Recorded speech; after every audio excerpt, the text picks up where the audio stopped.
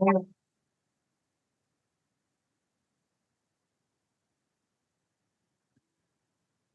made pardon. Yes, sir. The matter from the Central Administrative Tribunal service matter, it was virtually being heard by the bench of Honorable Justice, Division Bench of Justice Sinha and Justice Sahu. On the penultimate day, one of the assignments changed. Now I'm only praying that it may be listed before the new bench, that is Justice Sahu and Justice Das. Any day next week, Manoj? I may pardon, my lord. This matter related to NEET UG 2024 exam, my lord.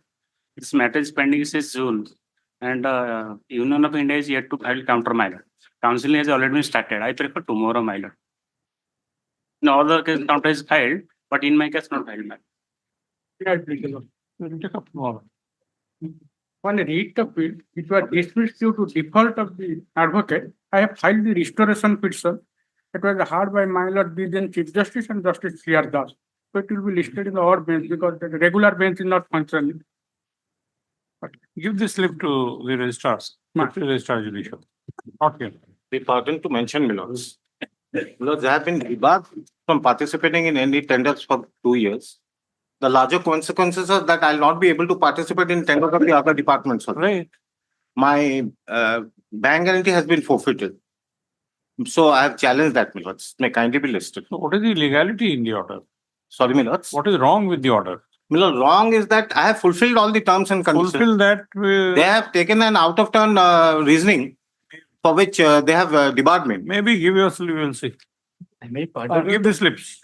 I may pardon to make a mention. We see, we are making some of the mentions, in some of the mention slips, we do not find any fact regarding urgency. So you don't state that, how the matter is urgent. Give your slip, we will see. Mention what is the urgency. Pardon Then to only. make a mention, my lord, is tender matter, my lord. My technical bill. Give your slip, we will see. Give your slip. My lord. Give Mention your- the reasons in your tender. Yes. Because if you don't mention the reason, we can't give any date. Why you are saying it is urgent? Give your slip, we will see. I filed an IA for clarification of the order. Because of the pendants of the writ petition, the authorities are not issuing any letter in favor of me. I have enclosed the interim order also. Also, the information obtained under the RTA Act that due to pendants of the writ petition, they are not issuing. But though there is no prohibition in the writ petition. Give your slip, we will see. Pardon to mention, lordship. Item Please number, give your slip. lordship, item number 23 out of this. Item number 23, order has been complied. Order has been completed. Item number 23. Oblige. Item number 1. 1 year lordship contempt may be dropped, order has been complied.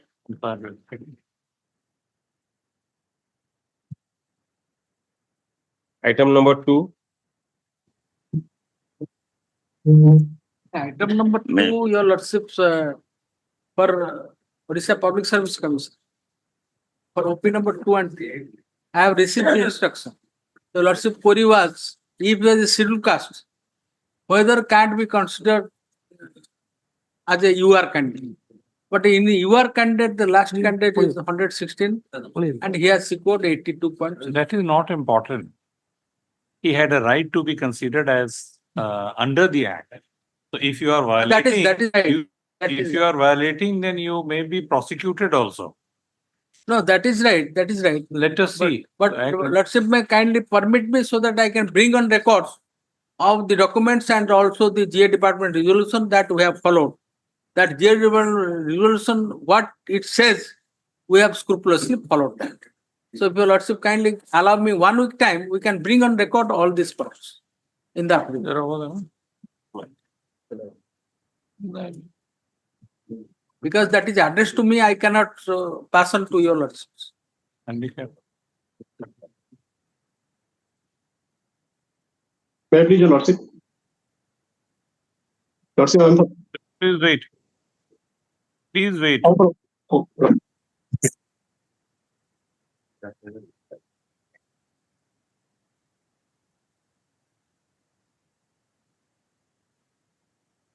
There is a provision for prosecution also. You don't follow. That may be, but my lord, before that, your lordship also. So you want that the state officials should also be prosecuted if the commission is to be. That is right, but I will bring on record to your lordship's notice by filing affidavit 2016.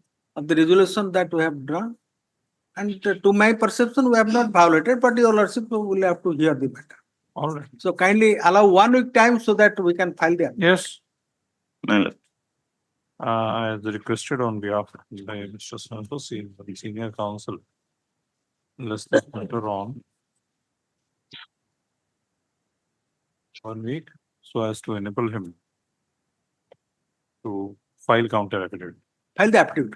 file an affidavit. Yes. Oblige. Lordship, date may be fixed, lordship. Affidavit or just Oblige. 1 week after. Date may be fixed, lordship. Yes, 1 week means 1 week within first 5 cases. Oblige. Item number 3.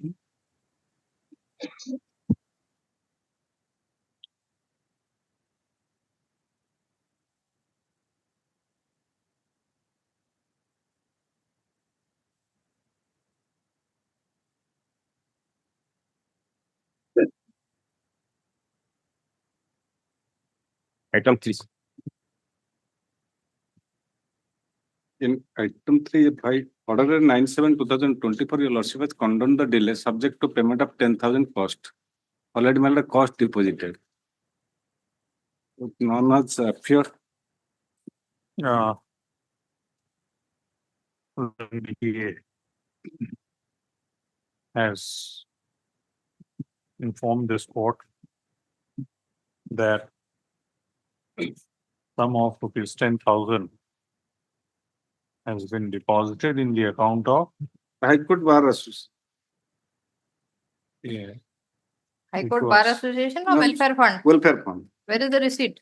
Yes, We can't take it here, you file it.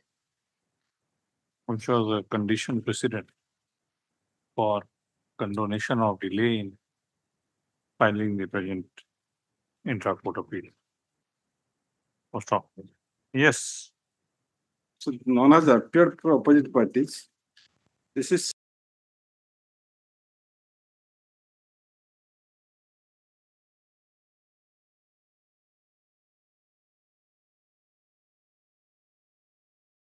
my lordship may issue notice, and this is similar to WF 432 of 2022 that has been fixed to 22nd August 2024.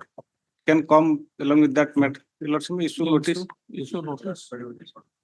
Notice is in a- Only 8 days, 12 days, how can the notice be served? Well, so let notice. Just-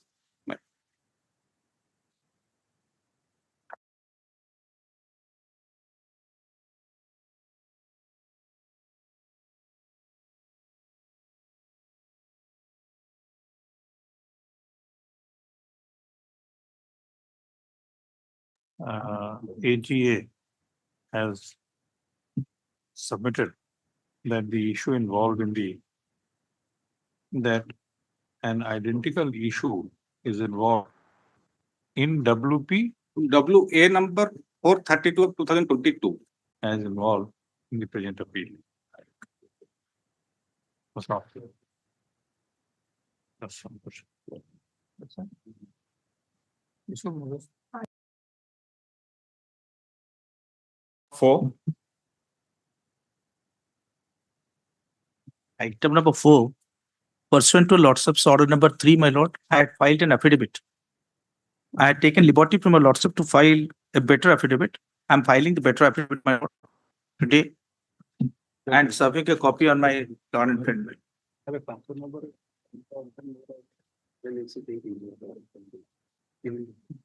What is left in this matter? Lordship, Who is Order- for the estate? your lordship wanted the state also to take instruction Who does it? on the last occasion. Court, court recommend. It is everything on the OPSC. They are not recommending. The entire examination is conducted by them. Sir, they will recommend. But before that, there must be vacancies available. And as per the interim order passed by the Honorable Single Judge, 2 posts were lying vacant for the respondents. That is the interim order passed by the Honorable Single Judge. All through. There are vacancy which has been stated by the Honorable before the Honorable Single Judge by the State Council. There are 2 vacancies available for the respondent. Thereafter, the order has been passed. My lord, Just a minute. I'm sorry. But I've not received any instruction. Lordship may keep it to next week, I'll obtain the instruction. I have not received the instruction. So against these 2 posts, recommendations were not met. Not made. And the Honorable Just a minute. Recommendations were not met. not made. Or whether the recommendations were met, but because of the interim order, the appointments were not met. The recommendation has not been made. The recommendation Honorable has- Single Judge made a query whether you have given appointment to a person who has secured less mark than the appellant. The Honorable Single Judge asked about two candidates. They could not give any explanation. The last candidate secured 184 point some odd mark, whereas I have secured 191 point some odd mark. Therefore, considering that, the Honorable Single Judge has directed the OPSC to make the recommendation to the government. They are not making the recommendation. On the other hand, they have come up. Though there is direction No. to both the OPSC and the state did not prefer to file any writ appeal. It is the OPSC who has preferred this writ appeal. May I bring to Lordship's notice, my lord? Lordship, may kindly see my last time I had explained before Lordship. Lordship, may kindly come to my today's affidavit page 4, may kindly be seen, my lord.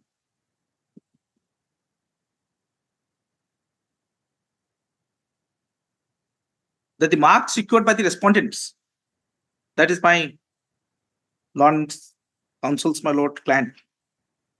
He had secured pre-revised cut of 189.558, and after the revised marks he got 19.210, whereas the revised cutoff is only 192.558.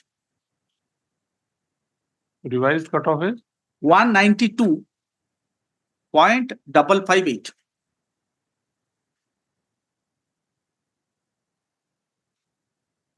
And the second, my lord, Sir, that is not the question. The question is, have you recommended candidates for appointment who secured 184 based on revised assessment?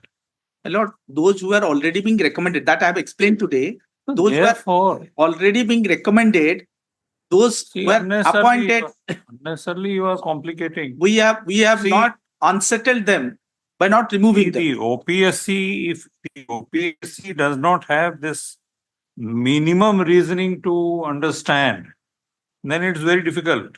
And then such bodies, how are they functioning? We don't know. This is an admitted fact that someone who scored 124 revised, 184 revised is working. And someone who has scored 190, he is out. No, my lord, that's not the case, my lord. I'm sorry, my lord. What my lord and senior is presenting, my lord, that's not correct. What has happened in this case is, first 8 marks were being allotted. Sir, we want an answer My lord. to a very simple question. Whether any candidate is working presently based on your recommendation, whose revised score is less than 190 or not. Answer is yes, my lord. Then Answer is yes, my lord. what is left? The only thing is that petitioners, the respondent number 1 and 2, both of them, my lord, if we give them the jobs, above them there are 5 more people. You have to give. Or they will have to be removed. Other people have to be removed in order to they will accommodate have to be them. given. What kind of Respondents may not get it, man. Respondent will not get it. respondents will not respondent- get? Above respondent, there are 4 more people. man. All persons. Your lordship. Persons.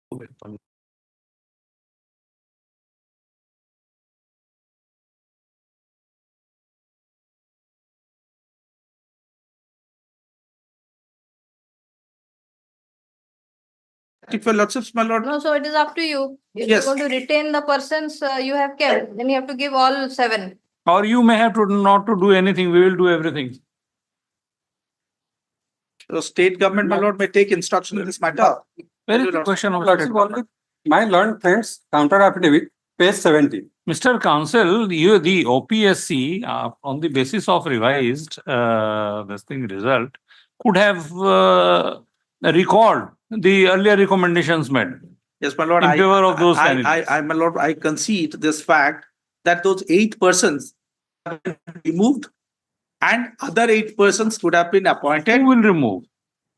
My lord, OPSC sent it to the state government with regard to that these persons, after the revised cutoffs, are not coming within the, So did you recall the recommendation? we wrote it to the government, my lord. That is Did you annexure. recall? Annexure.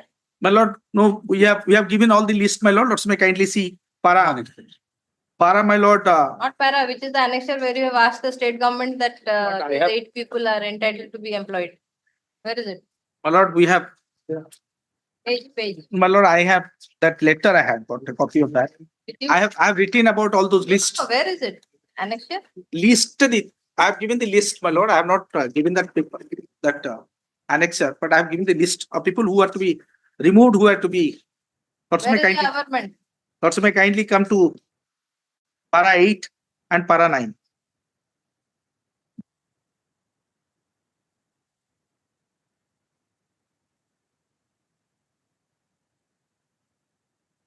And whether the posts are available Lord, the state My lord, the government- posts are available. apart from the. Yes. The interim order was passed by the honorable single judge. 2 No, posts are for lying the vacant, interim order, my lord. we have to decide the case, then it will not grant relief only to you because you have approached the court. The court will ensure that everyone who has scored above 184, either those people will have to leave or. My lord, there. Para 11 may kindly be My sent. lord, in the affidavit, Annexure Aaj- 7. last Para 11. affidavit at page 21. 8, 9, My 10, 11 learned may friend kindly be has sent. submitted a list of My lord, and may allow 43 candidate, those who have secured more marks than the last selected candidate. This is their affidavit. This is not my affidavit. Last occasion, this affidavit, he last occasion wanted to withdraw because there is My a lord, statement. it is adding meanings and motives. I never wanted, then why I have given it today? Recruitment to the, I am reading my lord. Recruitment to the post of dental surgeon pursuant to the advertisement number 15. We have understood your submission. Let him defend. Let him defend the action of the OPSC. We are arguing on your behalf, Obliged. No, I am just pointing to, I am bringing your lordship's notice only.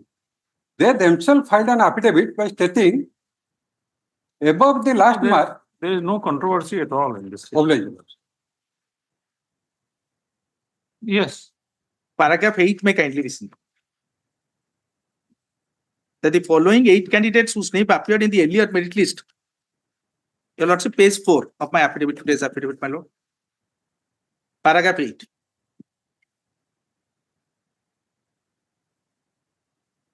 That the following 8 candidates whose name appeared in the earlier merit list and recommended by the commission by the office letter number so and so are not selected in the revised select list prepared by the expert committee report dated so and so. The commission had brought the said fact to the notice of the requisitioning authority, that is the state government, that the following 8 candidates who are not selected in the earlier merit list have been selected in the revised select list. Just a minute. That above list which you have given in that page 5, My lord. that means these names did not figure in the revised select list, but they are still working. That is what I wanted to bring to lordship notice. Now lordship may kindly come to para 11. Wait, slowly. So, have been selected in the revised list, paragraph 9. My lord. Have you appointed them? Yes, these persons subsequently recommended. See, they are working because of your recommendation. My lord, that we brought it to the notice of the honorable. There is no question of bringing to the notice. You could have told the state government that these recommendations are incorrect. And these are the revised recommendations. Yes, my lord. By that time, for so many years they were working, so we brought it to the notice of the. Where is the question of notice?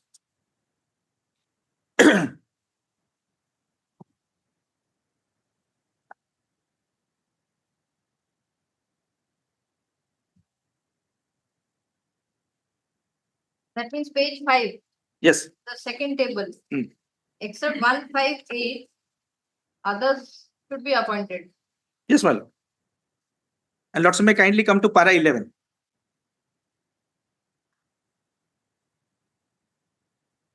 Para 10. Para 10 and para 11 also. Para 10, Annex 11. My lord. Annex 11 doesn't make any sense. What is it? That is 43 candidates. Your Lordship had posed me a question that the earlier the person who got the lowest mark, that mean the first, there are two results. In the first result, Look at your para 10. yes, ma'am. Following candidates who have secured more than the last person recommended in the revised list. And appointed. Is annexed to 43. 43 candidates.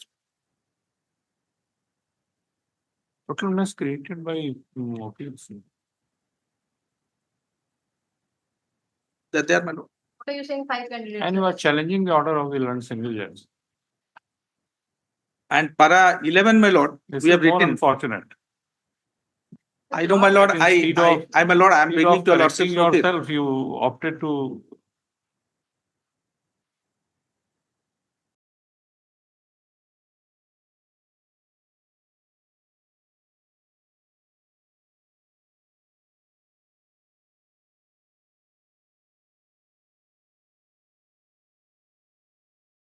Why are you challenging? What is wrong with the order? My lord, may kindly see what the honest single judge has done, my lord. He has now put both the revised select list, revised cut-up, and the earlier cut-up, my lord. He said, you are under no obligation to come up with a revised cut-up. Because first there was a select list, my lord. Thereafter, the Honorable High Court of Odisha, they came and they stated before the Honorable High Court of Odisha expert committee to be appointed. Expert committee got appointed, my lord. They have given the recommendation. After that, we came up with a revised select list. By that time, already the So where is other that? persons Where is that? have been appointed. Let us see. Para 48. Para 48, I finding of the.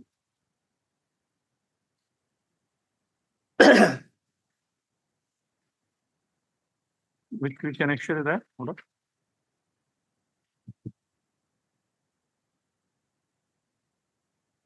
Let's may kindly come to para 47 onwards. No, which is the impugn order? Impugn order in page 20. It Just starts six. from. It's in 207. Let's may kindly come to. It starts from page 171. Annexure 6.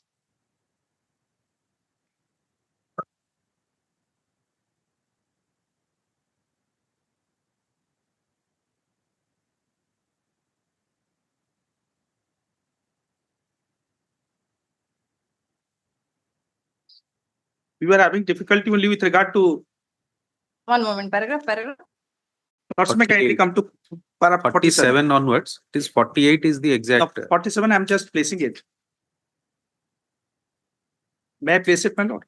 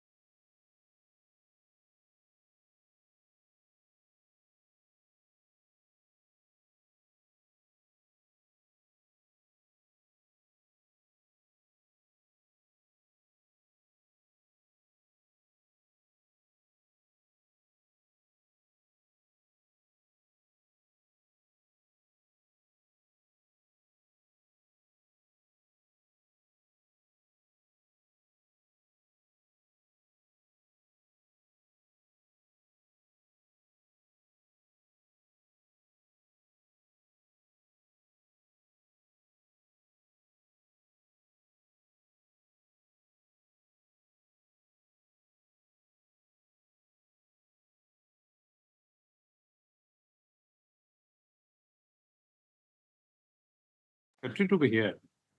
Because you should come with all the records to show us that these number of posts were advertised and against, after the selection process was over, you had recommended these persons for appointment depending on the vacancies.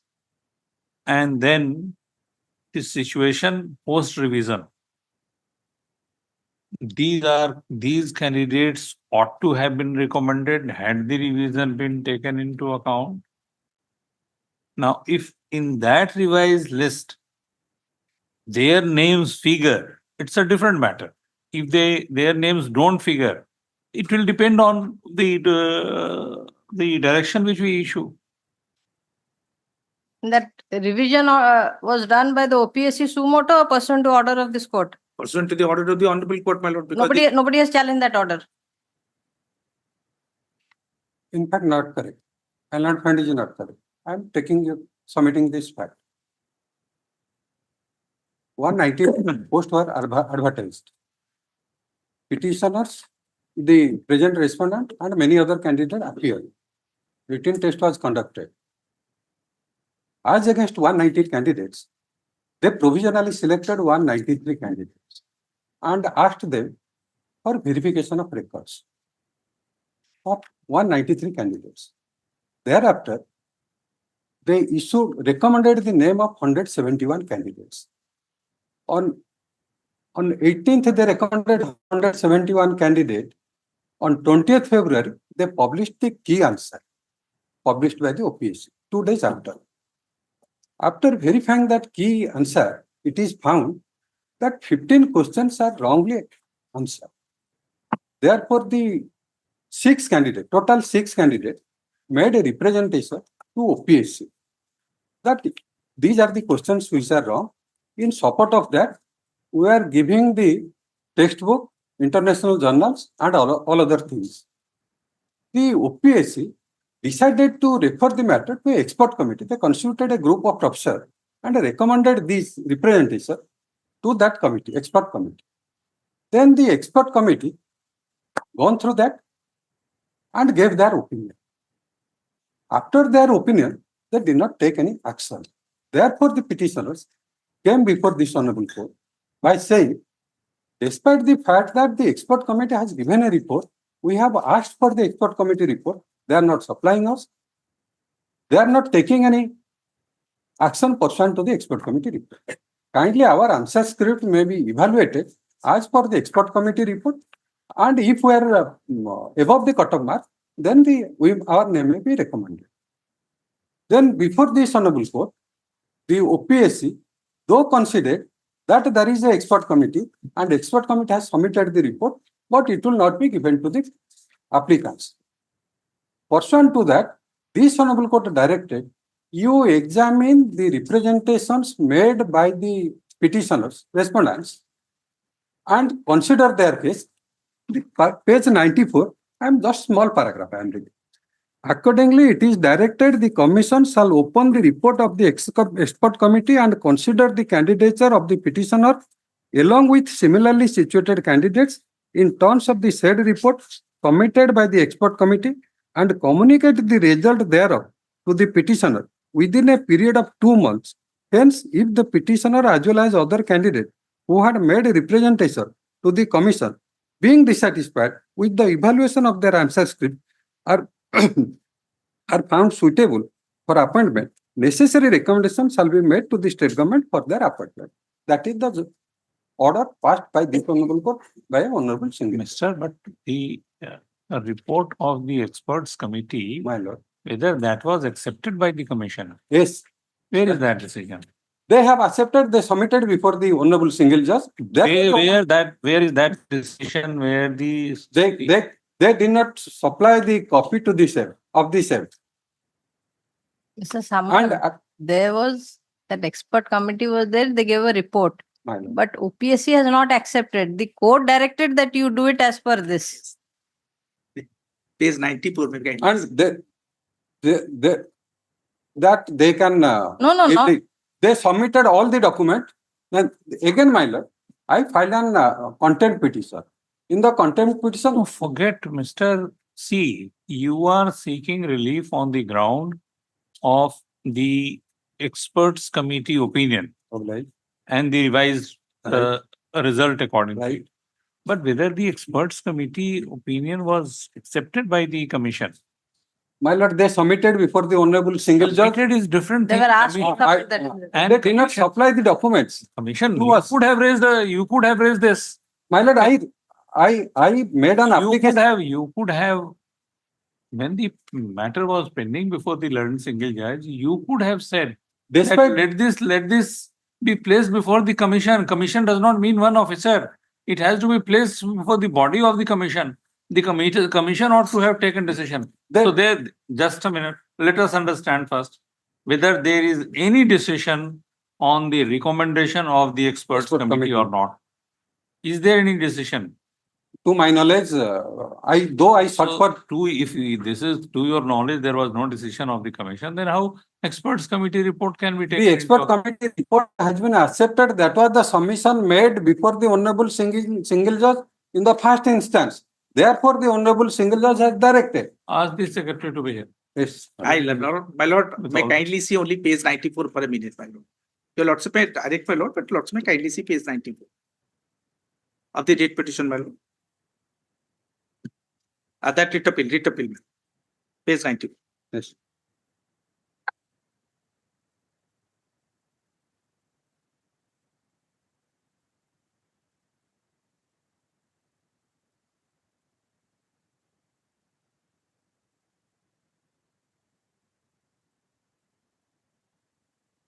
Yes, ma'am. Para 10 may kindly see. Accordingly, it is directed.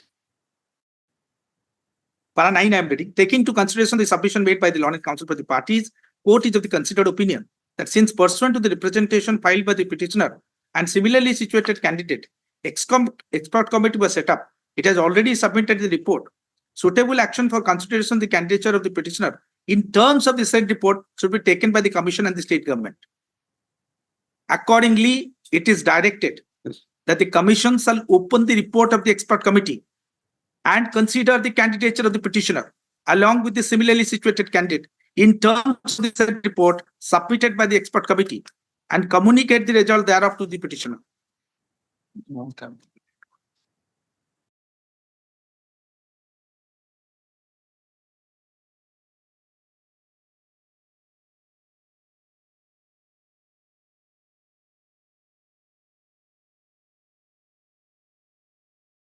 Commission must have taken decision. Yes, master. Master. Oh, come with all the reports. I'll Uh-huh.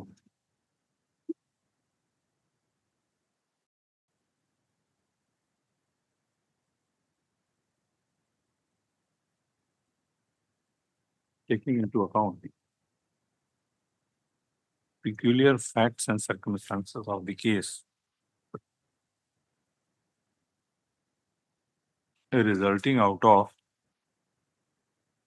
a revision in the marks scored by the aspirants for Odisha Medical Service Dental Service bracketed dental services bracketed dental cadre.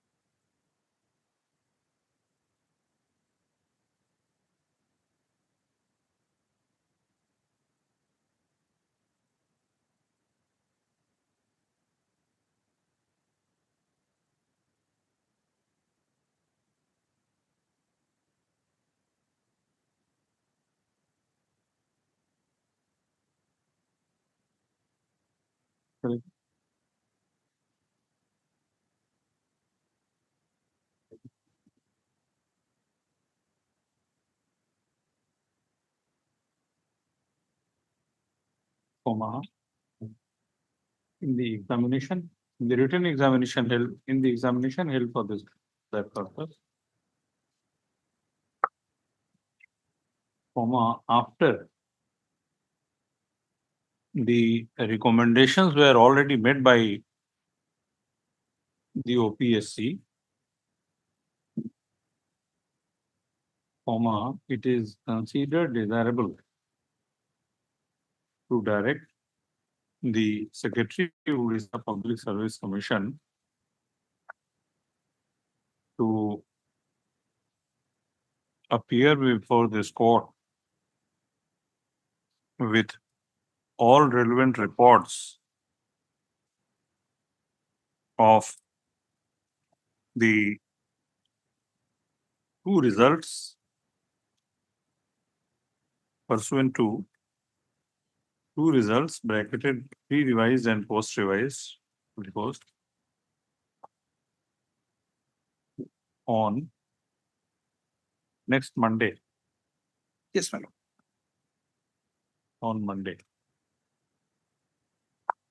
So, Monday is a holiday. Tuesday. I keep it to Okay. 20th.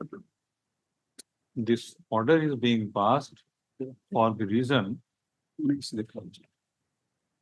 that it is an admitted position that because of a revision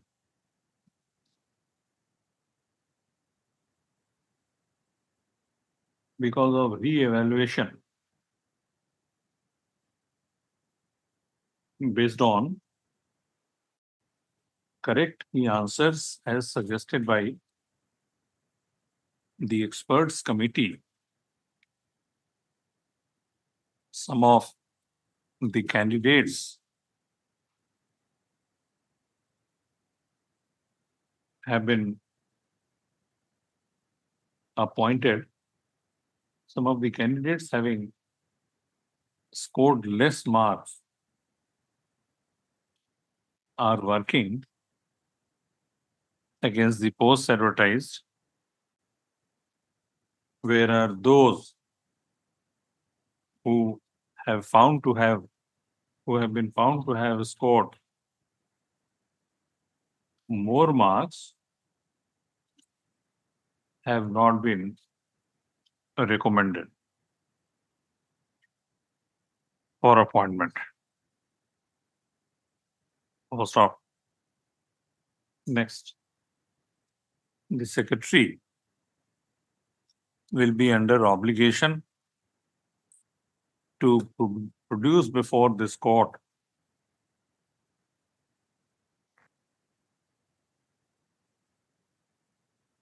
charts depict charts based on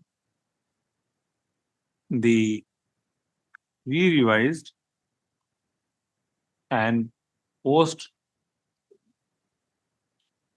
re-revision and post-revision evaluation of the answer sheets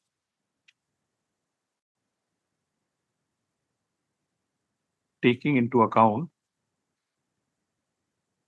the number of vacancies advertised, bracketed, category wise for this court to appreciate as to whether there has been violation of Articles 14 and 16 of the Constitution of India, in as much as less meritorious candidates have been recommended less meritorious candidates based on recommendation of the OPSC are working, and more meritorious candidates have been left out. Yes, please do it. Lots. There should be clarity. Hello. This is the vacancy position. This was the advertisement. In the advertisement, this was the vacancy position. In particular category, these candidates were earlier selected, category wise, and then a separate chart, post revision. These candidates ought to have been recommended. Now in the chart, you can see in a red color or something, Yes. green color or whatever. You will have to show that had the revised this thing score been taken into account, these candidates ought not to have been recommended. All right. And then these candidates ought to have been recommended but could not be recommended. Whatever. For that will help us. Let's be skipping it to 20th. Tuesday. Okay. 20th. Wednesday.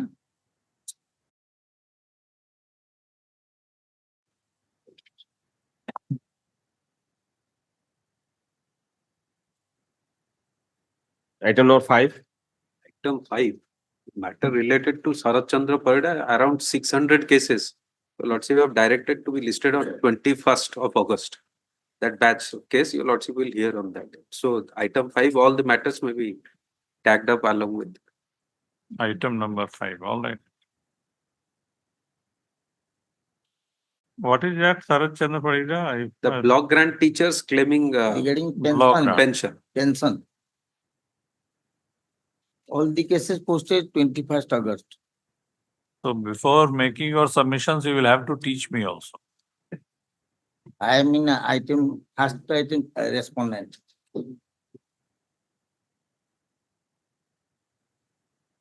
Yes.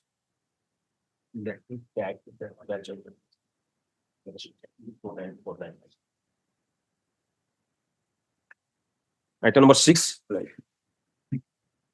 Item 6 is regarding that study leave matter. Your Lordship, last occasion had heard that matter in extension. Your Lordship had put certain questions. My Prepared a short affidavit. Why are you filing affidavit here? Affidavit enclosing the government resolution with regard to Lordship last occasion asked me whether. No, but why section didn't you 1A file in the registry? Because it could not be tagged to the file, because it's in the list. It might be possible to tag the file, therefore.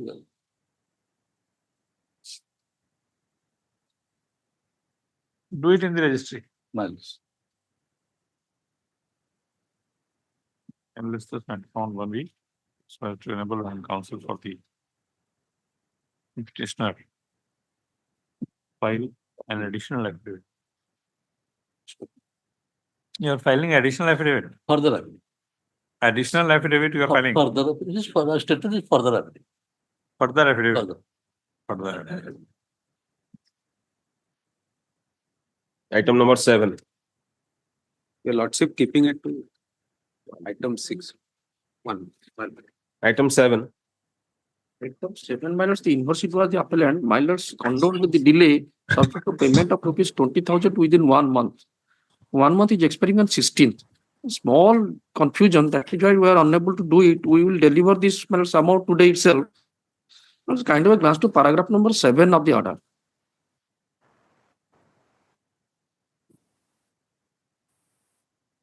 Order dated, my lords, 16/7/2024, man.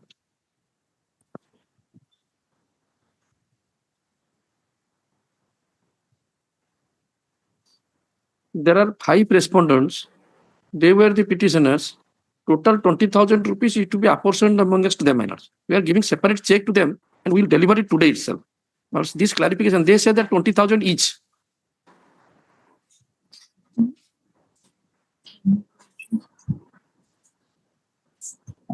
We will apportion and we will hand it over today itself. Where is the application? Application I've not filed, my lords. Today's development, my lords, I, with due humility, my lords, I've not filed an application. This matter has been listed seeking clarification of the order dated 16/7/2024. To the extent the same relates to payment of cost as condition precedent for condonation of delay. So, by the said order, the court had condoned the delay subject to payment of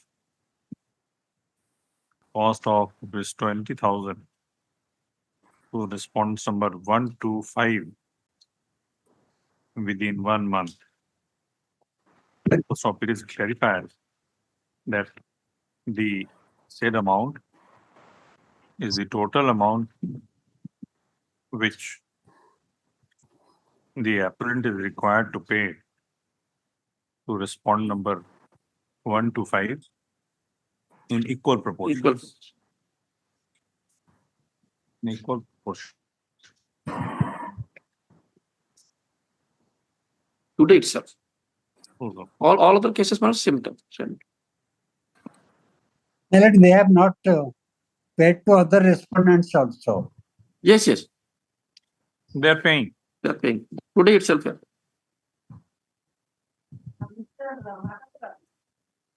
Where the single respondent. 20,000. We have already paid 20,000. So 5 minutes that we are a person, equally a person.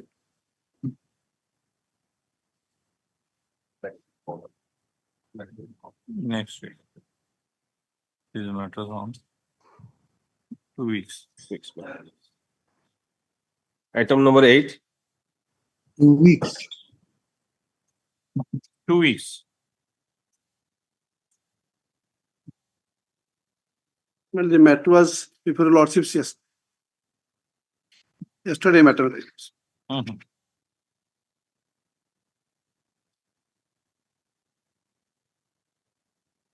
I've challenged matter the out of the single judge. The yesterday matter I had shown to Lordships matter in the second selection. I was provisionally selected, my number was 47. And I allowed they allowed me to continue. First selection matter, it was null and void declared by this honorable court matter, I have no objection. And it has been confirmed by the Supreme Court thereafter matter, those who are not selected, they were retained. So in my case is concerned matter, it is their case also. That in the second selection, I was provisionally selected, my serial number was 47. But they have not produced the final, let us say, final list matter. And in this counter affidavit, they have also indicated, they have not said what is the final outcome of that list. And in the rejoinder manner, I have indicated specifically that the final list has not been produced. They have been suppressed by before this report.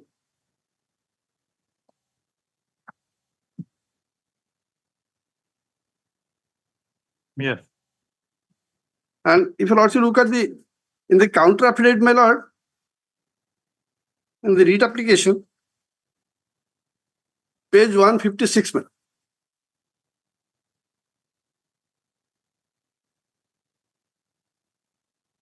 So there were 2 recruitment processes. Yes, ma'am. One has been declared Null and void. null and void. Madam. So when was that held? That was, my lord, the first advertisement was 25/3/2004 to 2003.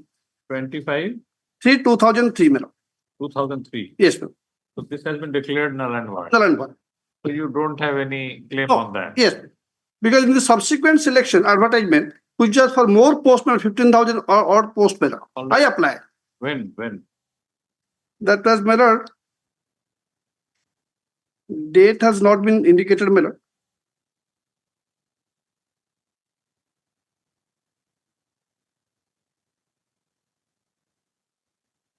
All right. So 7187 persons were selected. Yes, ma'am. So according to you, you are there in 7187. Yes, ma'am. How? Because in the provisional list, my name was indicated under serial number 47 for male ST. Sir, your case is that you don't have to do anything with the previous selection. Well, Now in this second selection, your name figures among 7,187 candidates. yes, ma'am. Is yours. Well, So how do you substantiate your submission? if you also look at the REIT appeal, my lord, two documents I have shown to your lordship, my lord. If you also look at page the second list, my lord. Second list, annexure 3, page 18, in the REIT appeal, which was also there before the Honorable Single Judge. And my name figures, my lord, at page 19 at serial number 47. Page 19 of The REIT appeal.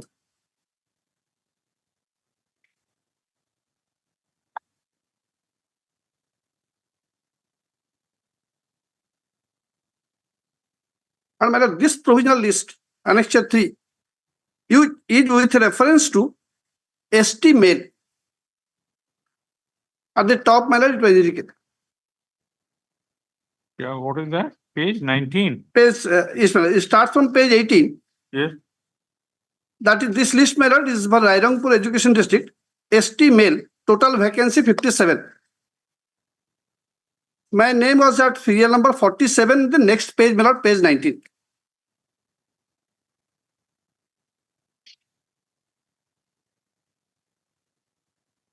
So how do you say that this is second?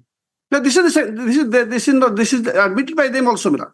They have said that his name is figure, but they have said in the final list, the name is not there. And in the region, I have said, you can produce the final list. Final list was never. I not there. Well, they have not indicated. They have said, Minister, it is not there in the final list.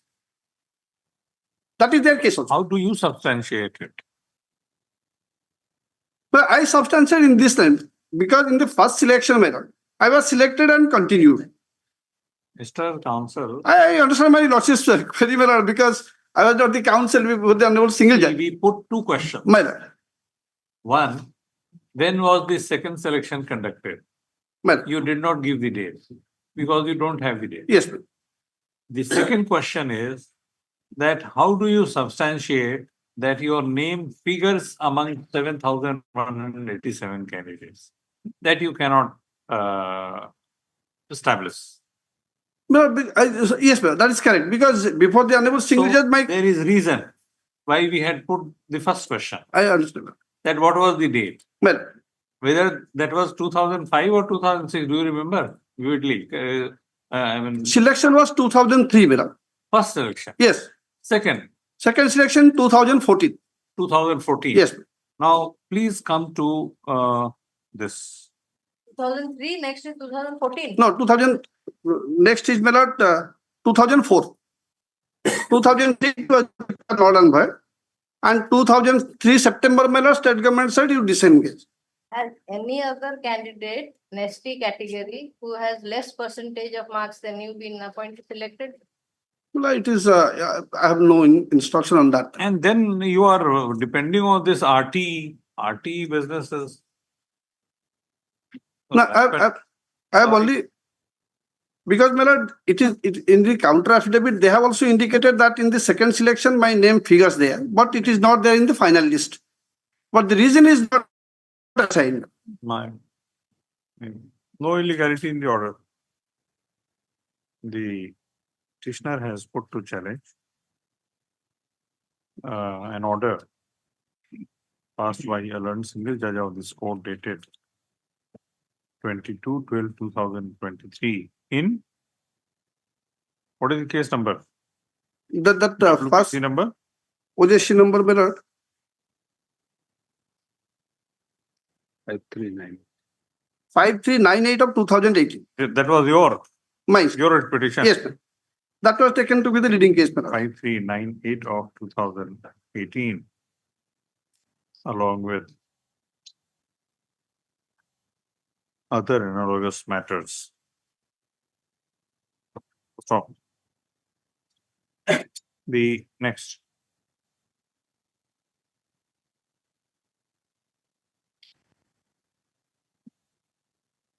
The facts, certain facts which are not in dispute are that applications were invited in 2000 on 25/3/2003 by the Director Elementary Education Odisha for appointment to the post of Swechhasevi Shiksha Sahayak for different primary schools against the posts of primary school teachers in different districts. So stop.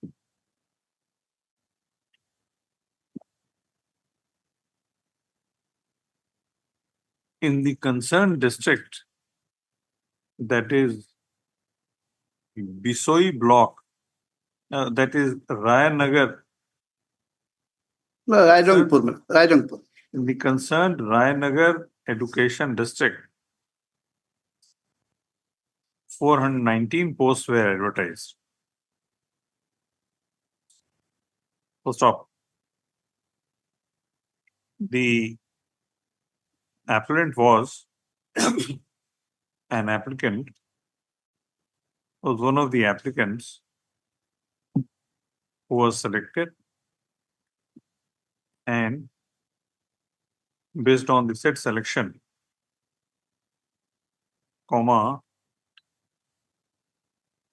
he was engaged.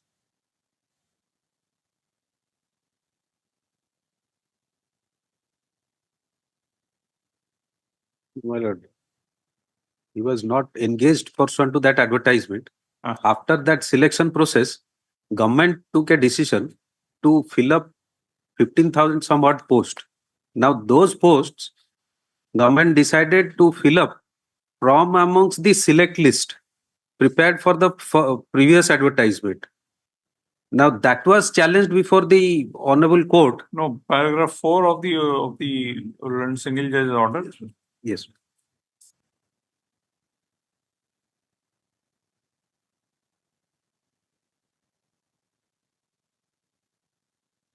That was pursuant to the first selection. 10/2/2004. Tripathi, that provisional selection list, you were listed as an in-service ST candidate. Original in the advertisement, mela? No, that provisional selection list. In-service candidate. Yes. So that you cannot be considered because your selection as a candidate was pursuant to an order which has been set aside. So you cannot be considered as an in-service candidate.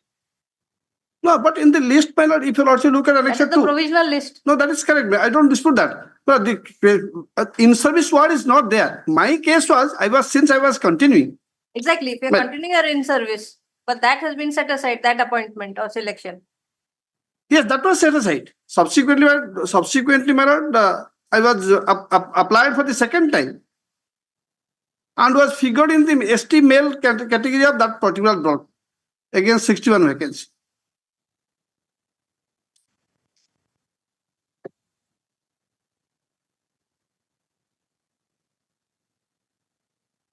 In para 7 of the Honorable Single Judge Order, my lord, if your lordship seen Yes. that. What happened? What are you saying? Your lordship may kindly have a glance to para 5 of the judgment. Yes. Para 5 of the judgment passed by the Honorable Single Judge, that is at page 37. Yes. It is pertinent to state here that the advertisement dated 25/3/2003, 419 posts were advertised for Raigrangpur Education District. Out of the said 419 posts of Swechhasevi Shiksha Sahayak, 94 posts were reserved for scheduled tribes. However, it has been informed to the petitioner by the district project office by letter dated so and so, only 44 ST candidates were given engagement against 94 vacancies, and engagement of the petitioner has not been shown against the vacancies advertised, as the petitioner was engaged after 26/9/2003, on which date the government directed to fill up 15,682 posts. And the decision of the government to give appointment against these 15,682 posts without going for a fresh advertisement was the subject matter of challenge in Husike's Bindhani case. And that is and the said selection was quashed, set aside, upheld by the Supreme Court. Then it was decided that fresh advertisement will be there, and in the fresh advertisement, petitioner participated, and his name though found in the provisional list, but in the final merit list he was not selected.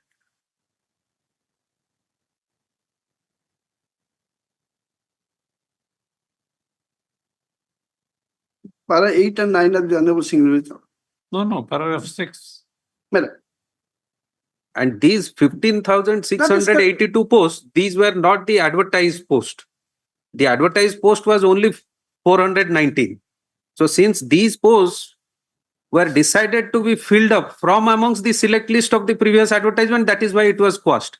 The Honorable Court said these are all fresh vacancies. So these are to be filled up only by way of fresh selection, not from amongst the list which was prepared previously. Well, that is correct, but that's a correct fact. I don't dispute that. But if you also look at the second paragraph, paragraph 8 and 9, this is with reference to the fresh advertisement.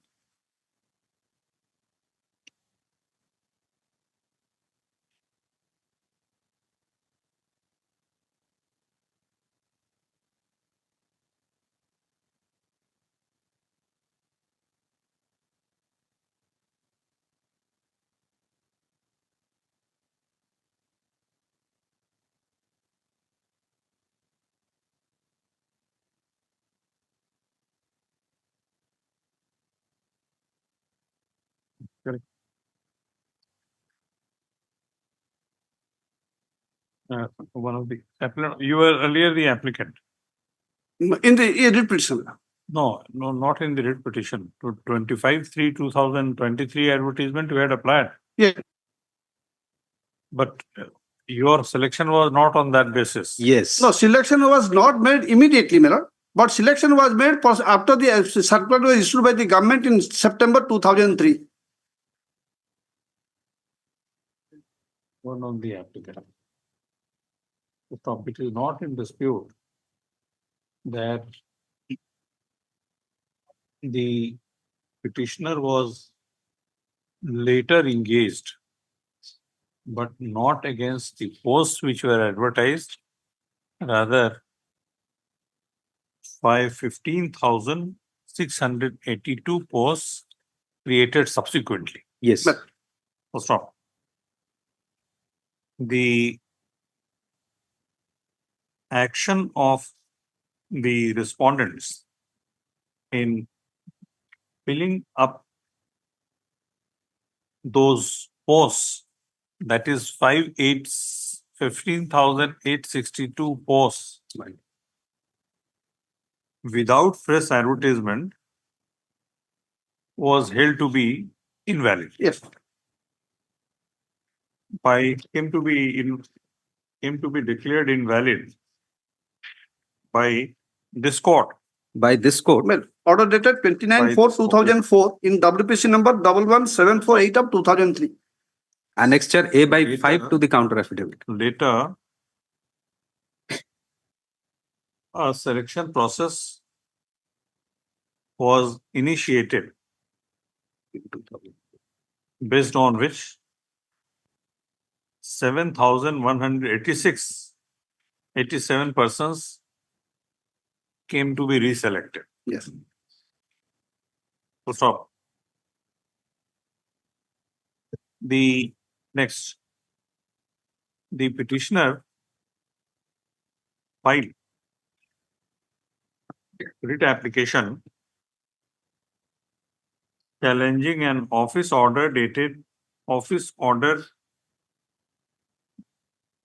number 1051 dated 26/3/2018, whereby what was the decision?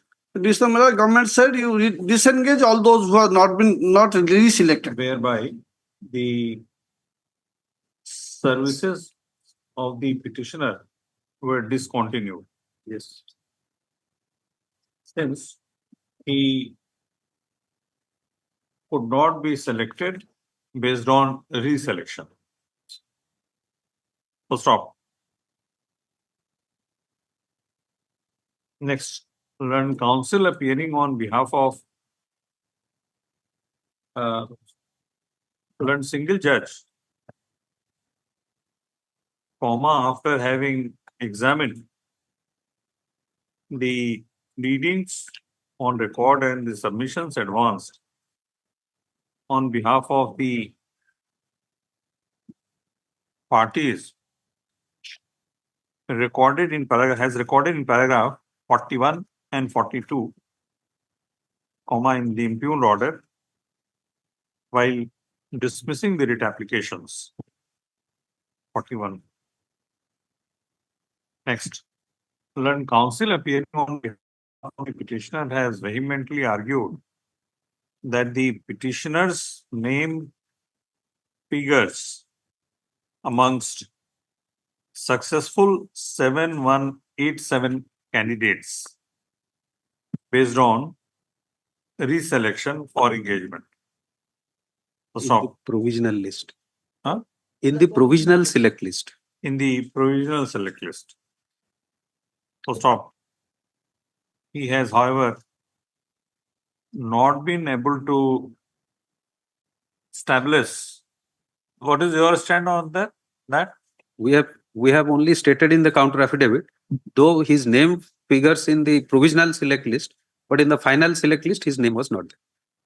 When counsel appearing on behalf of the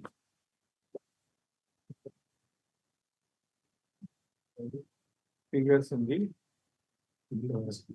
and therefore his services ought not to have been discontinued.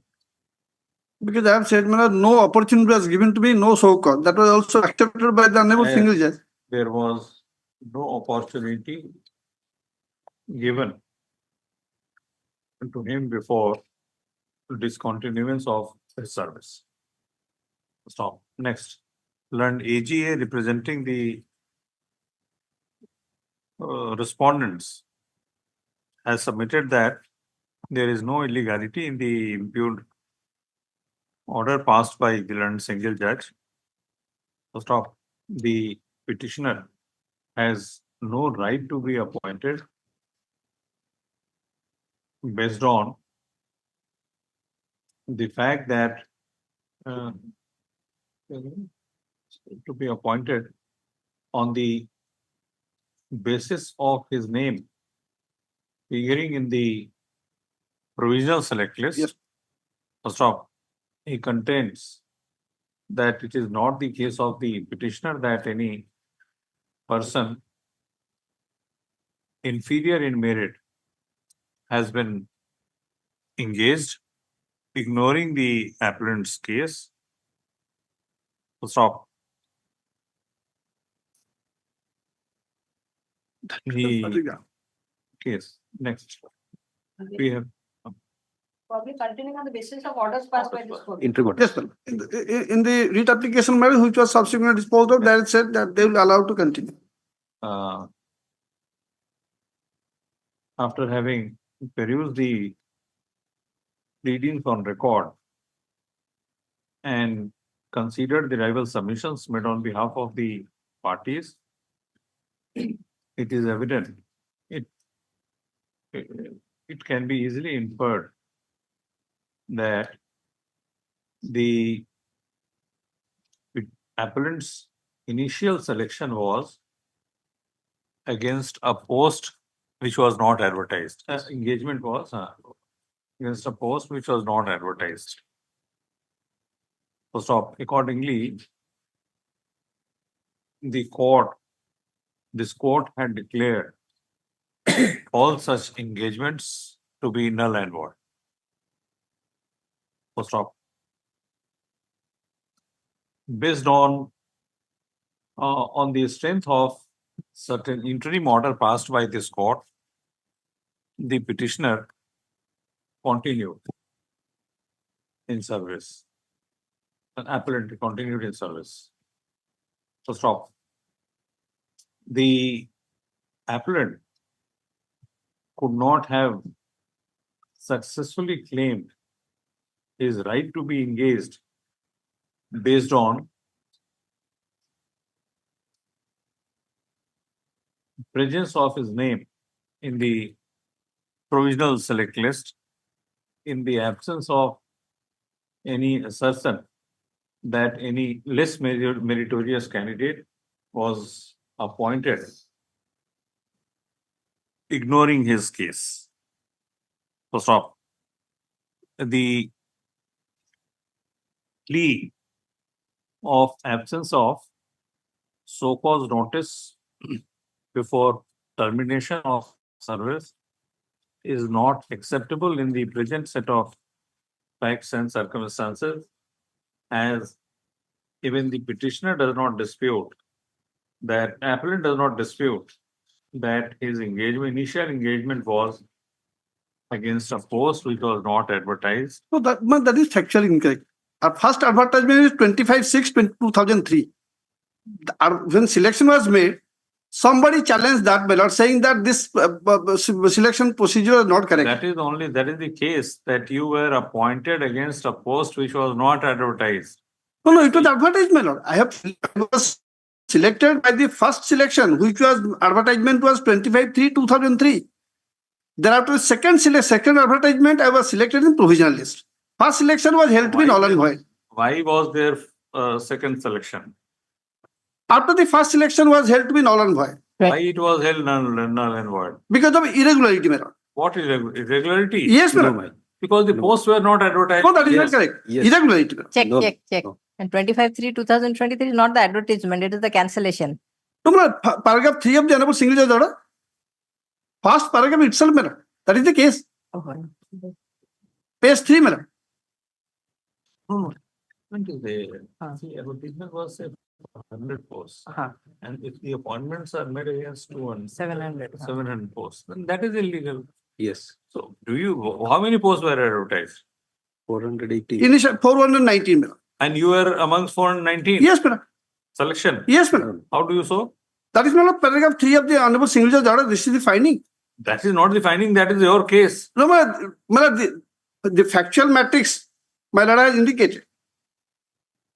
Okay, let us. Past selection appointment, my lord, was held to be null and void. Why? Because of irregularity, my lord. Where is that finding? Let us see if that.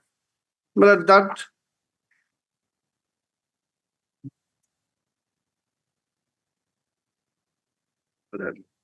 that judgment, my lord,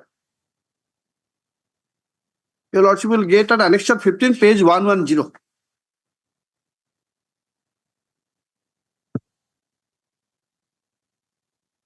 They have said the selection was made by the order of the collector, which was contrary to the guideline.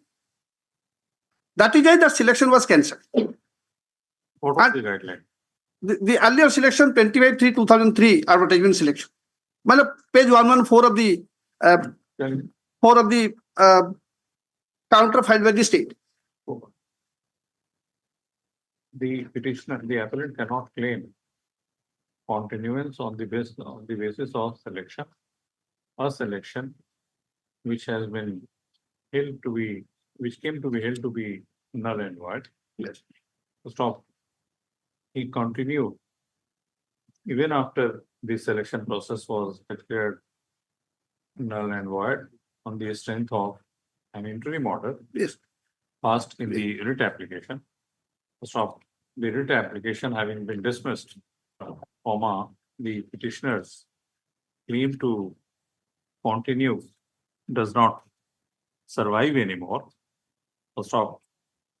In such view of the matter, we do not find any legal infirmity in the impugned order requiring this court's interference in the present intra-court appeal. This appeal is accordingly dismissed. Like, can I Item 9. Liberty, my lord, in the event, my lord, the final list, which was never produced before this honorable court, is in my favor, my lord. Like, I can revive my prayer, my lord. That do you need a liberty for that? Because that is not before. No, they will not take that. The facts are closed by this. And another thing which I was pointing out, Well- since your earlier provisional selection was set aside, and in the second advertisement you have applied as in-service candidate, that cannot be considered because you were continuing on basis of orders of this court. So you are not an in-service candidate. No, I have applied, madam. I have applied. You may have applied. Yes. But your selection had been set aside. You were only continuing because of order of this court. That is correct, my So lord. you But can't be an in-service candidate. no, that order came, my lord, in September 2003. Only, my lord, because I have applied before the single judge, my lord, kindly produce the final list of ST male, my lord. And there are 61 vacancies available. That is also their case, my lord. But they have said it in the final list, Sir, main name is you not. you had to make out a simple case that A has been engaged, who is inferior. That is absolutely correct. You Absolutely don't correct. have, then you don't have it. Well, liberty to approach the authority, my lord, in the event there is a final list. No liberty. In the event, my lord, there is a final list. That liberty is always It'll there. create confusion. You can do it. You also just indicate my prayer so that See, the Constitution protects your liberty. I don't know. Your lordship knows how well the state functionaries are working. Yes. Item 9.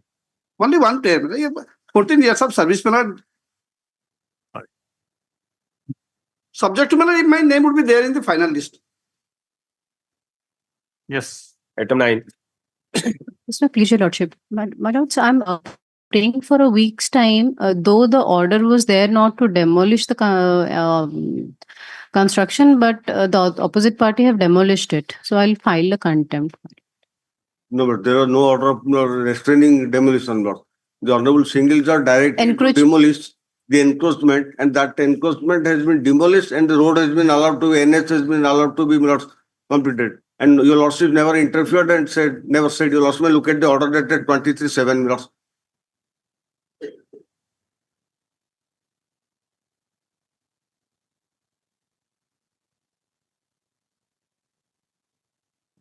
So file a contempt. My, This happened. There is no merit in this. You are drawing it. my lord.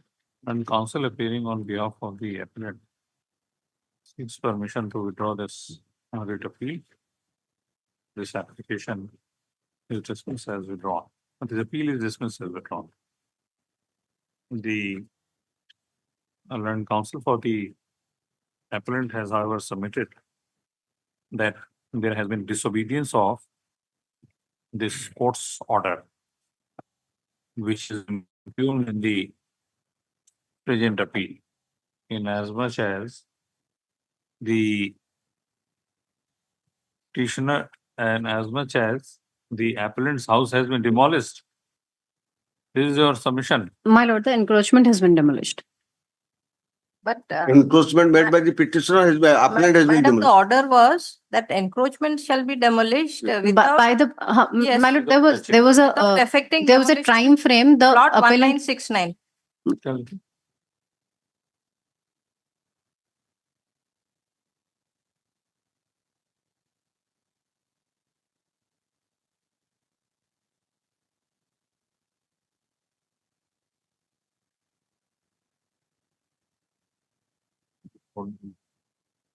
Court order which is impugned in the present court appeal.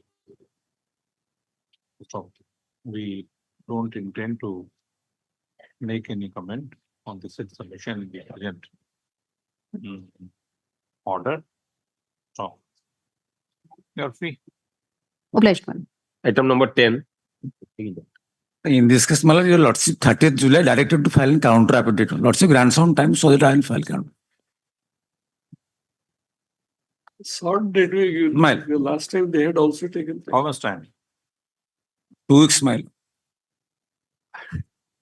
Your lordship, please explain. As requested on behalf of the state, list this matter on 2 weeks Obliged.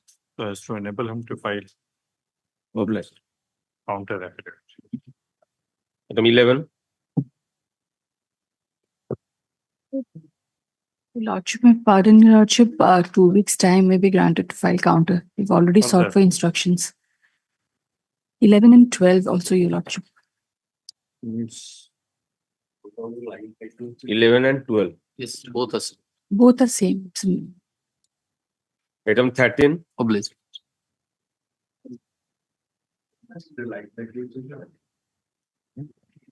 Sorry, no. Pardon. Item number 14. 11 and 14, I could have not brought the list. There's only 4, 5 items. First item is covered by the order dated 12/8, yesterday order. 1657724.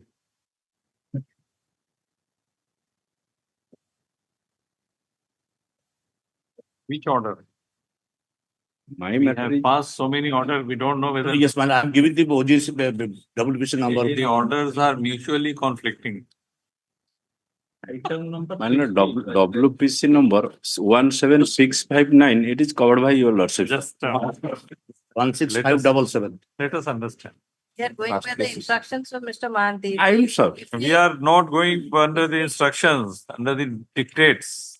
And if we include some cases which are not covered, and it is your good luck or bad luck. It is covered. My idea. 16577 of 20. Just a minute, one by one. 17627. First one, covered by By, that is covered by 16577 of 24. 16577. Dispose of yesterday. 16577. Yes, ma'am. Yes, then next, 17659. Next one is, my lord, 17659. It is covered. That is covered by that Kindly 14 days. Your lordship, sir. 14 days. That hard copy. Give one. Yes, yes. Order. I am supplying. 14. Yeah. Yes. So you give that, then we'll pass order. If Yes. there's anything this, then we'll come back to you. Like yesterday, there were some cases which were not covered. Yes, yes. That is there.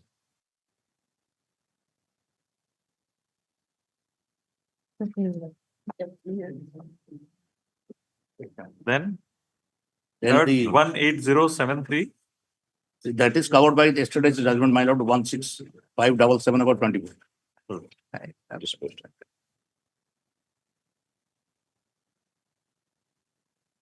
Fourth, 18629. That is also covered with the same. 16577. Yesterday's number. It's the number. Same. 19045. That is also covered by yesterday's matter also. Yesterday judgment was passed by your lordship in 165 also. Same. we are not. He has to say same, then we. 16577. Yes. The last two items, 19237. These are different, my lords. my lord, this is regarding physiotherapy and the next one is paramedical. Yesterday I received the copy. 19237 Yes, Last two. The last two. and 19413. What Yes. do you want? I want to file counter. Yesterday I got the copy. This is regarding paramedical and another is physical physiotherapy. Let it 27. come on 27. We'll Lord, file the counter in the meeting. Just to point out one thing, what defect they have on the basis of which the NOC has been rejected. I'll just, if your lordships can just have a glance at two, my lord, lists. That is at page 42, annexure 4. They give a list of, They are also like, we gave the compliance. they are also acting like stamp reporters. No, my lord, here what they have done is they have now after that asked me for a compliance, which I cannot get unless I get the NOC from them, which is affiliation with another university. So university affiliation is dependent on the NOC from DMET. How can you do? And NOC has been rejected because I don't have the affiliation. All that give him copy. Yes, yes. You have received copies. I have already served copies. Yesterday given No, extra but 2 copy may be weeks, given to me. there'll be enough time. Yes, If you give you a counter after 2 weeks, will there be enough time for them to Yes, yes, yes. That is work out the remedy? physiotherapy and that thing, my lord, there is no restriction was given. That is time. It is not covered by No, that. all the matters are coming on 27th. We need to put restrictions for them for these courses also. 27 won't be problem for them. Yeah, that is what we are clarifying. All right, sir. As requested on behalf of DMET. Issue notice. Notice on behalf of DMET. As requested. This matter on 2 weeks to enable and to seek instructions and file counter.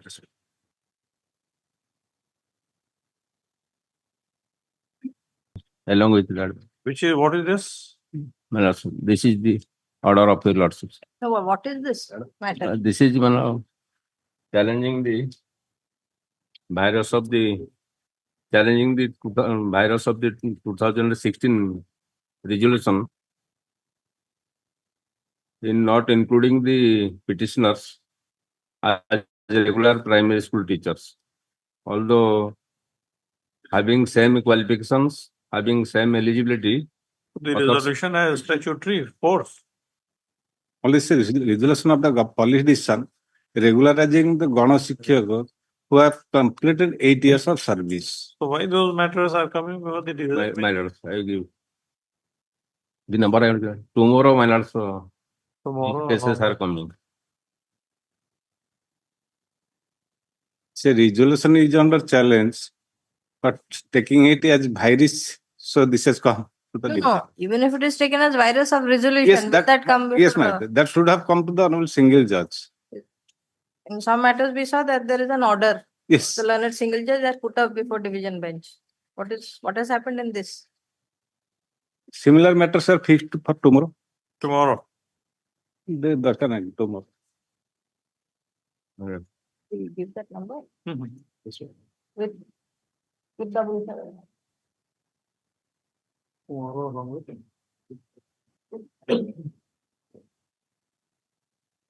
Yes. Item number 17.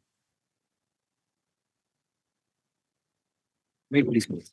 Lordships, in this matter, we have challenged the notifications passed under 168A of the CGST Act. A similar matter is item number 13, which is to be taken up at 2 p.m. Taken up at 2 p.m. along with item. This will be tagged along with it. 2 p.m. Right. Item 18.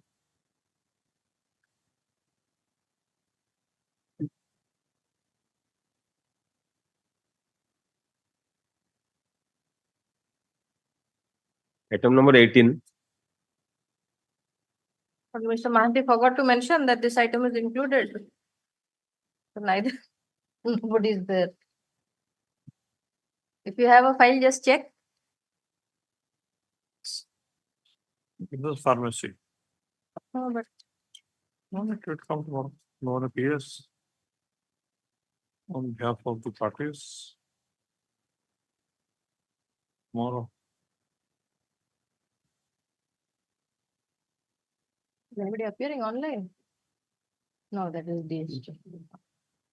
Item number 20.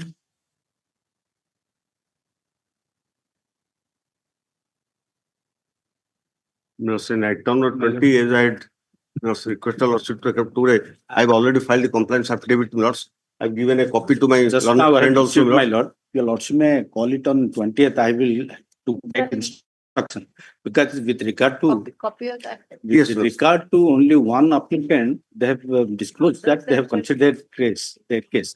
There are other 4 petitioners, and there is nothing on record saying that their case have been considered. Therefore, your lordship may kindly call it on 20th. I will take instruction on this. Yesterday you were saying that you're not mentioned in the affidavit that the other persons have been asked to go Only for one person's training. name has been indicated. Just now, I have seen. Give your Lords, 5 cases are filed, 5 affidavits. Out of 5, there are Lords. Even the direction in respect of these 5 petitioners, Lords, it concerns Lords, it's a district cadre. lot of others. All over the state, we have issued the instruction to the collectors to Lord, take up Lords. And all so far these Lord, 5 are concerned. 3 cases have been considered, and because they do not possess these Lords, departmental examination qualification, their cases have not been considered. And in 2 cases, the collectors Lords, thought it prudent not to go for the DPC because they do not have the qualification, so they have decided not to send them for Lords acquiring that qualification 3 months training Lords. That is why they have deferred the Lords promotion. This is our case. Unless they have this qualification, they cannot be considered Lords. My lord, one Paragraph 12 it is there. You are saying nothing. Paragraph 12 they have mentioned. in case of Others.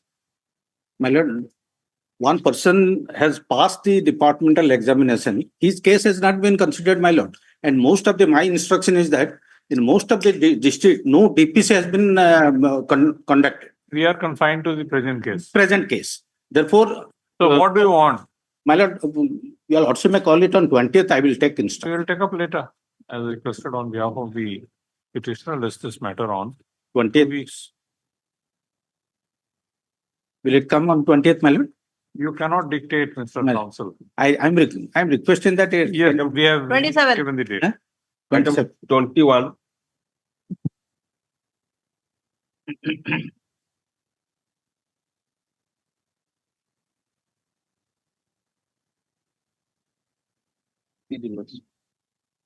Listen, I told 21, Lordship may call it 2 weeks after. In the meantime, it has come for the first time. We'll take a decision, my lord.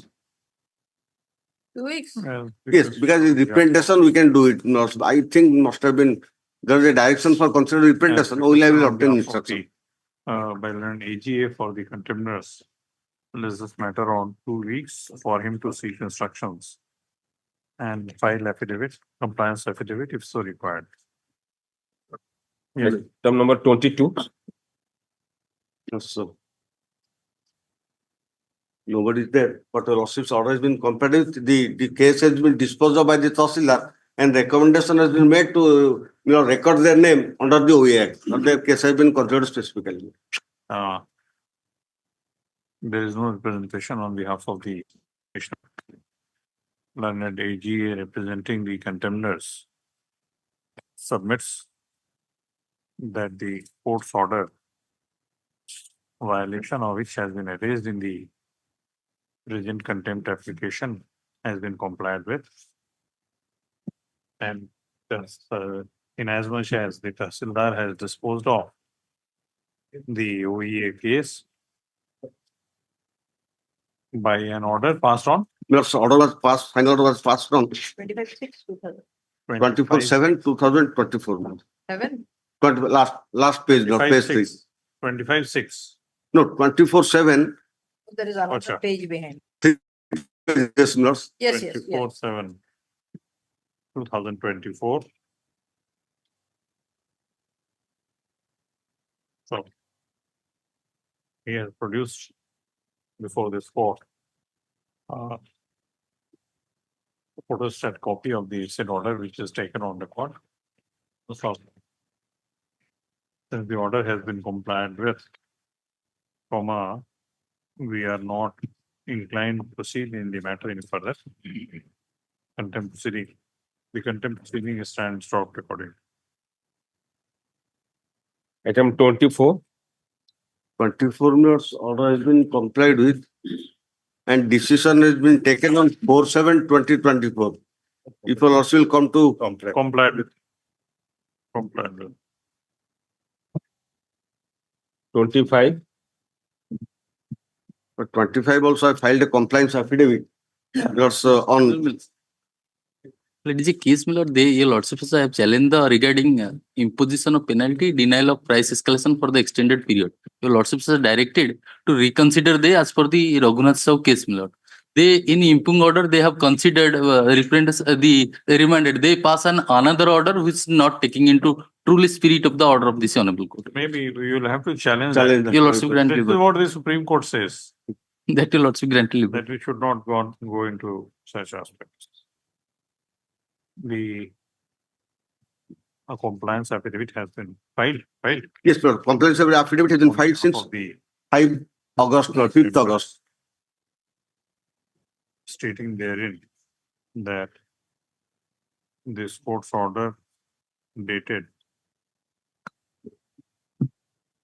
14th July, my lord. 14th July. 14/7/2023 passed in WPC number 22020 of 2023 has been complied with.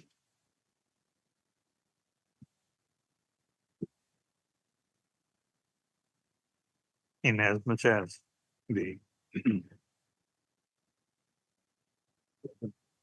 an order has been passed by opposite party number 3. Yes, 3 years. By the opposite party number 3, as was directed by this court. First of all, counsel appearing on behalf of the petitioner, however, has submitted that the order which has been passed in perpetual compliance of this court's order dated 14/7/2023 is not in accordance with the direction issued by this court. So,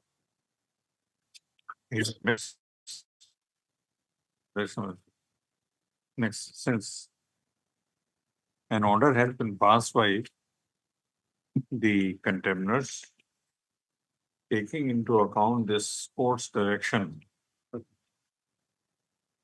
dated 14/7/2023, it cannot be said that there has been any intentional disobedience of this court's order.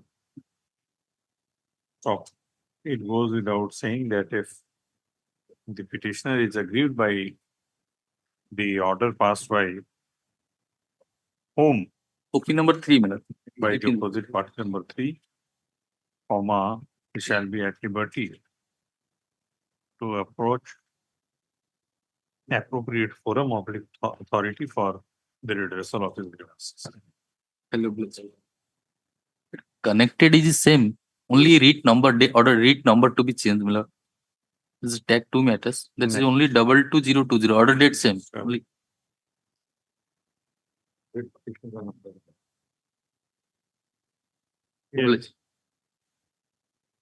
Order item number 26.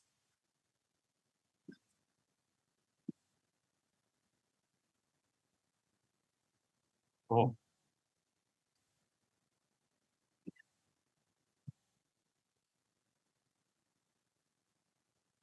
How much?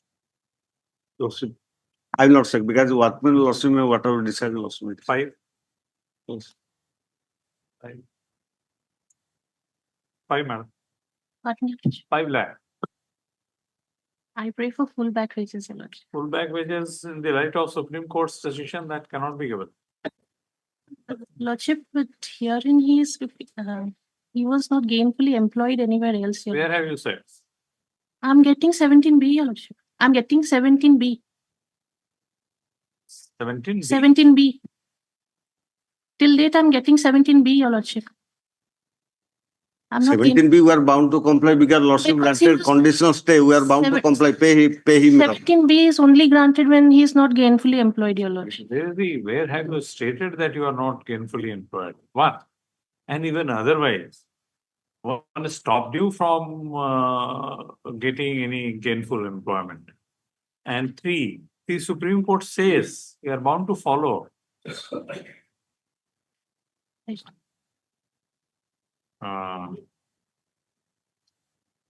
In the impediment writ application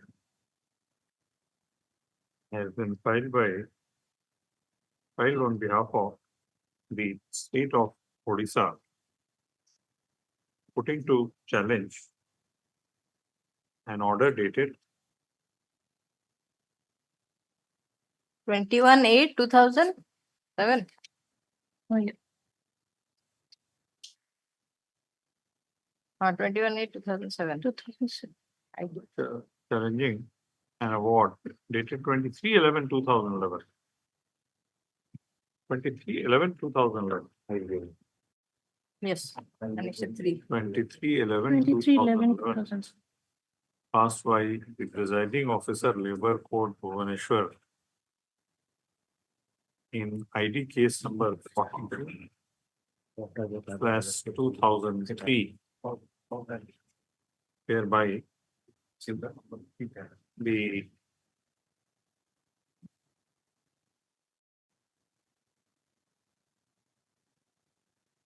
correspondence retrenchment from the establishment of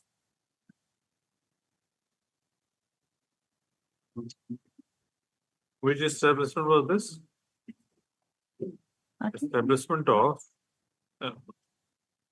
executive engineer of office of executive engineer Mahanadi Chitropala Island Irrigation Division number 2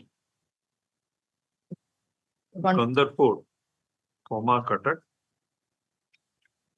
has been held to be illegal, comma, in breach of section 25, capital F of the Industrial Disputes Act 1947. Yes, Your Lordship. 1947.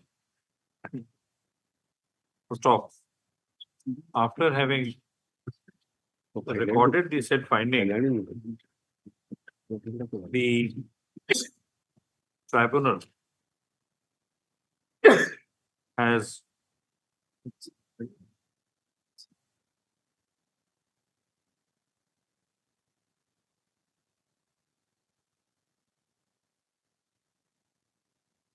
directed for his reinstatement in service with full back wages. Stop.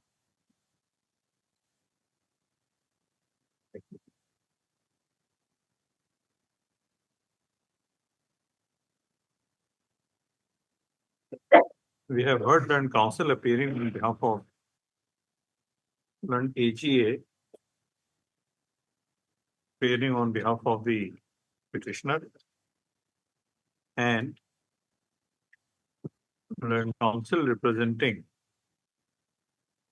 the workman bracketed opposite party number 2. Stop.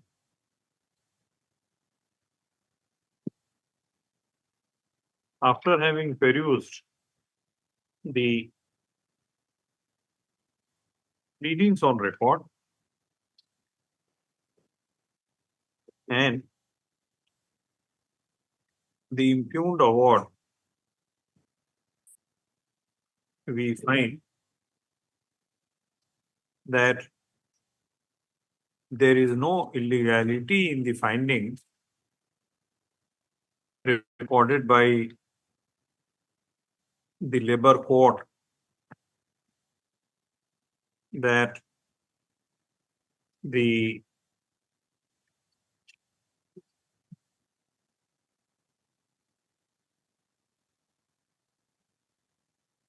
management did not follow the statutory mandate under section 25 plus F of the Industrial Dispute Act.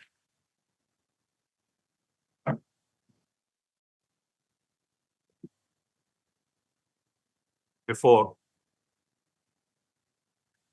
terminating his services. Full stop.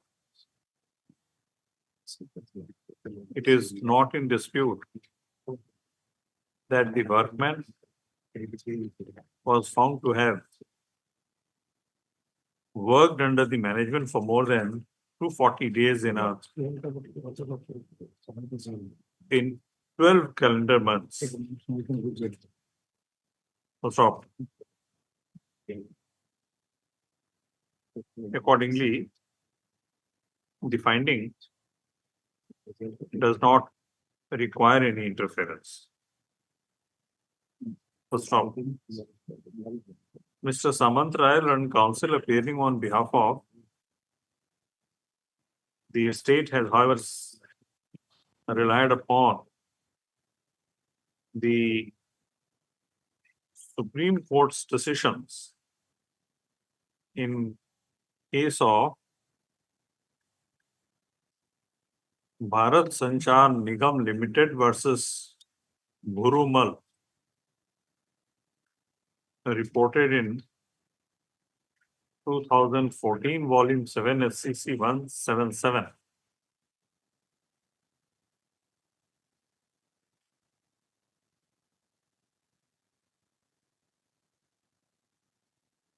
And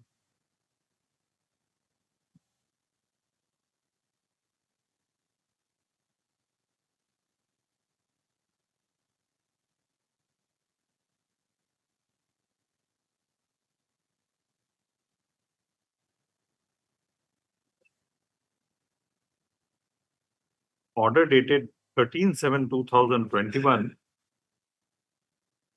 passed by the Supreme Court and comma, order dated 13/7/2021, passed in civil appeal number 9792 of 2010.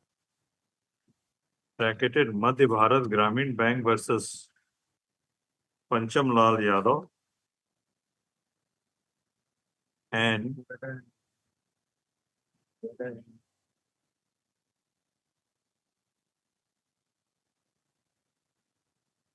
judgment of the Supreme Court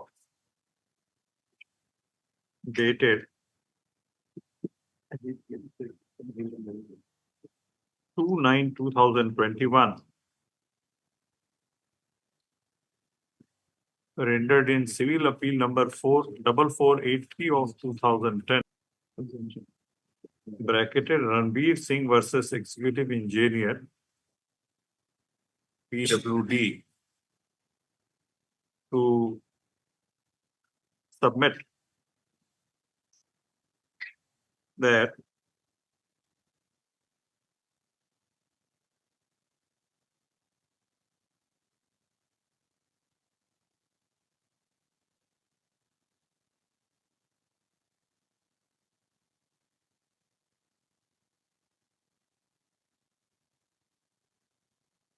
the Planet Labor Court ought not to have directed a reinstatement and instead awarded adequate sum of compensation in lieu thereof. So stop. He has argued that the respondent number 2, opposite party number 2, was admittedly a daily wage worker. Yes, sir. So stop. In such view of the matter, comma, the direction for his reinstatement by the labor court is not justified. So stop. He submits that he has submitted that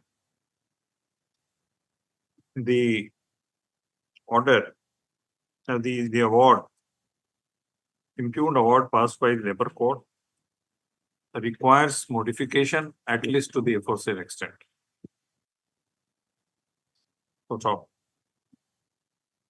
MS with Lana Das, Yes, sir. and counsel appearing on behalf of the respondent number 2 has submitted that the labor court, after having noticed patent illegality in the order of retrenchment, comma, contrary to the mandatory requirement under section 25F of the Industrial Disputes Act, 25F and 25G, Your Honor. 25F and 25G of the Industrial Disputes Act, rightly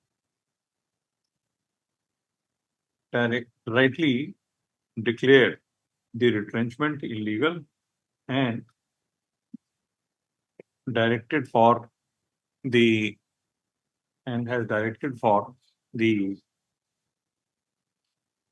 for reinstatement of respondent number 2. So stop. She has submitted that respondent number 2 is not gainfully employed and therefore also this court may not interfere with the impugned order. Full back pages. So we find force in submission advanced on behalf of the petitioner post submission by Mr. Samantal and AGA in the light of the Supreme Court's decisions in case of so and so Sapna.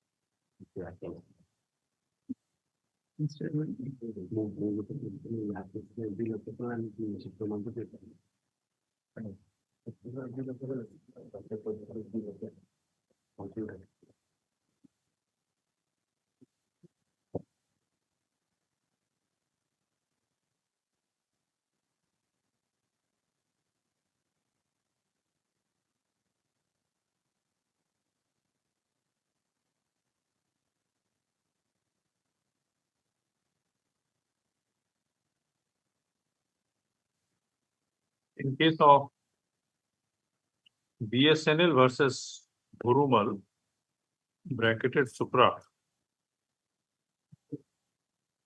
the Supreme Court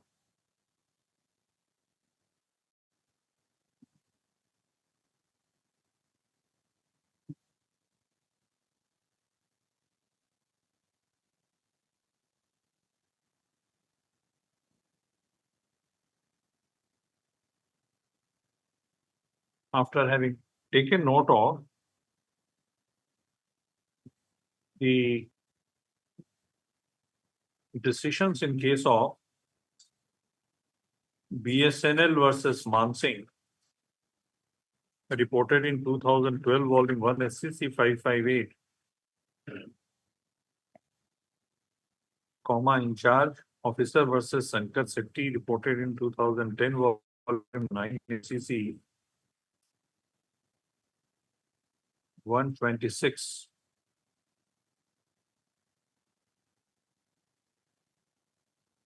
And various other decisions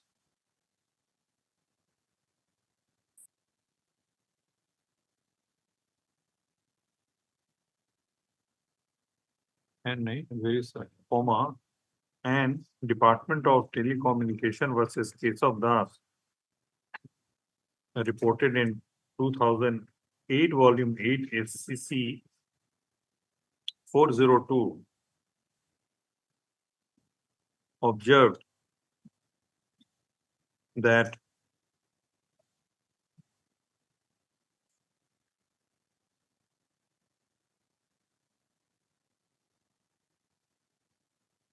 automatic direction for reinstatement of a workman with full back wages is not contemplated under the ID Act, Dispute Act. So stop.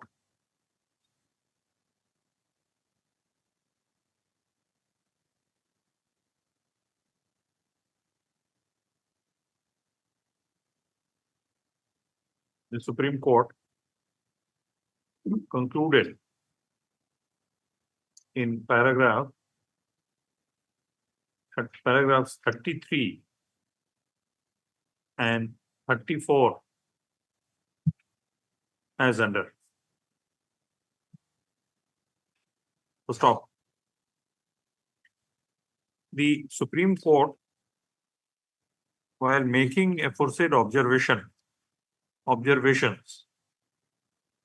noted that there might be cases where termination of daily wage worker is found to be illegal on the ground that it was resorted to as unfair labor practice or in violation of principle of last come first go,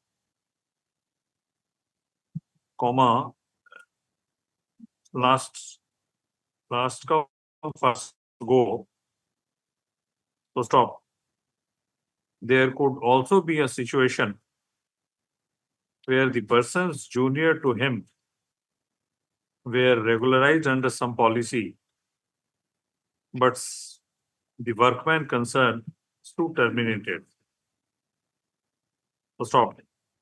In such circumstances, the Supreme Court observed, the terminated worker should not be denied reinstatement unless there are some other weighty reasons for adopting the course of grant of compensation instead of reinstatement. So stop. The view taken in case of Bhurumal has been consistently followed by the Supreme Court in subsequent cases, including in case of Ranbir Singh, bracketed Supra, and Pancham Lal Yadav, bracketed Supra.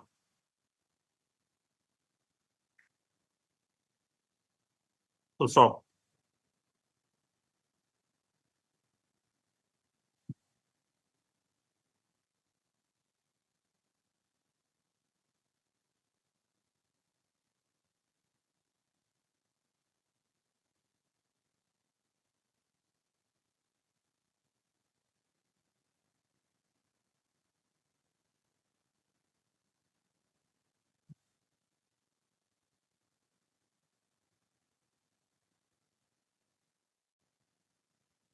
Next, considering the facts and circumstances in entirety and the opinions rendered by the Supreme Court in the decisions noted above, we are of the considered view that the interest of justice shall be subserved if this writ appeal is disposed of. No, it's writ petition. Writ petition is disposed of by modifying the award of the tribunal by directing payment of compensation to the tune of 5 lakh to respondent number 2, instead of his reinstatement with full back wages. Accordingly, this writ petition is disposed of with a direction to who will pay it. Yes, both the appellants and the appellants will pay. Appellant. Yeah. To ensure payment of a sum of rupees 5 lakh to respondent number 2 within 1 month from today. Yes. May I please? I bow down to your lordship's question. Your lordship, the Supreme Court decision cited do not attract my case, your lordship, because here it is a mass retrenchment that was done, wherein my juniors to me were also retrenched. They have been taken back, not according to any policy decision, because 25F and 25G were absolutely not followed. Mandatory provisions were not. That's why they were taken back, reinstated with full back wages, and number of employees have been done so, your lordship. This person is not the only one to be. This honorable court has decided, and that's why your lordship, at least if he is not reinstated back in service, he'll lose a lot.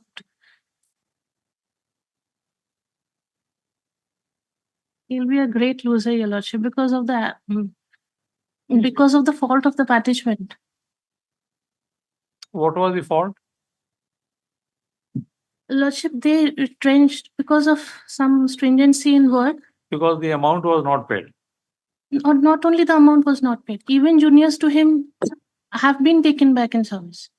No, taking back in service is a different thing. Therefore, the Supreme Court says that in some circumstance, reinstatement can be directed.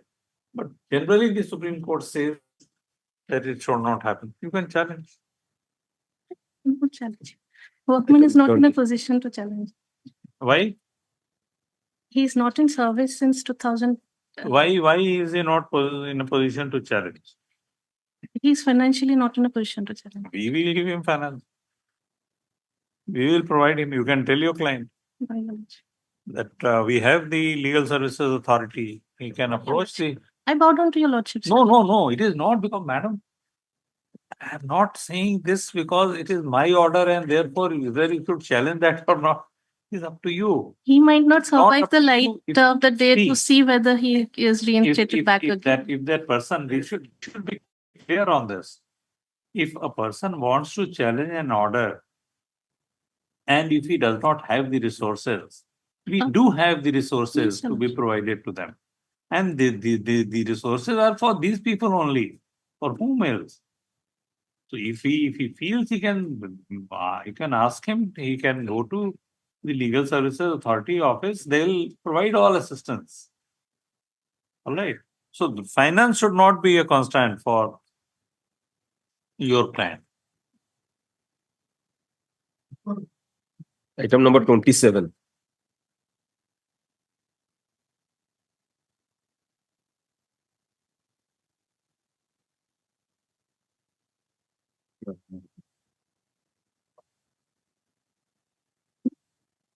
I'm appearing with State Information Commission, respondent number 1.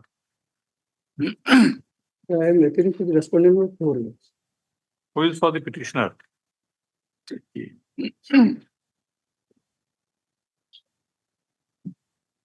has fled away because of you. Keep dango. Only there is no representation on behalf of the petitioner because of appearance of flood and so on behalf of the. I'm filing my Bhatlatnama today, my lord, on behalf of respondent number 1. Exactly. That is why you are saying you have appeared, so he has not come today. Not that. It's a unknown signatures, in fact, only remanded the matter. In fact, that is the merit. Anyway. No, let him come. Who is for the petitioner is not appearing. Petitioner is not. In my associates. They all three are. So let it come tomorrow. I had to add my thoughts. All right. No objection. We'll file objection also in respect of that limitation petition filed up. Let it come tomorrow. We'll see limitation in this. Yes, 209 days. Seeing this battery, he has disappeared. About more than 7 months. My learned friend saying that more than that. 281 days. 281 days. That is immaterial. Delay is immaterial. If there is some issue involved, we'll condone the delay, we'll consider. Otherwise, yes. We can wait till tomorrow. There is no representation on behalf of the petitioner. Just for whom they are appearing. Appear on behalf of. All four of you are appearing. You are also there. So I am for the respondent 4. I am for respondent number 1. Item 28. My lord, in this case, my lord, I am in this appeal, I am appearing for the respondent number 1, my lord. Today, my lord, I am filing my objection to the limitation petition, my lord. Just now I sought the copy. So what is the delay? There is a delay in filing the writ appeal by the appellant, 582 days, my lord. So the identical matter was disposed of by this honorable court in writ appeal number 95 of 2023. This honorable court disposed of on the ground of limitation, my lord. Not 500, but the 582 days. late. Okay, If that 584. 84, including COVID period, if that will be excluded, that It was filed on my blood 25/5/2023. So it limitation starts from 31st May 2022. It will be 300. That very short point is involved in this case. Your lords may see that order. I am drawing my lords notice, page 14. Very only one, I'll draw my lords notice only one date. Your lords may see that para 4 of that order. Be that as it may, while allowing this readmission, this court directs the appropriate authority operating party to grant the benefit of RSCP 6,600 with effect from 8/6/2015 in favor of the petitioner by undertaking so and so. Honorable single judge are directed to grant him RSCP with effect from 8/6/2015. Your lordship know that RSCP, I am giving that scheme, my lord. For a moment, your lordship may see that what the scheme says. So what benefit he is going to get? No, the benefit is not eligible because he had to complete 30 years. On completion of 30 years, he will get the third financial upgradation, that is RSCP, third RSCP. It was appointed on 9/8/86. So that one date I am showing. Yes. Appointed on 9/8/86. So he is completing 30 years on 9/8/2016. RSCP benefit is sealed with effect from 31/12/2015. 31/12/2015 RSCP benefit is seized in view of RSCP rules 2017. So he cannot get the third RSCP with effect from, the direction is with effect from 8/6/2015. And actually, on completion of 30 years, she has been granted third MSCP in accordance with ORSP rules 2017.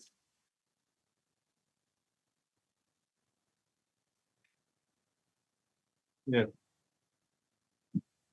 That is the only point, because when he has not completed 30 years, he cannot get third RSCP.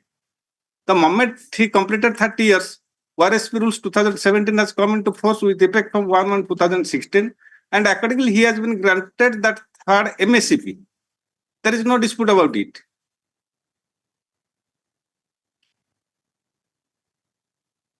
Yes. My lord, so far this case is concerned, my lord, the petitioner, the respondent number 1 has completed 30 years, my lords. 30 years, so far the rule is concerned, my When lords. did you complete 30 years? My lord, When did you complete 30 years? so I pray, let the matter come on next Tuesday. I will never see. On. If what he is saying is correct, then we shall condone the limitation. My lord. All right. My lord. In that case, we shall condone the limitation. What he has said is, if what he has said is correct, My lord. then we shall condone the limitation and decide. My lord. All right. Agreed? As requested on behalf of the respondent. Does this matter on tomorrow? Tuesday, on next Tuesday, my lord. Next Tuesday. My lord. It is his averment in the writ petition. This is his averment. All right. My lord. Also check. See, he has taken a very fair stand. He is saying that if what you have said is correct, then he does not have any objection to condonation of delay. My lord. Rarely such fair stands are taken.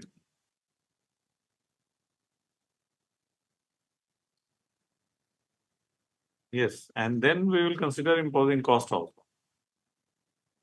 for condonation of delay. All right, Yes, my lord. You will get some money. My lord. Item 29. Yes, my lord, I am filing my objection, my lord. File it there in the registry. Next it. Registry. File it in the Yes, registry. my lord. Yes, my lord. Item 29.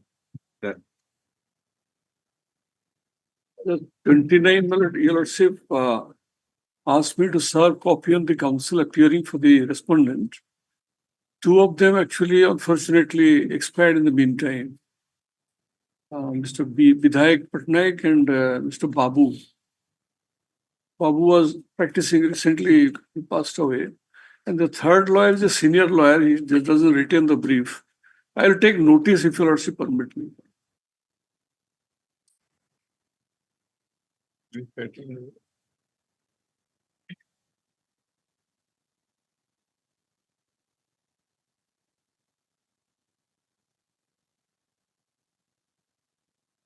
Notice by registered post, if your lordship permit me, that will be better. So that the tracking report can be there. Mr. Kanungo, Mr. Mahanti, Mr. Okay.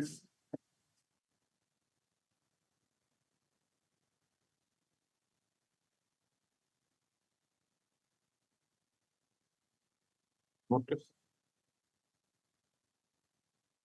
1 week, because 6 days. Item number 30. On behalf of Mr. My lord, I prayed for 2 weeks time, my lord. Why? That objection has been filed. It's not filed. Submit a copy, my lord. Objection copy. It's all right without, we'll take it up without copy also. Each date, one step is being taken.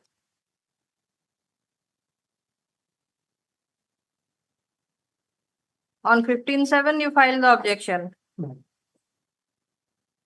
In this case, Mr. Mishra has appeared on behalf of respondents. That's regarding that scale of pay to the headmasters. Also, other matters are there. I'll post that list. I'll also fix it to any date. To? Any date, you'll also next week, any date, or 1 week after my non-friend prays for some time. But what is the delay? In some cases, there is very 115 days. until some few days delay. So it can- Comparatively less. my lord. Today, 3 matters are listed or 4, 5? No, madam. 5, Six. 6 matters. 6 matters. There are Right. more matters. 6 matters. Yes.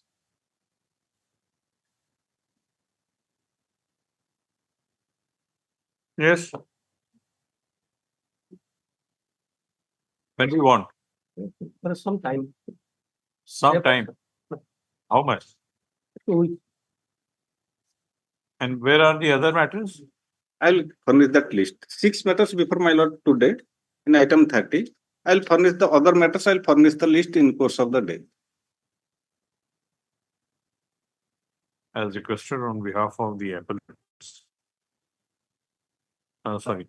I'll on Respondents. joint request, my lord. As jointly requested.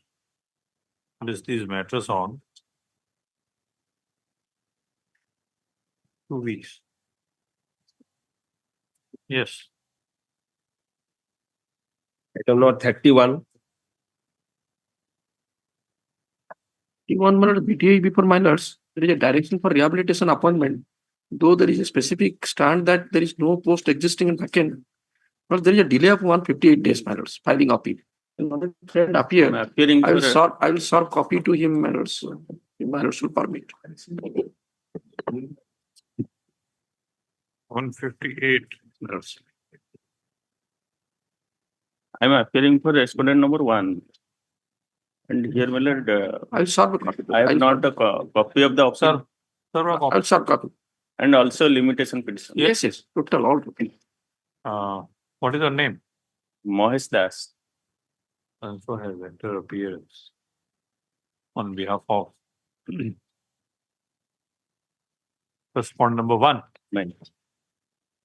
To complete the requisite number of copies of the memo of appeal and limitation petition be served upon him in course of the day by learned counsel for the applicant.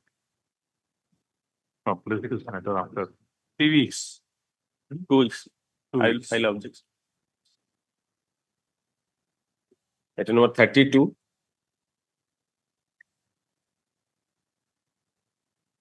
Well, 32, I'm appearing for, I am appearing for OP number 1, my respond number 1.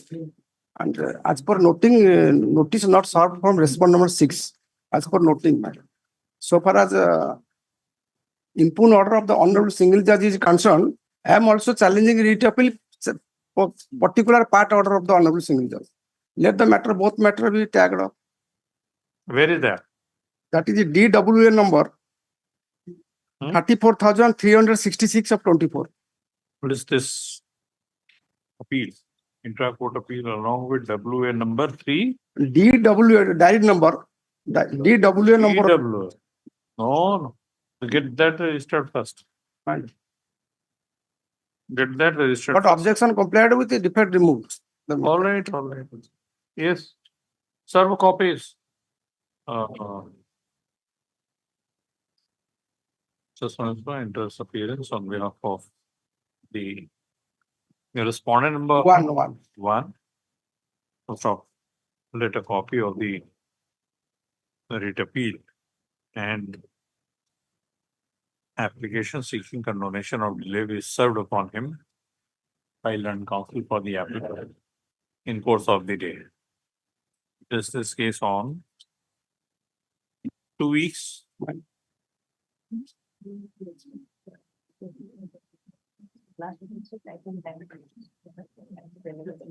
Notice and respond number 6. Respond notice not sufficient, made sufficient. Notice not made sufficient. No. Registry to place this notes. Right. Latest postal tracking report as regards up-to-date postal tracking report as regards service of notice upon respond number 6 be placed on the next. Item number 33.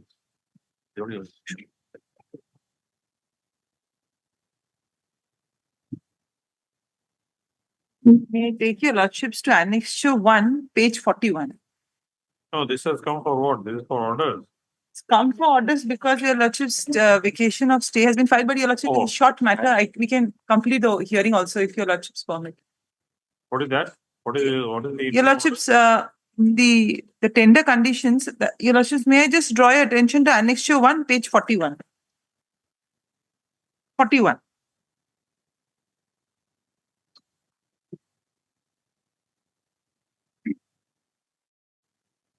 Yes. Your lordships will find that there are around 13 items over there. We are only concerned with item number 1, 2, 3, 7. Page you are. Annexure 1, page 41. Your lordships, there are 13 items, only 6 items in fact have been opened. So we are concerned with item number 1, 2 and 3. Your lordships will find that 1 is also a kind of a bed, 2 is also a kind of a bed, and that can be also connected with 10, which is also an ICU bed. And 3, 7 and 12 are certain kind of instruments, adjoining instruments used in the hospital. Now, your lordships, may I then take your lordships to Annexure 4, page 136, which would be last page of the brief. No, not last page. No, not last page. 136, your lordships.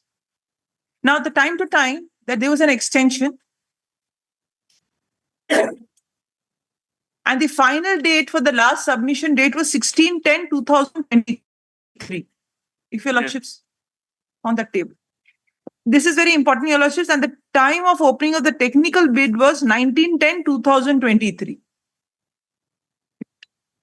And in fact, your lordships, according to the tender condition, they were supposed to come up with a rejection and a selection list, which they did on 11/12/2023. And there is a condition in the contract that within that they'll give us a time period of 3 days, within which we can make all our representations to that list. But on 12/12/2023, I did make a representation. I'll show those annexures. But on the same very date, they opened the financial bid and announced whoever is the lowest bidder. So we did not get that small time period. So your lordships, my name, of course, does find place in the rejection list. I'll take your lordships to Annexure 8, page 950.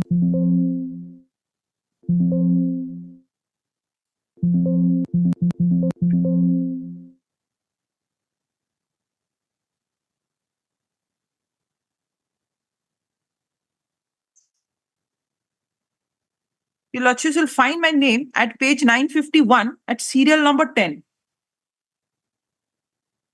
Yes. Now, your lordships, instead of reading them, I'll explain them very plainly. They're a little complicated. So there are two kind of defects that they found. One is there was something called an epoxy test, which I was supposed to give. Basically, it's a salt test to see that, what is that paint kind of, the resistance of the paint. So that test was given. Now, the laboratory from where this test has been obtained had to be a NABL accredited laboratory. It was. In fact, it was. And then, as regards to the bed, they had an allegation that the Puma foam, that also needed to have a ISO certificate. So that has it. So, unfortunately, of course, I haven't given those certificates. But those certificates are there in place. So I'm not creating any certificates to acquire an eligibility. They are there and we did not supply it. But But was there any requirement? Yes, yes. But that 3 days period was given precisely for this reason. So of course, within the 3 days period, I cannot give any certificate by which I will, which is a future certificate, which did not exist on the time of submission of a tender. That is not the question. Yeah. The question is that if the tender documents required you to do something. I'm aware about that, your lordships. But I'm also saying that, may I just take your lordships to that very particular tender condition, which I think, because your lordships will understand these are medical equipments. They wanted a very wide participation. What was the interim order? Interim order was when we showed that even the opposite parties had deficiencies and they have been allowed to be considered. We have not been allowed. Had they just considered that representation, all that we said. When was that interim order passed? 8th of January. Your lordships may I just show that The hospital is without equipment since 7 months. Lordships, Anyway, carry on. because there was pleadings had to be filed and everything had to be filed. No, so you got the interim order and was that ex parte? Yes, your lordships. Then where is the question of vacation? The constitutional provision operates and. Your lordships, if that starts operating, we'll all be in a difficulty, your lordships. No, you should have filed an application now. Your lordships, A fresh order should be passed because that stands vacated. Your lordships, I think the only short question I would place, your lordships, is this, that there was a provision clearly saying that 3 days gap will be there. And there is also a provision in the contract saying that certain infirmities were relaxed. You admit that there is no stay in operation. Your lordships, but I think, de facto, nothing has moved till now. That's a different thing. That will come for admission. Your lordships. Readings are complete. Yes, ma'am. So we can decide. Your lordships, a very short point. If your lordships, I think Mr. Mudali was also submitting that. All that I'm saying is, today, the matter actually has stuck in a point that you should have given us that 3 days time. And there is a clause in the contract distinguishing between certain relaxable clauses and non-relaxable clauses. So they can consider that and take a decision, your lordships. I would not stand because these are medical equipments. I don't want to linger this matter as well. So they can, take a decision, because if they find that these are documents. Please show that clause. Yes, your lordship. Page 45, one I will show.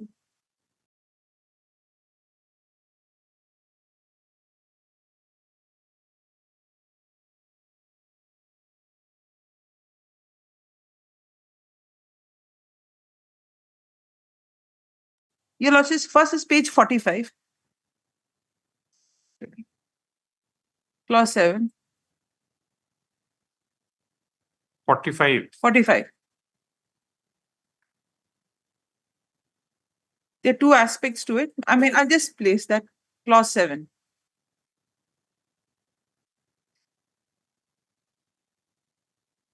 Any representation suggestion must be received within 3 days or working days from the pre-bid meeting.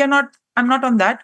Or within 3 working days after publication of the provisional selection rejection list. The said representation and suggestion must be sent to OSMCL through hard copy or email, and which we have done on very next day on 12th. And your lordships, there I draw your attention to page 62.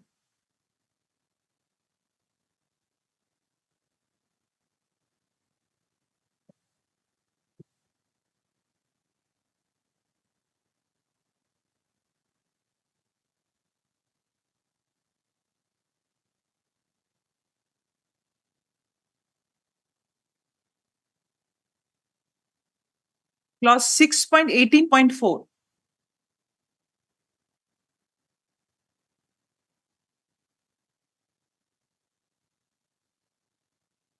May I? Clause, your But do the clauses allow you to make good the deficiencies which have been pointed out? All that I'm saying is, all that I'm trying to say is that I'm not giving a document. No, that is, we have understood. Not a futuristic document. We have understood. Yes. But there may be other bidders like you who may not have submitted. So your lordships, in fact, that's the reason why the 3 days gap was given. They could have considered, all that I'm saying is they could have considered representation. The deficiencies, can they be considered within the 3 days gap? That is the question. Because why I'm saying this, because it's not that the report wasn't there, or it's not that we have understood. It's not that my laboratory was not NABL certified, because it was budget prints. It was NABL certified. It was budget prints report, so it was NABL certified. They can very well take into consideration. There must be a clause saying what you can make good during this 3-day period. What we can make, that's not there. So that's a very open field for them. All that I said is, if it's an open field for them, they very well take it into consideration and do it. Had you given that 3 days period and considered and rejected, maybe I did not have a case, or maybe I would have a different case before your lordships. So all that I'm saying is, now as nothing has really moved, let them consider and take a decision on their end.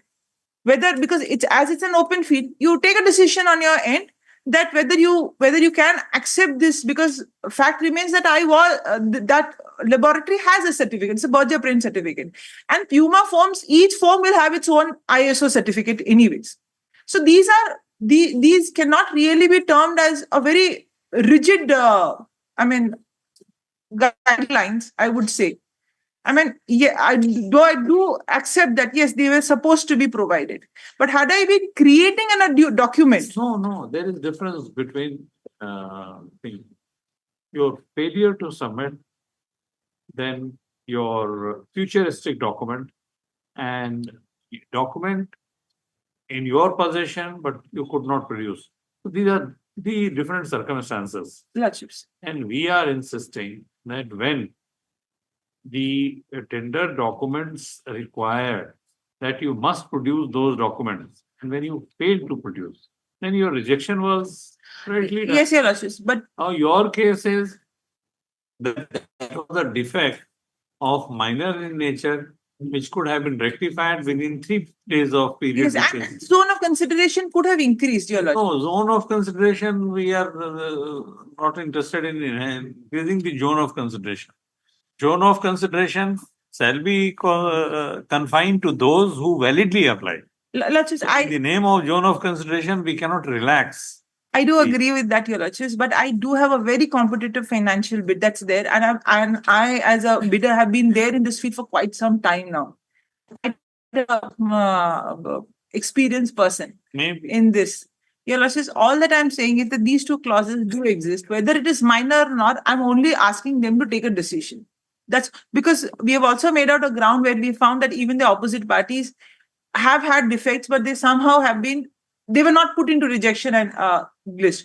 But I'm not now really going against them that why they are not there in the rejection list. We have made out a case that they should have been in the rejection list. All that I'm saying is putting it back to them that you decide whether they are minor or not. That's all I have a case.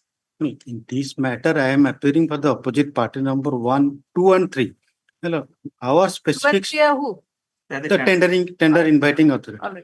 Well, our specific stand is that those two clauses, those who have been placed reliance upon, those are not applicable to the facts of the present case. Well, that we have stated in paragraph 5 of our reply to rejoinder. And so far as that the document which has not been submitted well, that is a product quality certificate issued by the NABL accredited laboratory, and that is a mandatory requirement. And if somebody does not enclose that certificate along with the bid, well, it is bound to be rejected, and we don't have any authority to accept any document which is submitted later on. That is after opening of the. So, if rightly or wrongly he has submitted a representation, if my lord directed, we can consider it. But under law, as per the terms and conditions of the tender call notice, my lord, rejection is valid. Even we are bound by the terms of the tenders and Yes, my lord may see. terms and conditions of the tender. Yes, my lord may kindly turn to Annexure 8 series, page 950. Mr. Mudali, one question. Why have you given that 3 days thing? For what? Well, that my lord may kindly see that clause, my lord. Well, that is when the provisional select reject list is published. My lord, here because of urgency, that provisional list has not been published, and straight away has gone for publication of the final select list, my lord. And that we have explained in paragraph 5 of our rejoinder affidavit, reply to rejoinder, that under which circumstances we have exempted that compliance of that clause. What was the putting there?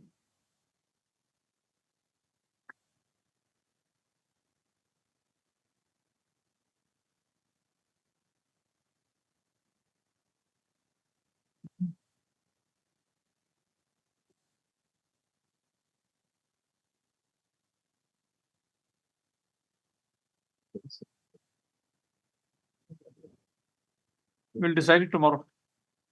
Your Lordship, then in that case also I'll put forward, which I'll draw your Lordship's attention to page 20, where we have brought forward that the opposite parties, private opposite parties, how they were given relaxation, even though they were deficiency. So then I will have to play the second thing. So then if you are to treat, then treat all of us equally. Well, that would be my second limb of argument, which I'll place it tomorrow. In this case, I am appearing for the selected tenderer, opposite partners 4 and 6. There is no deficiency on our part, and we have been selected, and we have already been declared as L1, and appointment order has been issued in our favor before passing of the interim order. And also, we have submitted our securities as per the requirement. Only work order has to be issued, and we have to supply it. We had prepared the all the ICU beds and everything by that time also. Precisely, you are not publishing the provisional select and rejection list, not giving this 3 days time. You allow people who are not qualified. We don't get a chance to object. We don't get a chance to cure ours. So that's the whole procedure then gets defeated. And place the second limb of the argument of the defects which are there in the private opposite parties. We'll see. Tomorrow within top 5.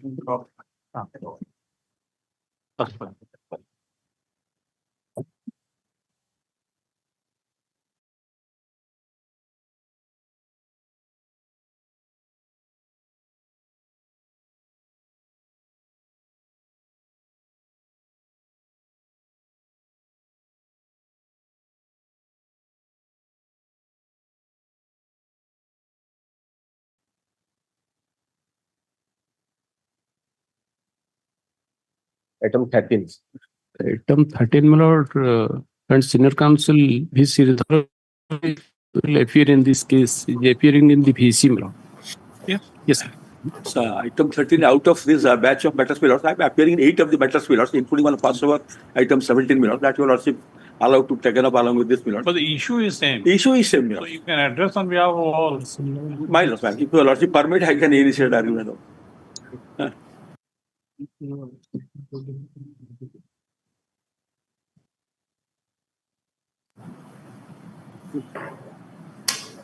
For the sake of convenience, my lords. My lords, in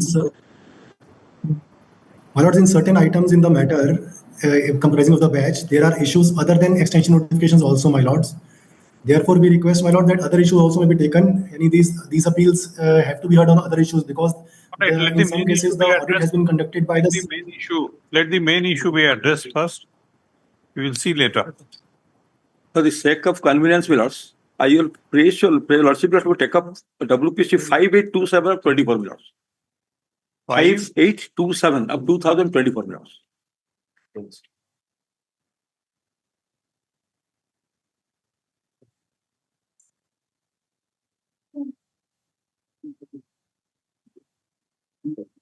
Yeah.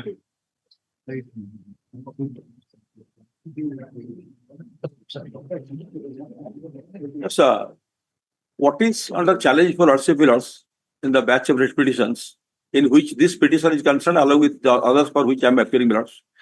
There is the two numbers of notifications, Milords. Just a minute, just a minute.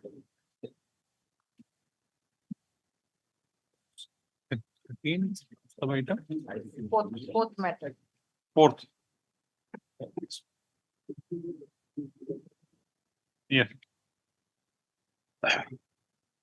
There's two notifications are under challenge for RCPLers, which are issued by Government of India. So also Milords, notifications also issued by the Government of Odisha in exercise of power under 168 capital A of the CGST Act and also OGST Act. That is Annexure 11 and 12, notification dated 5/7/2022 and notification dated 31/3/2023. Yes, before I take your Lordship's attention to the improved notifications, I will just pray your Lordship to kindly look into the provisions of 168A, Milords.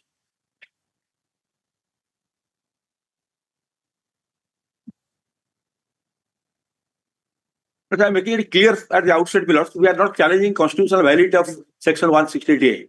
What we are challenging for Lordship is the decision taken with the aid of that. Correct. 168 capital A, Milords. Power of government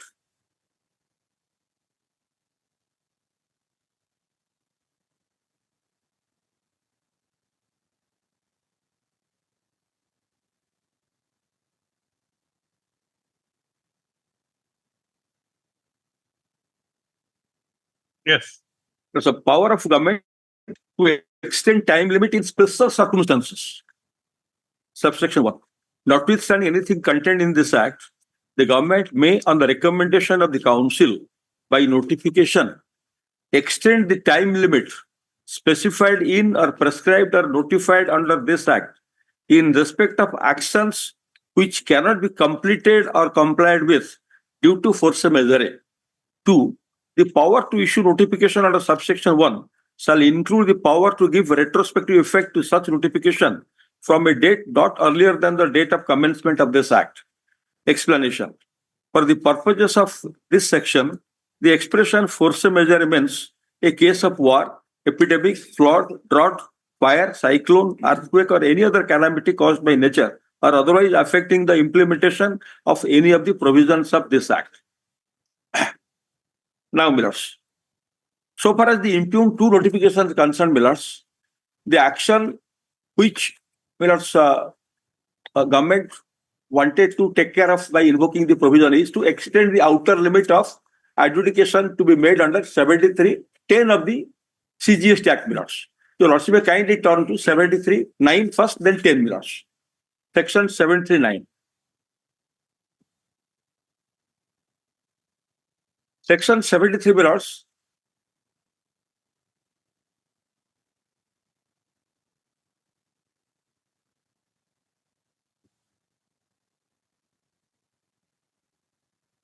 Yes. It will be, I think, necessary to also look into 73(1 because what it intends to, your Lordship will find out. Captions determination of tax not paid or surpaid or erroneously refunded or input tax credit wrongly availed or utilized for any reason other than fraud or any willful misstatement or suppression of tax. 1. Where it appears to the proper officer that any tax has not been paid or surpaid or erroneously refunded or where input tax credit has been wrongly availed or utilized for any reason other than the reason of fraud or willful misstatement or suppression of tax to evade tax, he shall serve notice on the person chargeable with tax which has not been so paid or which has been so short paid or to whom refund has erroneously been made or who was wrongly availed or utilized input tax credit, requiring him to show cause as to why he should not pay the amount specified in the notice along with interest payable thereon under section 50 and a penalty reviewable under the provisions of this act or the rules made thereunder. 2. The proper officer shall issue the notice under subsection 1 at least 3 months prior to the time limit specified in subsection 10 for issuance of order. That is the limit. If one has not issued notice, then one has to issue notice under 73(1 at least within 3 months prior to the completion of the outer limit for passing the adjudication order. Then your lordship may kindly now turn to 73.9, my lords. The proper officer shall, after considering the representation, if any, made by person chargeable with tax, determine the amount of tax, interest, and penalty equivalent to 10% of tax or 10,000 rupees, whichever is higher, due from such person, and issue an order. Now comes 7310. The proper officer shall issue the order under subsection 9 within 3 years from the due date for furnishing of annual return for the financial year to which the tax not paid or short paid or input tax wrongly availed or utilized relates to, or within 3 years from the date of erroneous refund.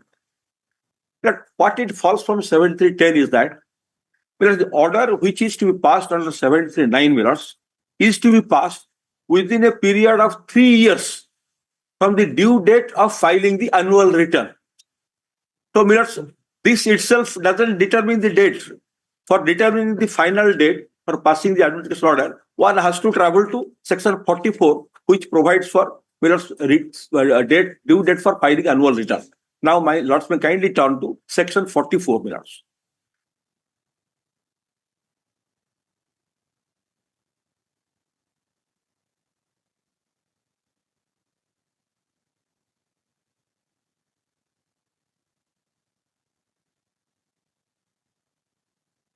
Annual return. You don't have chairs. 44. 44 matters.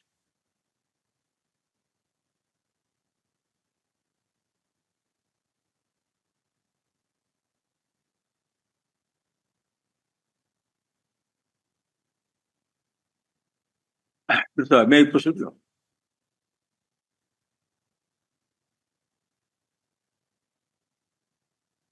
You can sit somewhere till he is making your his submission. Mr. Counsel, please find out some chairs. Second row.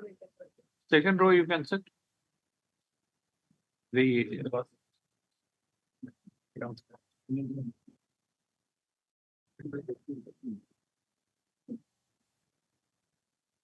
unless you have to make any submission right now. Your section 44, annual return. Yes. My lords. Every registered person, other than an input service distributor, a person paying tax under section 51 or section 52, a casual taxable person, and a non-resident taxable person, shall furnish an annual return for every financial year electronically in such form and manner as may be prescribed on or before the 31st day of December following the end of such financial year. So let me pause for a moment here, beloveds. Because a taxpayer is ordinarily required to file return bills under section 39, and those are to be filed in GSTR 1, then GSTR 3B, these are there. Apart from the regular returns, which taxpayer is obligated under the Act bills to file bills, he is also additionally required to file an annual return for the financial year. Financial year means calendar year ending 31st of March bills. And the limit bills, which is prescribed under section 44 for filing annual return, is bills 31st of December following the end of the financial year. But your lordship, in these cases, all these almost cases, your lordship is concerned with financial year 2017-18 bills. Because initially we are advancing our argument for 2017-18.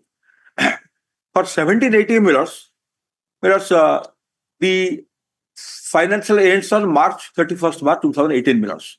So we are supposed to file annual return by 31st December 2018 bills. Yes. Then, if your lordship will see the proviso bills, provided that, that's section 44 proviso, the commissioner may, on the recommendation of the council and for the reasons to be recorded in writing, by notification, extend the time limit for furnishing the annual return for such class of registered persons as may be specified therein. Provided further that any extension of time limit notified by the Commissioner of State Tax or Commissioner of Union Territory Tax shall be deemed to be notified by the Commissioner. Here what has happened, conspectus of the analogous provisions, if your lordship will reconcile with section 44, vis-a-vis section 7310 mirrors.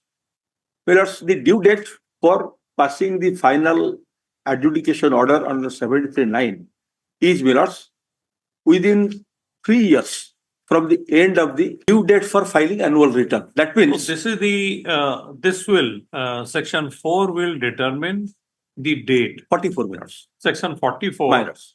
will determine the date for the purpose of section 73, 9 and 10. 9 and 10. Correct. All right. So here, So going if someone files his return on 31/12/2018, 18, in his case, the date shall be reckoned accordingly. If he files, say, on 27, 25 or in November, correct. that one can file. Correct. So that will decide. That will decide. That will be the basis for computation Absolutely correct. of 3 years. So here, arithmetically, 31/12/18 added by 3 years is 31/12/2021. Right. That is the outer limit for the purpose of 7310 mirrors Yes. to pass an order under 73.9. Now, what has happened in this case? The outer limit for filing annual return under section 44 has been extended by the government mirrors by notification which have annexed to the petition. That is by annexure 9. You will also kindly see at page 123, 123.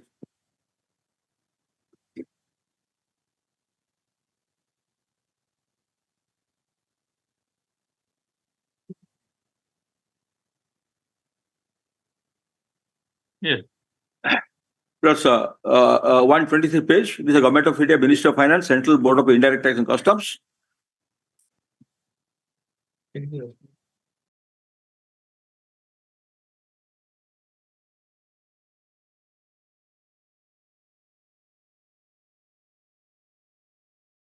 Seventy-three nine speaks of due date or the date of filing. From the due date, because that is The due only date, 31st 31st. December 18th. So This will be 31st December 2021. You are right. Irrespective of date of filing, it has to be 31st. Exactly. beyond Yeah, 3 yes, yes. Now your lordship may kindly understand like this. Correct. You are lordship correct now. Irrespective of date of actual date of filing, this will be due date means 31st 12/2018 added by with 3 more years. Yes. Minors. Now we are going by annexure 9, the notification, your lordship will 14/11/2019 mirrors. Whereas subsection 1 of section 4, annexure 9 will do. Yes, sir. Minors. Whereas Yes. subsection 1 of section 44 of the Central Goods and Service Tax Act 2017, hereinafter in this order referred to as the Act, provides that every registered person other than an input service distributor, a person paying tax under section 51, 52, a casual taxable person, non-resident taxable person shall furnish annual return for every financial year electronically in such form manner as being prescribed on or before 31st day of December following the end of the financial year. And whereas, for the purpose of furnishing the annual return electronically for every financial year, as referred to in subsection 1 of section 44 of the Act, certain technical problems are being faced by the taxpayers, as a result whereof the said annual return for the period from 1/7/17. 1/7/17 is a implementation of GST bills. That's the inception period. 1/7/17 to 31st March 18. And for the period from 1st April 2018 to 31st March 2019 could not be furnished by registered persons as referred to in the subsection 1. And because of that, certain difficulties have arisen in giving effect to the provisions of the said section. Now, therefore, in exercise of powers conferred by section 172 of the Central Goods and Service Tax Act 2017, the central government on recommendation of the council hereby makes the following order to remove the difficulties, namely, this is called, this order may be called Central Goods and Service Tax, removal of 8th removal of difficulties order 2019. For the explanation section 44 of the Central Goods and Service Tax Act 2017, the following explanation will be substituted. This is now important explanation. For the purposes of this section, it is hereby declared that the annual return for the period from 1st July 2017 to 31st March 2018 shall be furnished on or before 31st December 2019, and the annual return for the period from 1st April 18 to 31st March 2019 shall be furnished on or before 31st March 2020.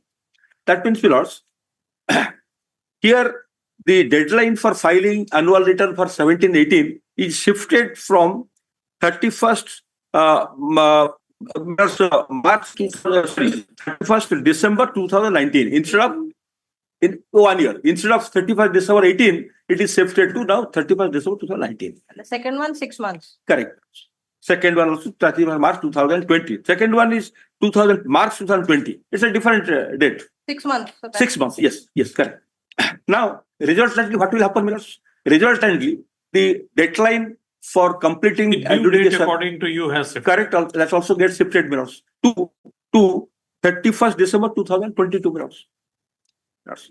This order is issued purport to the exercise of power by the government under section 172 of the CGST Act.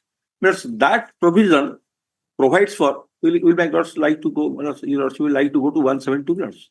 Yeah. My lords.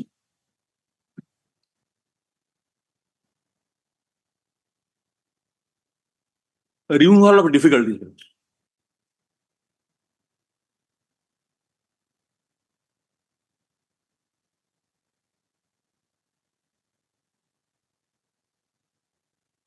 Because if any difficulty arises in giving effect to any provisions 5 of this, years.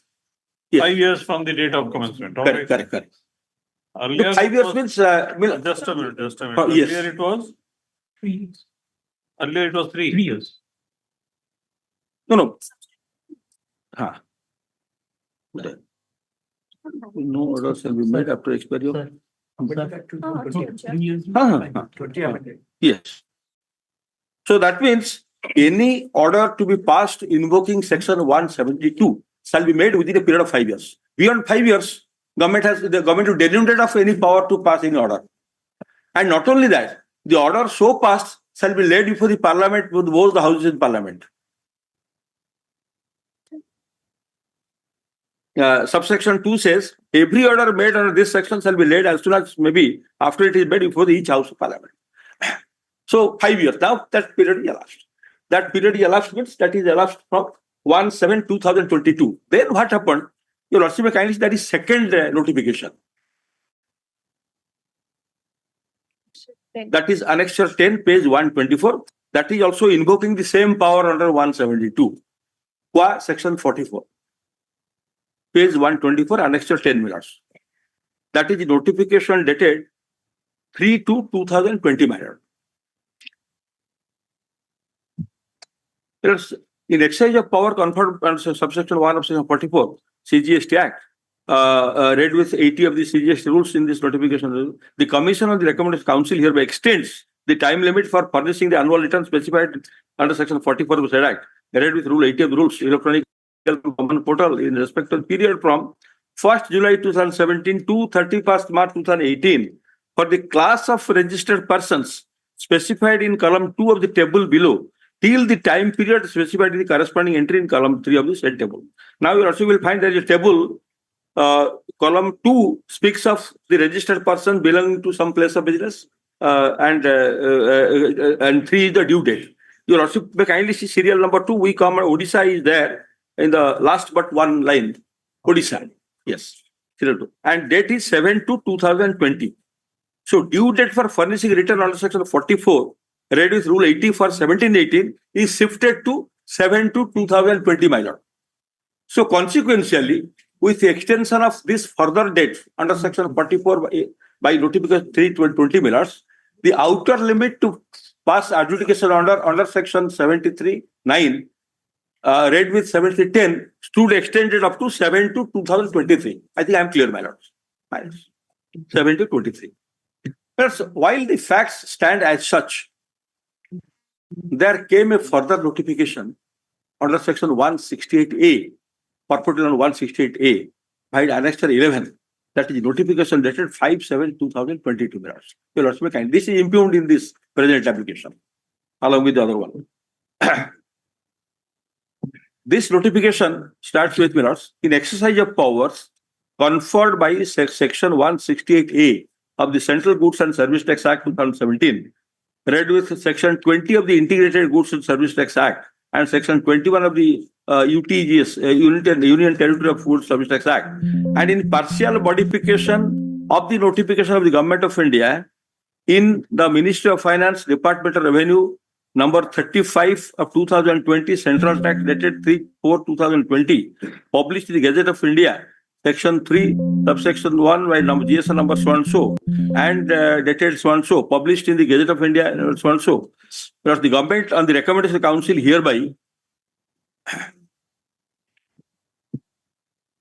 hereby extends time limit specified under subsection 10 of section 73 for issuance of order under subsection 9 of section 73 of said act for recovery of tax not paid or short paid or of input tax credit wrongly availed or utilized in respect of tax period for the financial year 2017-18 up to 30th September 2023.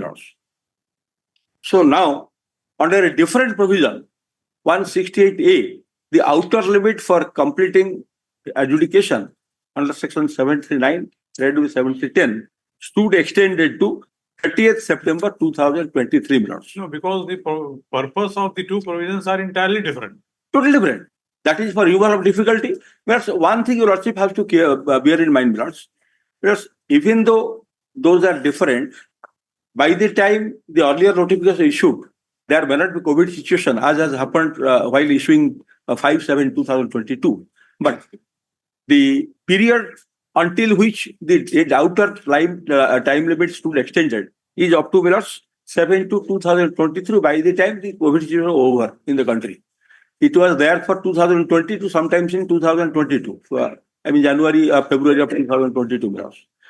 So, Honorable Supreme Court has also taken care of this period up to February 2022.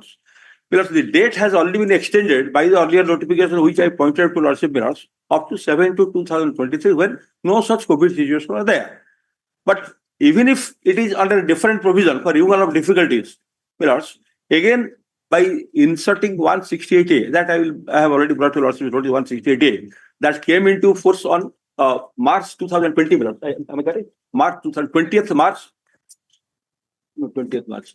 Sometimes March 2020 that provision was inserted into the statute invoking that once again the outer limit is extended up to 30th September 2023. And before I proceed further, the notification which is mentioned in this notification, which is claimed to have been partially modified, because Lordship language is in partial modification notification of Government of India in Ministry of Finance, number 35/2020. So your Lordship is now required to see what is that notification which got partially modified. Because that is the first notification. This is a modified notification. So, your Lordship may kindly see for a while 35/2020. That is dated 3/4/2020. That your Lordship will find in the counter. Just a minute.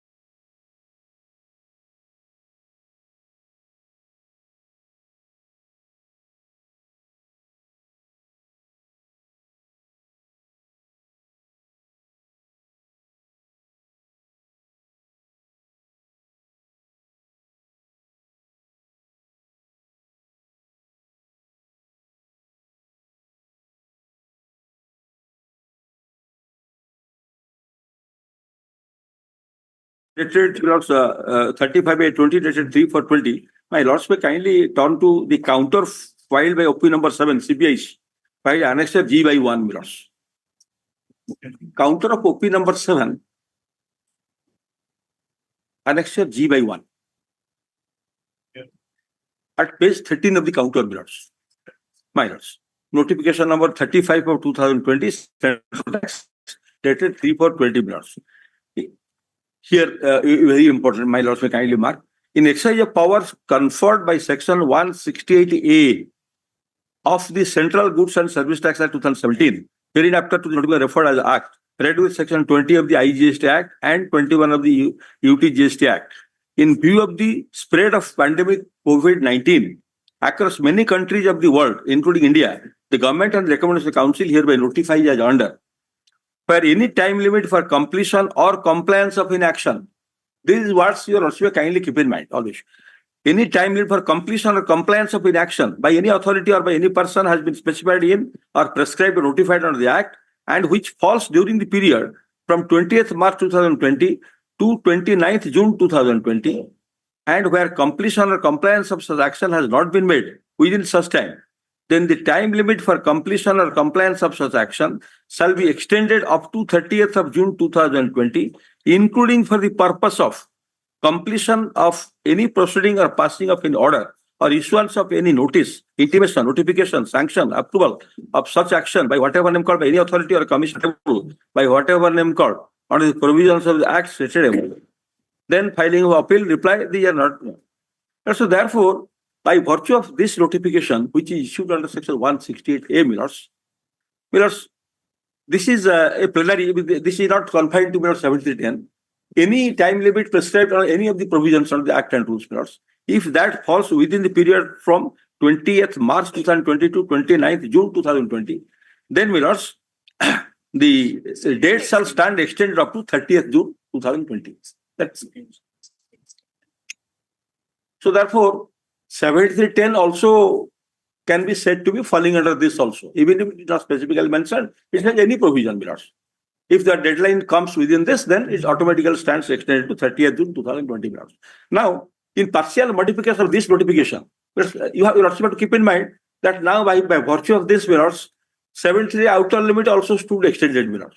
So in spite of extension of the outer limit under 7310, with gradual extensions already being made by virtue of extending 44, automatically extending the outer limit of 7310, and this is also being done. Again, partial modification of this, there came notification which I pointed out to lordship by annexure 11. That is Miller's notification dated 5/7/2022, and the extended period, Miller's, the outer limit now is specified on notification up to Miller's 30th September 2023, my lords. That is what your lordship found from page 125, annexure 11. Then I will take my lord's attention to next annexure. Government did not stop there. In spite of extending the outer limit to 30th September 23, now there came annexure 12, that is page 126, by notification dated 31/3/2023, my lord. In exercise of powers conferred by section 168A of the CGST Act, we also read with 20 of the IGST Act, 21 of the UTGST Act, in partial modification notification of the Government of India, Ministry of Finance.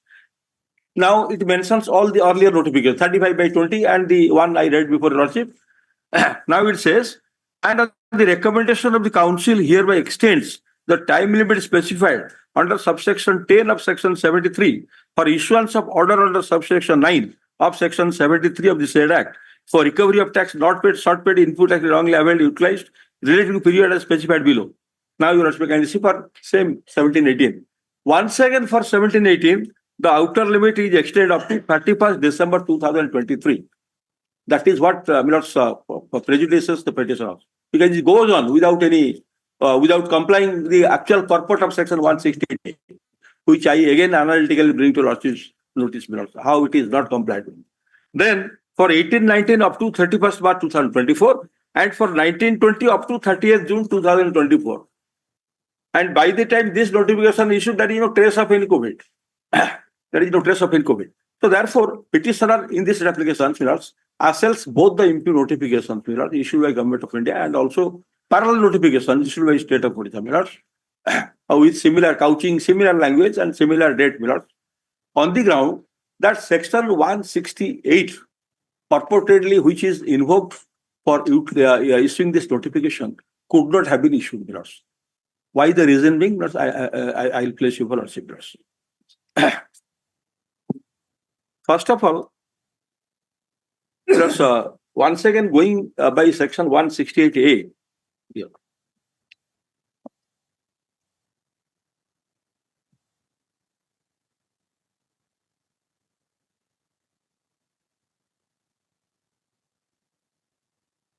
One 168A mirrors.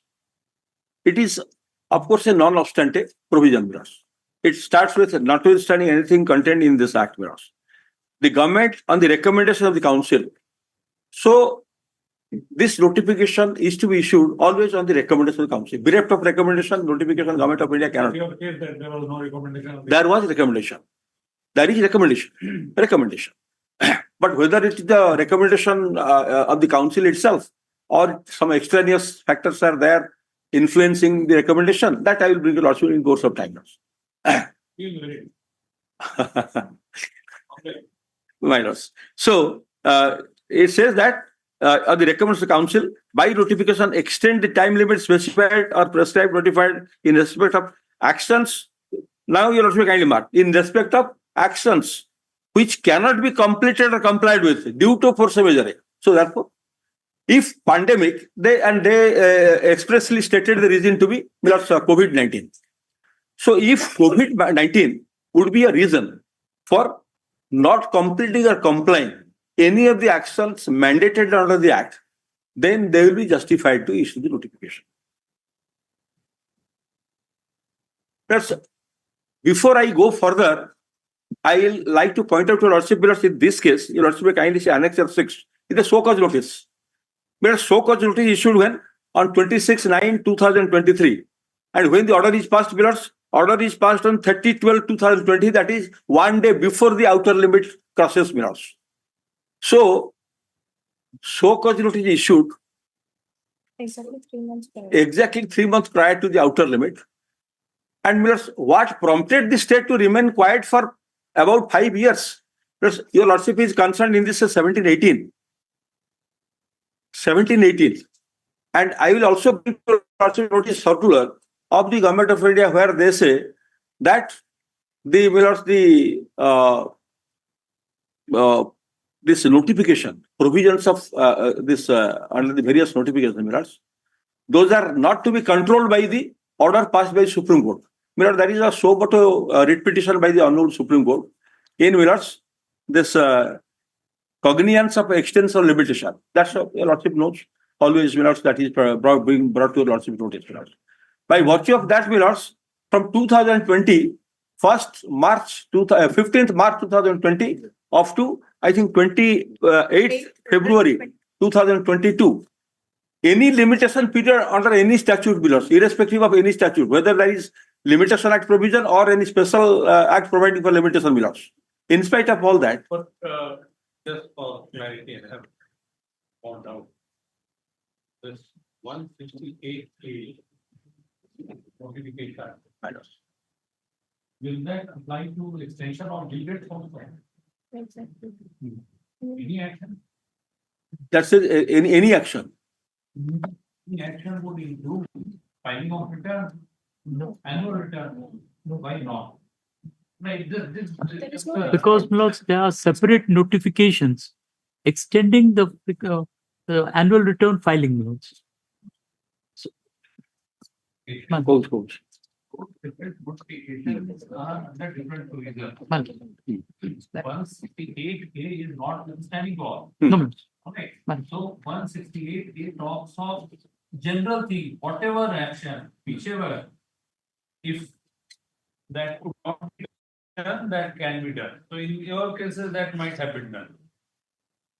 Extend the time limit of the said notice in respect of actions which cannot be completed or complied with due to force majeure. So when that notification is issued in Annexure 11, let us see the language of Annexure 11. Yes. There is no reference to section 44. Your lordship will find out there is no reference to section 44. Because the government could have also further extended 44 to keep in. Separate notifications for extension of returns. So nothing to do with this.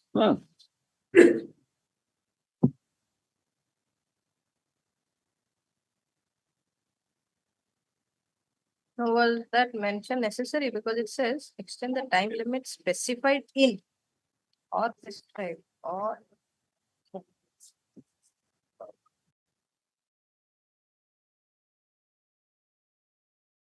This power has been 73-9. 79, Power yes. is there. They would have extended all the days. You did. By this impute order, they have done it only for 73-9. Okay. All right. But essentially, what has been done, Millards, the mechanism available for determination of Millards, the time limit to file annual return vis-a-vis the provision 7310 Millards. Millards, what has been happening in this case, Millards? 7310 doesn't refer, even bereft of 44, it extends the time limit for passing the outer limit for adjudication. 7310 provides for Millards nexus with the 3 dates, 3 years from the date of due date for filing annual return. But here, bereft of that, it doesn't say anything about filing of annual return. Bereft of section 44 mechanism, it directly says that the outer limit now stands extended because of 168 A Millards. There is no bar on the part of the government, Millards, to go for invoking 172 by extending further the due date for filing return under 44 Millards.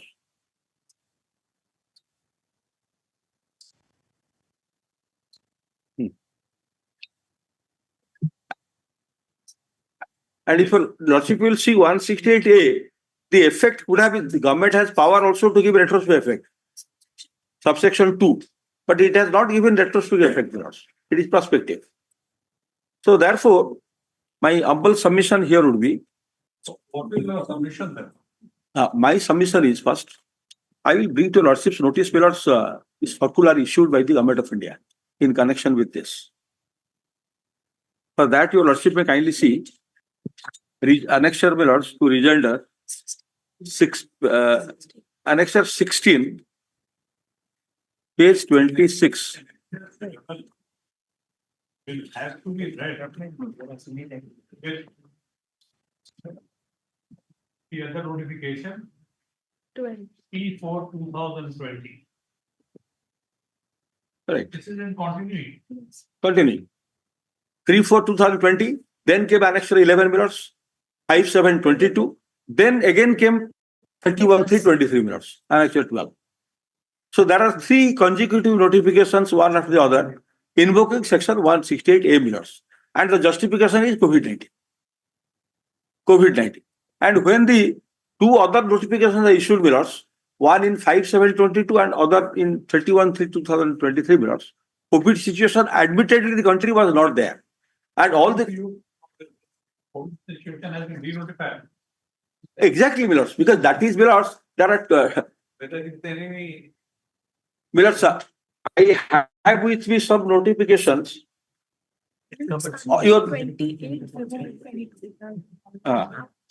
कहीं से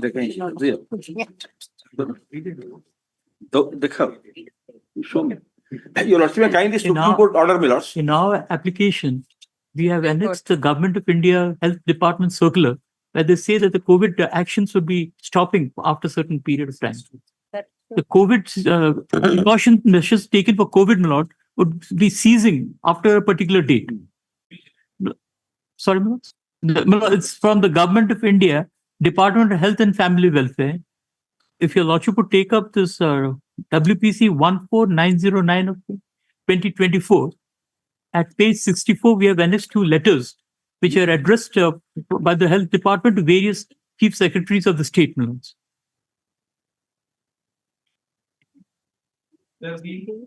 Okay, and the date, my lords.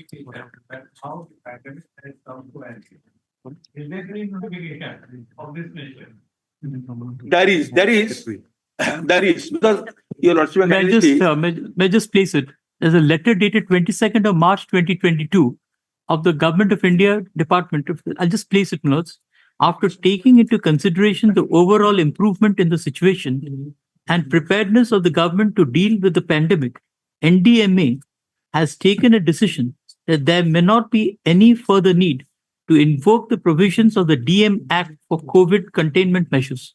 DSO Management Act. Accordingly, after expiry of the existing MHA order number so-and-so dated 25th of February 2022, no further order may be issued by the MHA. However, Ministry of Health and Family Welfare advisories on COVID containment measures, including on the use of face masks, hand hygiene, will continue to guide the overall national response to the pandemic.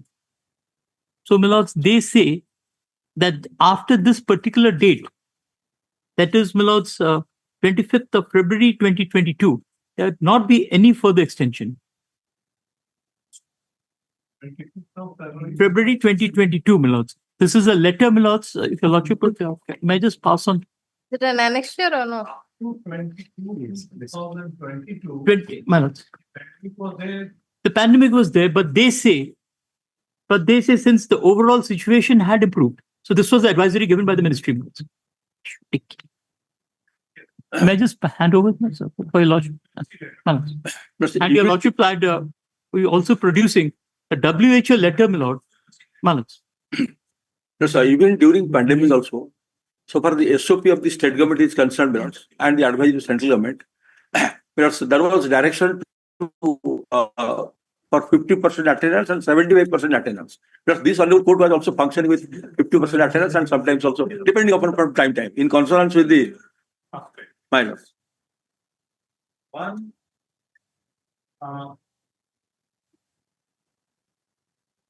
the effect of pandemic. Correct. Fourth measure. If the statutory provisions prescribe particular time within which power to be exercised. Now, because of the pandemic, if those powers could not be exercised, Correct. whether those could be extended or not, applying the doctrine of force majeure, that is the question. Now I think it will clear if your lordship will see the order passed by the Honorable Supreme Court in the context of COVID-19. No. That is for limitation. See,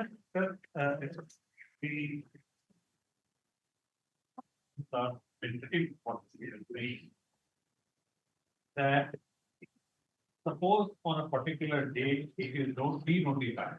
Correct. No more pandemic. Correct. And the power under section 73(9) was to be exercised on a date which fell on a date 1 month after that notification. Right. But he had the power to exercise that for a period of 3 years. Correct. So whether for applying that situation, pandemic situation, that could be extended or not. That is what they have done.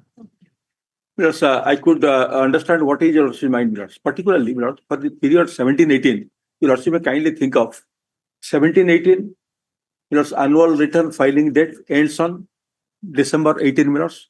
Bereft of the extended notification minutes, that has extended time limit minutes.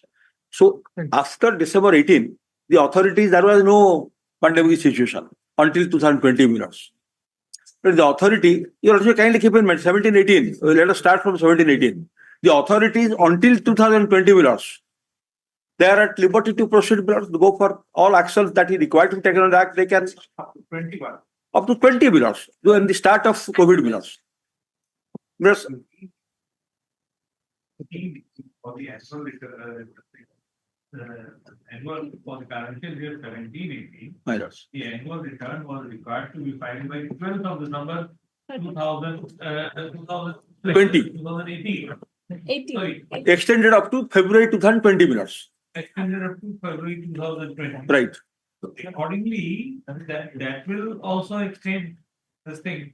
Power under section 73(9). Automatically up to February 23 minutes. Automatically. Minutes.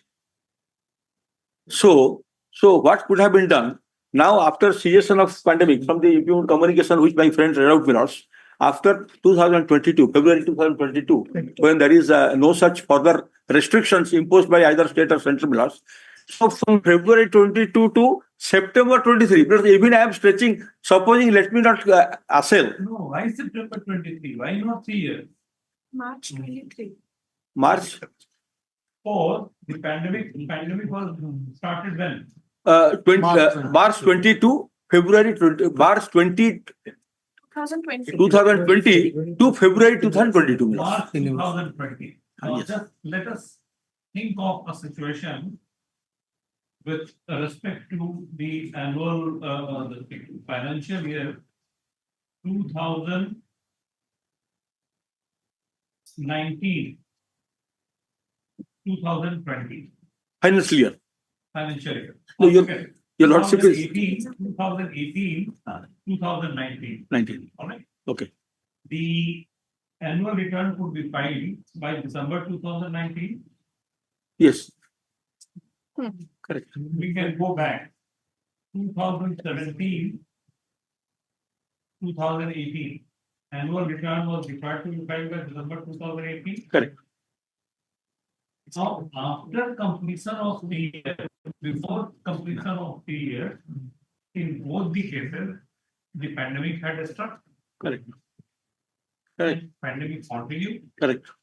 and thereafter, that power was to be exercised. Correct. So when the power could be exercised thereafter?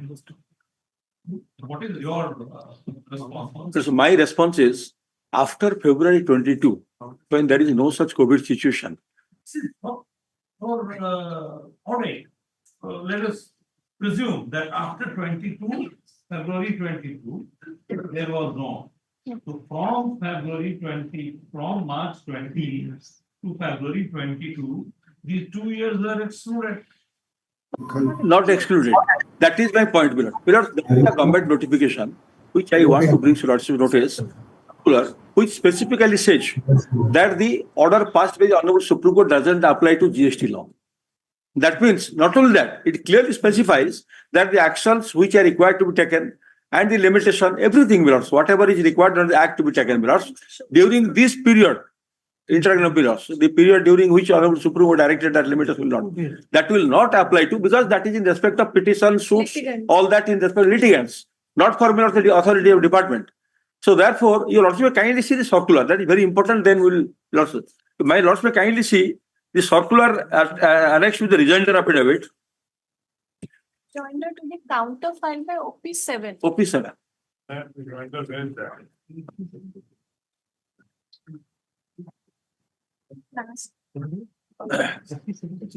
OP7 CBI. My lords. That is dated 2/7/2024, my lords. Rejoinder. And the circular dated 20th July 2021, my lords.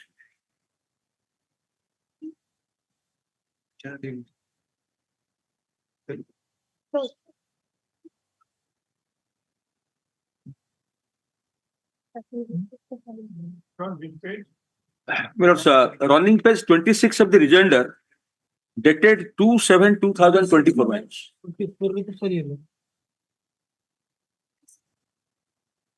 Annexure 16. At the top it is minus. Dated 20th July 2021. Minus. Subject is clarification regarding extension of limitation under GST law. My lords, continue.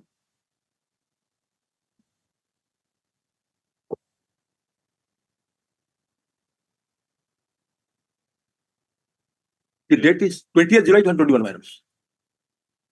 Clarification regarding extension of limitation under GST law in terms of Honorable Supreme Court's order dated. I think your lordship have. Yes. In terms of Honorable Supreme Court's order dated 27/4/2021, my lords. The government has issued, my lords may kindly see the first paragraph. The government has issued notification under section 168A of the CGST Act 2017, wherein the time limit for completion of various actions. Hey, copy. E5, it is E5 that is.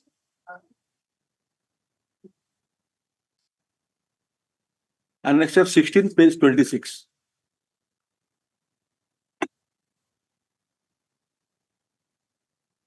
Page 26, my lords.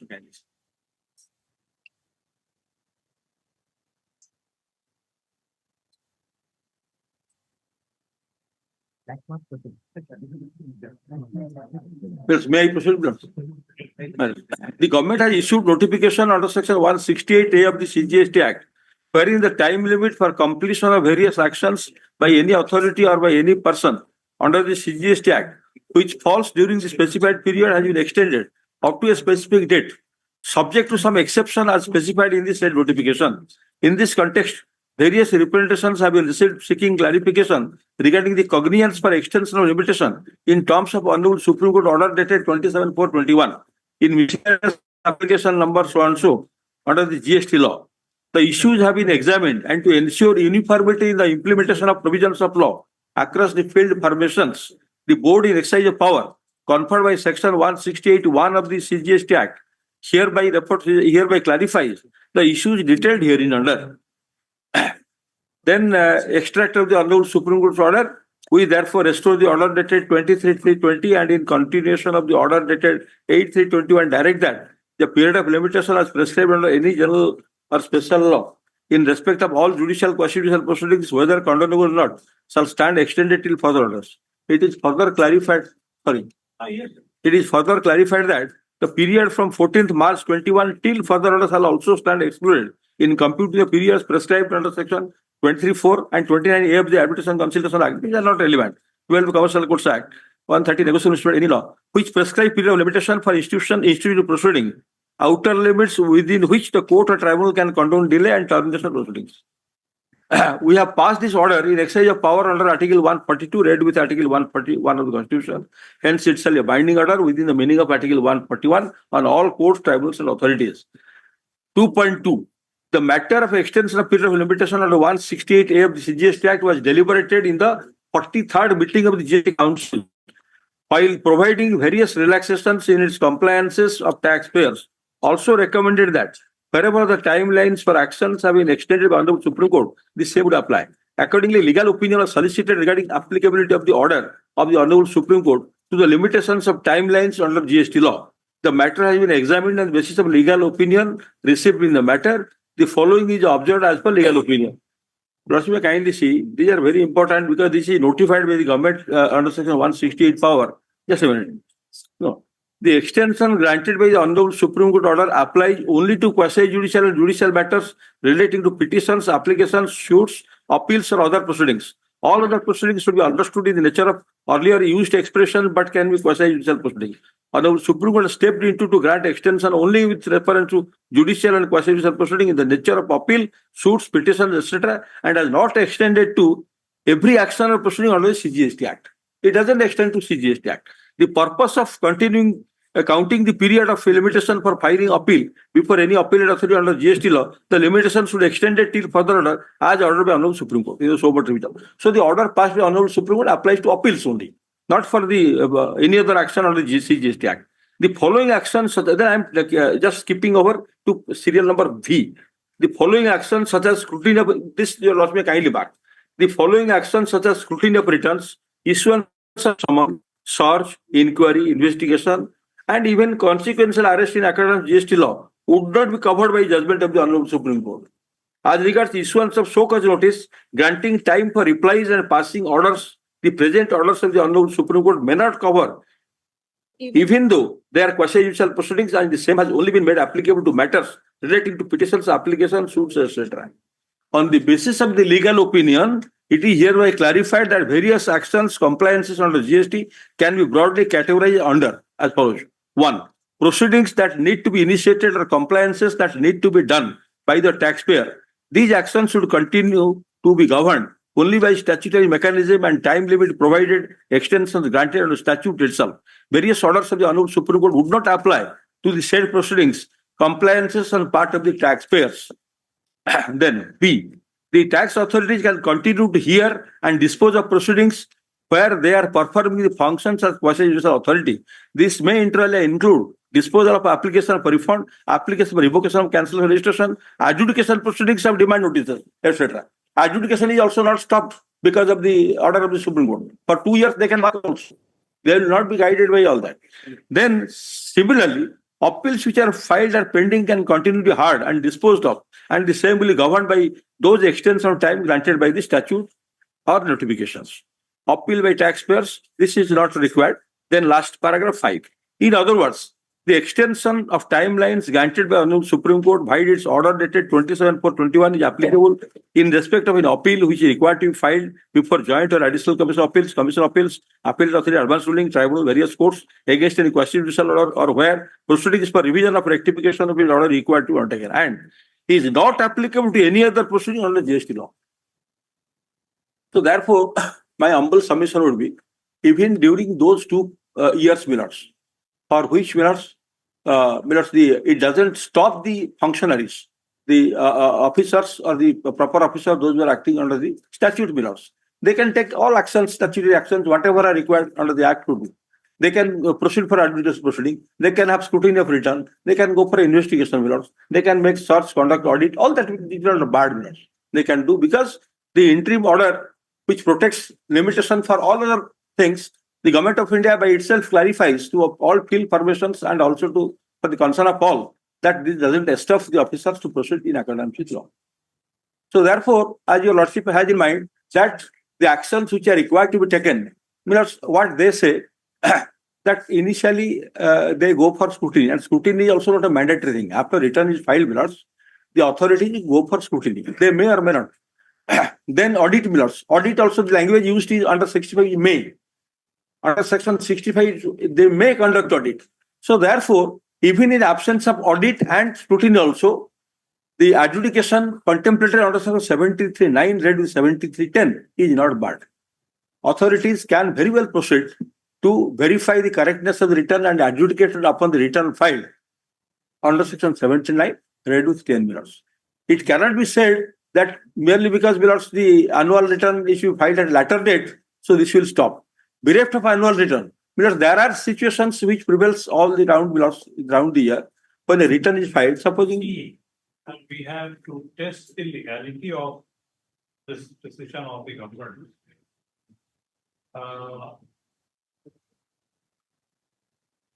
From 2 angles.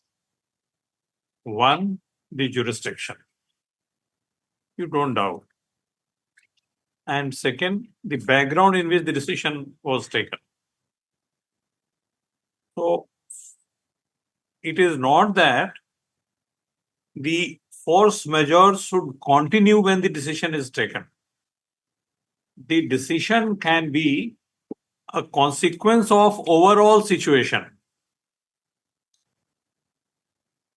Like, and whether we have those materials before us, we can enter into that. Correct. As to what were there before the central government to take a decision under section 168A for extending this.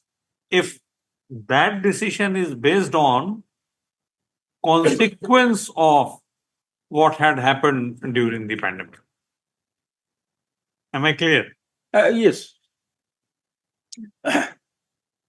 Your Lordship will have to go to the resolutions of the council, Lords. That is what also I have. Councils, because council, rightly your Lordship have said one thing, that it goes without saying that your Lordship in exercise of 226 power of judicial review, and in exercise of that power, can call for materials based on which the provision is invoked. They have to satisfy Lordship, because one thing I am bringing to Lordship notice, what has happened, one situation I am pointing to Lordship, Odisha Anti-Tax Act was challenged before this honorable court, twice, first time, second time when it was challenged, state took a different stand. Initially, state has taken a stand because there is quid pro quo relationship between what we get and what we spend. So therefore, there is no need of residential asset required under clause B of section article 304. Court wanted, if you are advancing a plea of quid pro quo, that whatever you earn from out of the thing, what you call it as fees, not tax, and that necessity requires that the money is to wholly spent for the tradespeople, then you have to furnish quantifiable data to the satisfaction of the court, matter went to Honorable Apex Court. Honorable Apex Court Millers sent the matter back to our High Court Millers, seeking a report after hearing the parties, and your Lordship, while examining the thing, have found that the amount which is spent, because the state, the money which you have from this octroi, or I mean entry tax, was spent for public good like bridge, road. Court said, no, this cannot be done. This is your sovereign function. So any amount which you are collecting must be spent for the tradespeople, welfare of tradespeople. So this court had recorded finding that the state has miserably failed to provide quantifiable data to the satisfaction of court that the amount which you claim to have earned is spent for the welfare of the tradespeople.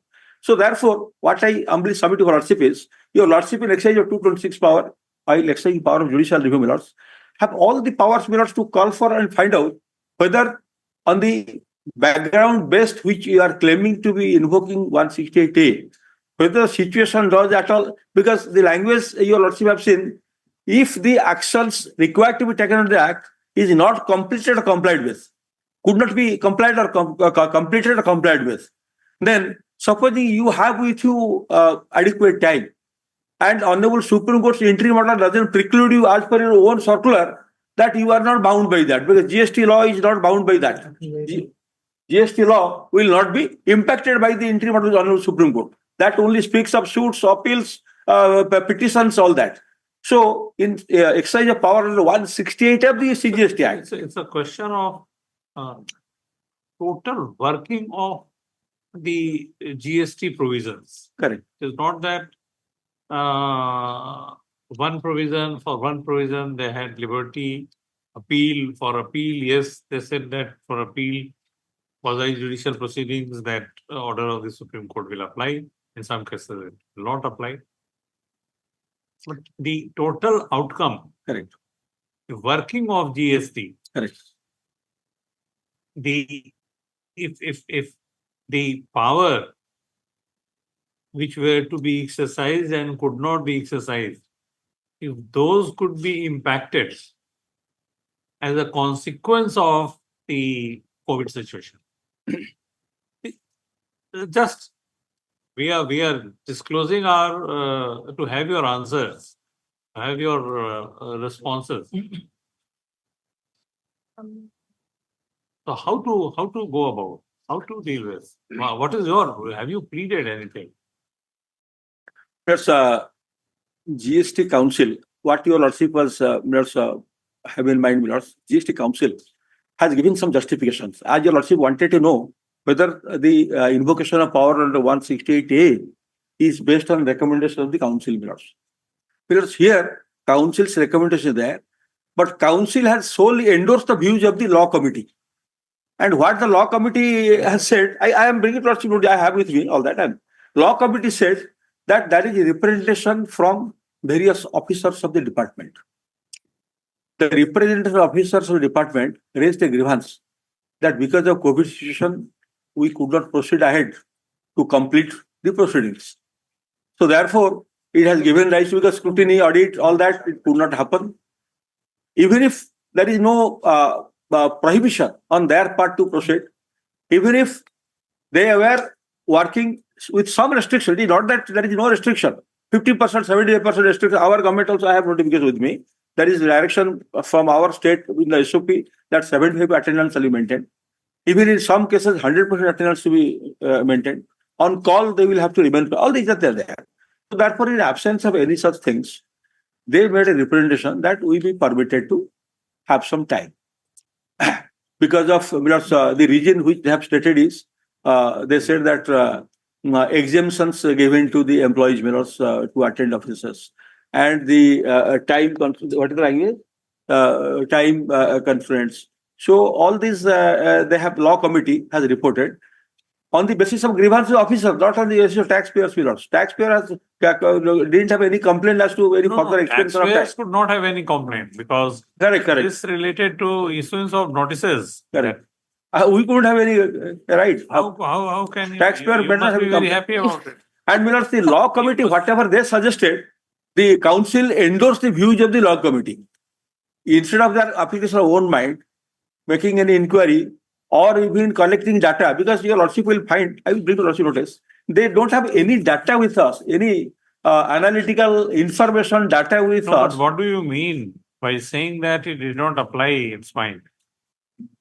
I mean, the committee submitted by law committee, Milods, that is mechanically endorsed by the recommending body, How that do is the you say council. mechanical?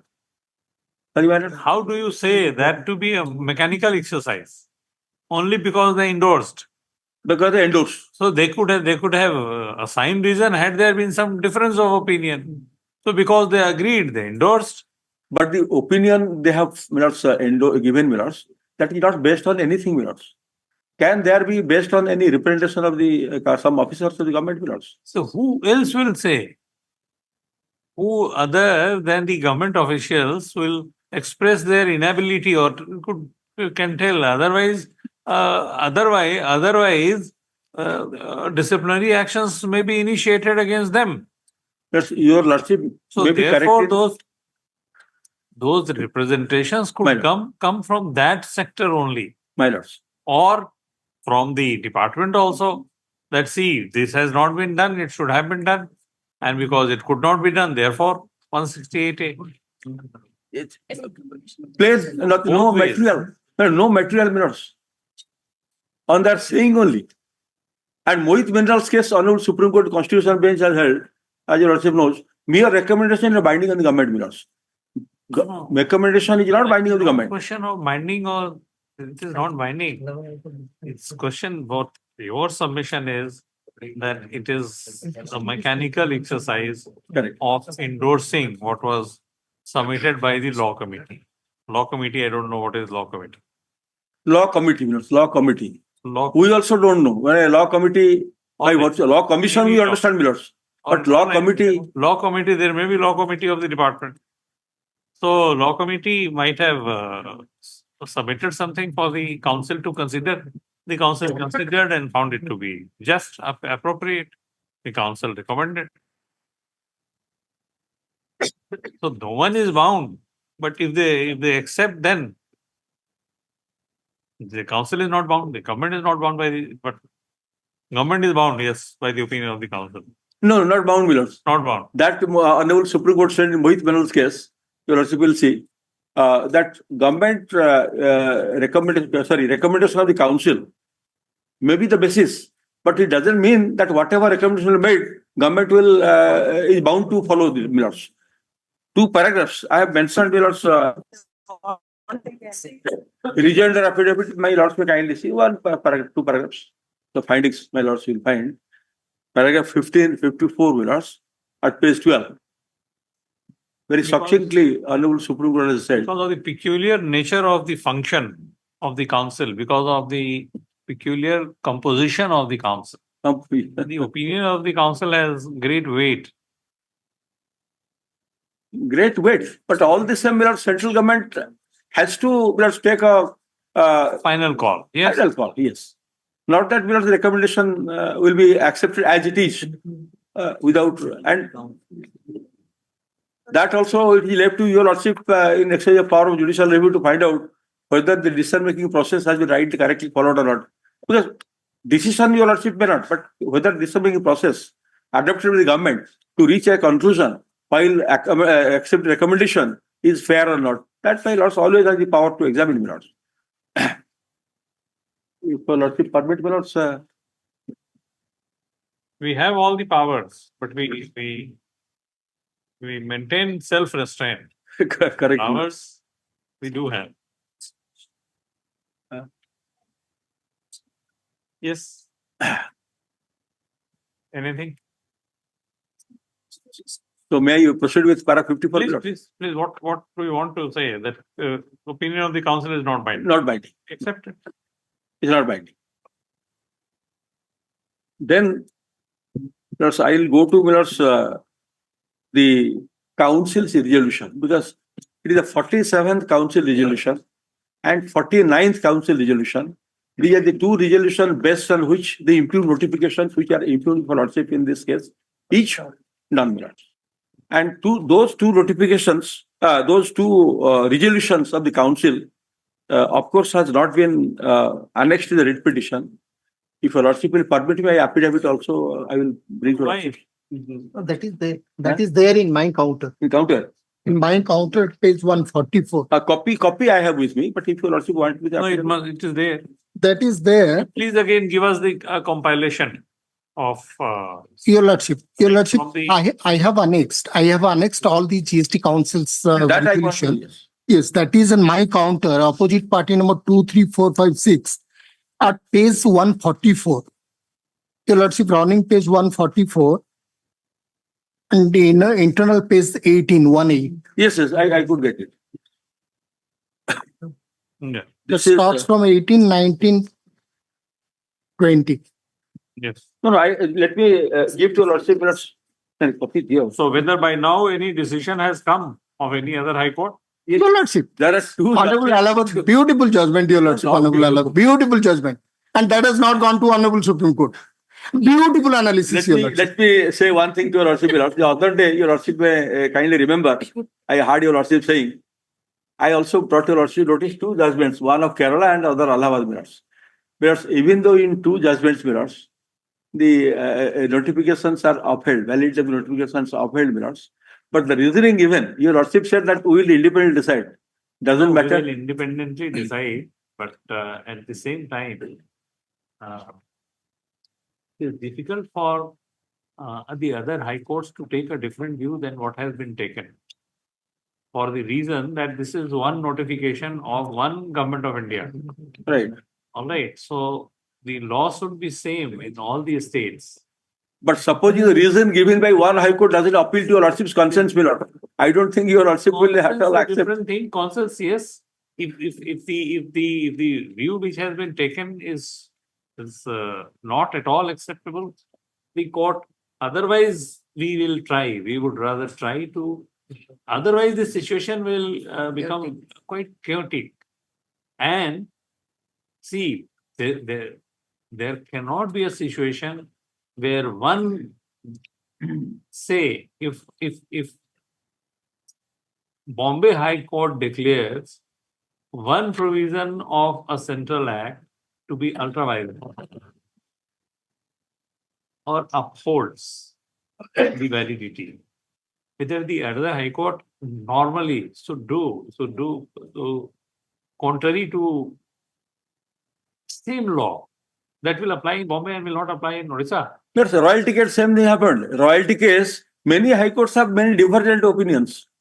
Now it is settled. Of course, at last, 9-judge bench has now come to a finding, definite finding. But prior to that, it was chaotic. But here, all this question was raised by my senior has been answered in the reasoning. And the question. I will show He you. is saying it may have been answered, but not necessary that we have to agree with that answer. Correct. No, but absolutely correct. No, but everything what falls your lordship and what argued by my senior has categorically not analytical. It's a very large judgment and will clarify everything. 168A recommendation. Mr. says it is a beautiful judgment. No, Your Lordship, for that reason, because judgment each and every point has been analyzed. All the judgment will not be whatever judgment now is saying. Lord, it has also been discussed and give a finding. Therefore, it is easier on the part of the revenue to place the judgment and close the issue. Close. Yes, even from your side. I don't think any point other than the point argued in this case before Honorable Allahabad High Court. Any point is there with my Lord and Senior to argue contrary further to this argument. I have gone through the judgment between the lines, my lords. And each and every judgment that was referred to, your lordship will find a conclusion that there is no strength in the judgment that is relied upon by the council. So therefore rejected. So you want us to explain also? Yes, I know your lordship will certainly appreciate to reach a logical conclusion. All right. Therefore, your lordship have clarified the other day. I correctly remember that we will decide on our own. No, but when we had made those observations, I think the Allahabad High Court judgment had not come. Your Lordship. Yes, By then. both has come. No, now. Last day. But when Your Lordship, I am submitting. You submitting, yes. And one more thing, When your was lordship that can remember. delivered? When I was bringing your lordship's own judgment in Patna, that Govinda constructions case, 16(4) of the CGS That Act. only notice, no stays there. No. Only notice has been issued. What I am saying, Section the matter is now pending with Supreme Court, and your lordship says yes. Even if I have decided there something, But if That is there. yes, so therefore anyway. Yes, if you permit me, then we can go for the council resolution. You can. That is relevant for the matter. You can conclude it. 47th council resolution. Yes. Please give me this.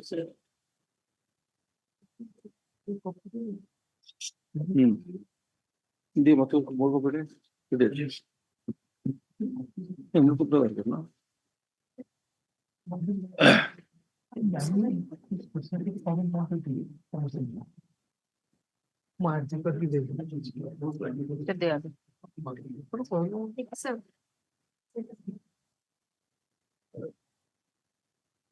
Yes. Well, the 47th meeting of the GST Council was held on 28th and 29th June 2022 at Chandigarh under chairmanship of Honorable Union Finance Minister Ms. Nirmala Sitharaman. The list of yeah. Now you will kindly see whatever is relevant is the next page. Agenda item 314 XIV. Next page, my lords. Agenda number 3 XIV 14. Note for extension limitation under section 168A of the CGST Act 2017. I think my lords got it. Yes. My lords. The Principal Commissioner GST Policy Wing mentioned that requests were made to extend the period of limitation under section 73, 74 and section 54, 55 on account of problems being faced by taxpayers as well as tax administration. They mentioned taxpayer, but there is no grievance of except for refund. Tax administration in respect of demands and refunds getting time barred due to long period of lockdown restrictions. He informed that the issue was deliberated by the law committee in its meeting held on 11/4/22 and 7/5/22. The law committee observed that center as well as state government were working with reduced staff along with staggered timing and exemption certain categories of employees from attending offices from time to time during COVID period. Further, it was a conscious policy decision. This year, Lordship may kindly back. I think your Lordship may not appreciate to this.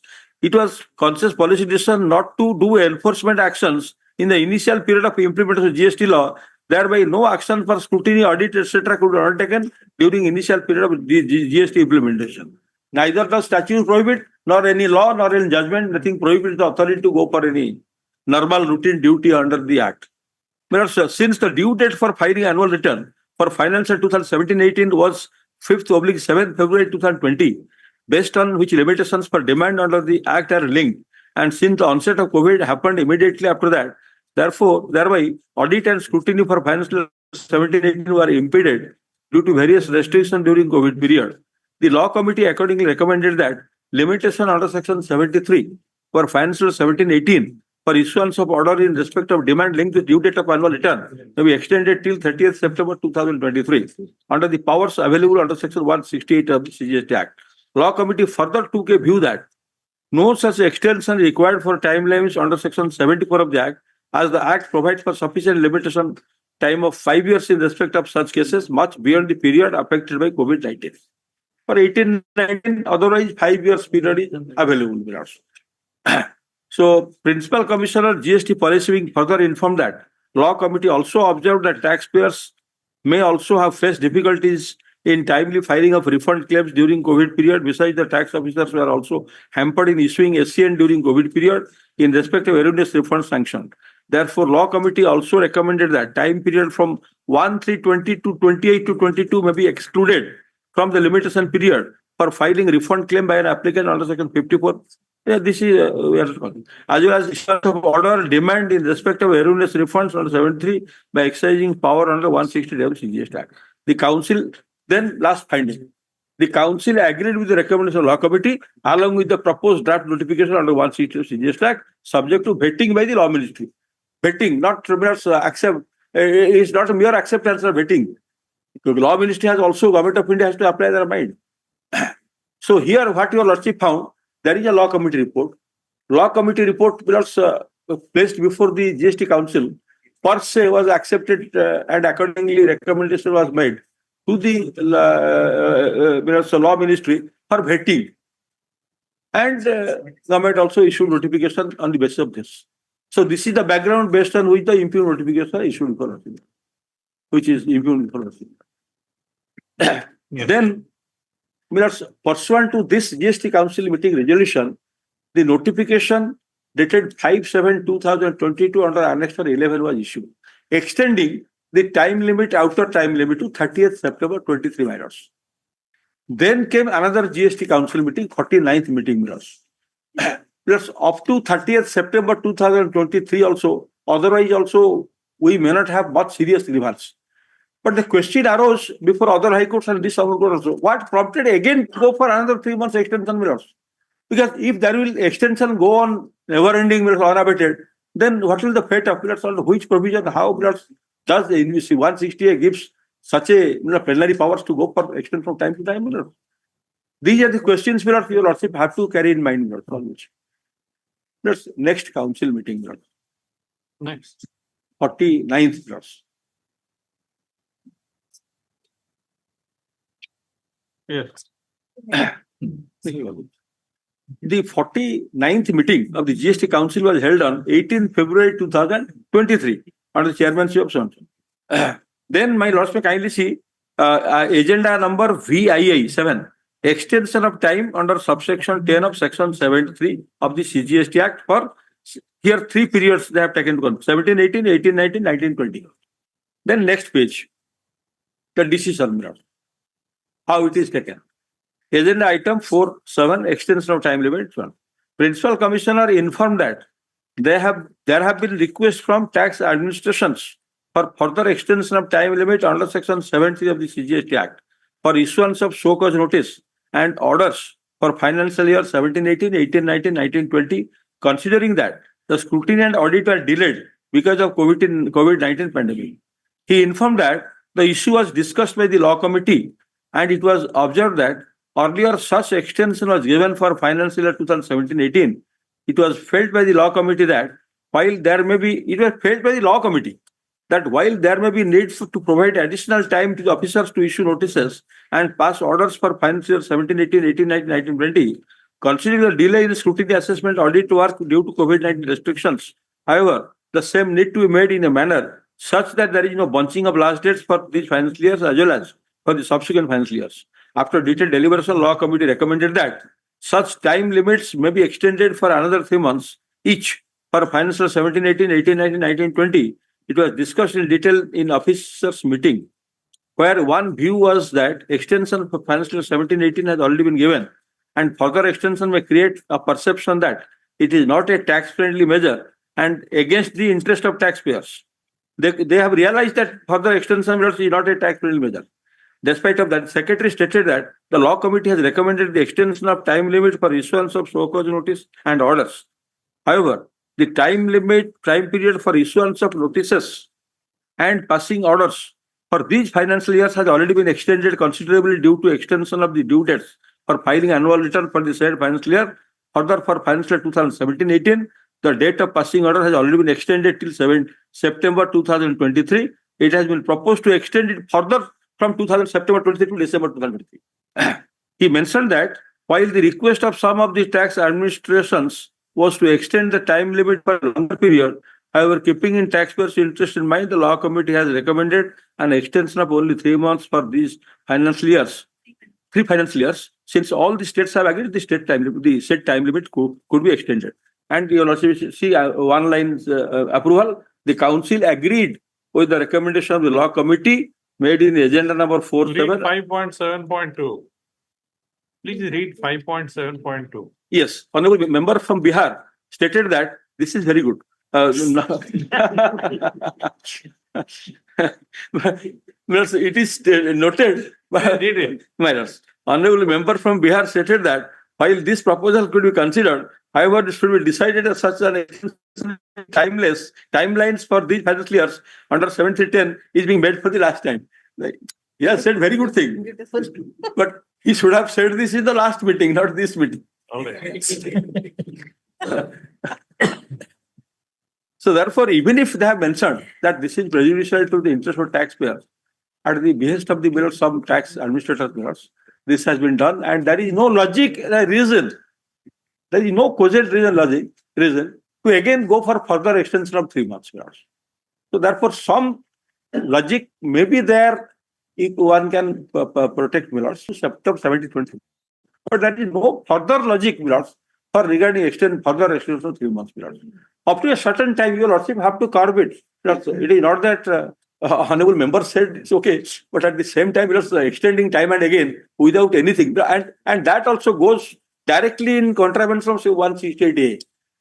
Neither there is a reason anything where your lordship will find from the reasons whatever is law committee. Law committee first of all has no jurisdiction. We don't, your lordship may not recognize the law committee because statute recognizes only the recommendation of the council.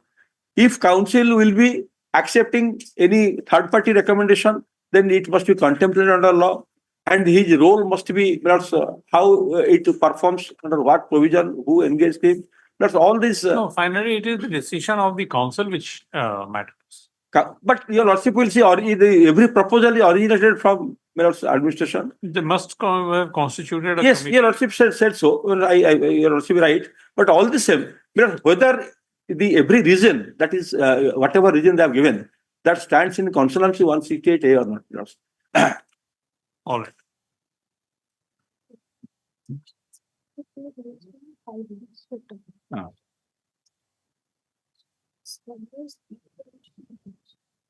And there's one more provision, if your lordship reconcile with section 7310 with that of section 74, Millers.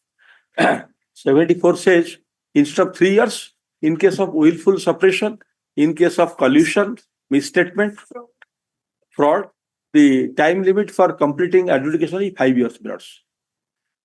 Millers, time limit for 74 stood unextended, left intact, Millers. Whereas person not committing fraud, willful suppression, collusion, Millers, by virtue of these extensions going on now is similar to that of 74, Millers. Do that. Millers? If you want. I cannot invite, they cannot invite peril, Millers. So that is, but all the same, the impact is, Millers. The 74 Millers now got equated with Millers, even the innocent taxpayers, those who are Millers there. That's now some authority judgments, Millers, I would like to rely upon, Millers. Millers, permit me, Millers.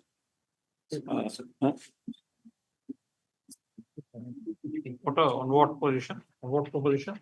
Position means so far as the delegated legislation is concerned, whether the authorities in exercise of power as delegated delegate, Millers, under 168A, whether they are within the limits or they are overreached, Millers.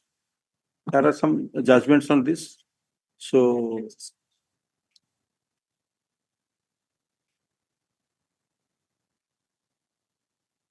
Honorable Supreme Court, particularly on this issue, has given a guideline, which is very important.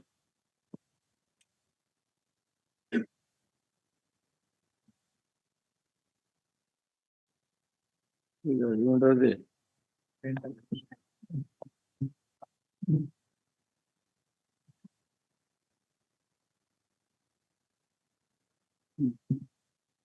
Lordship may kindly see the Dental Council of India case, paragraph 30, my lords. Yes.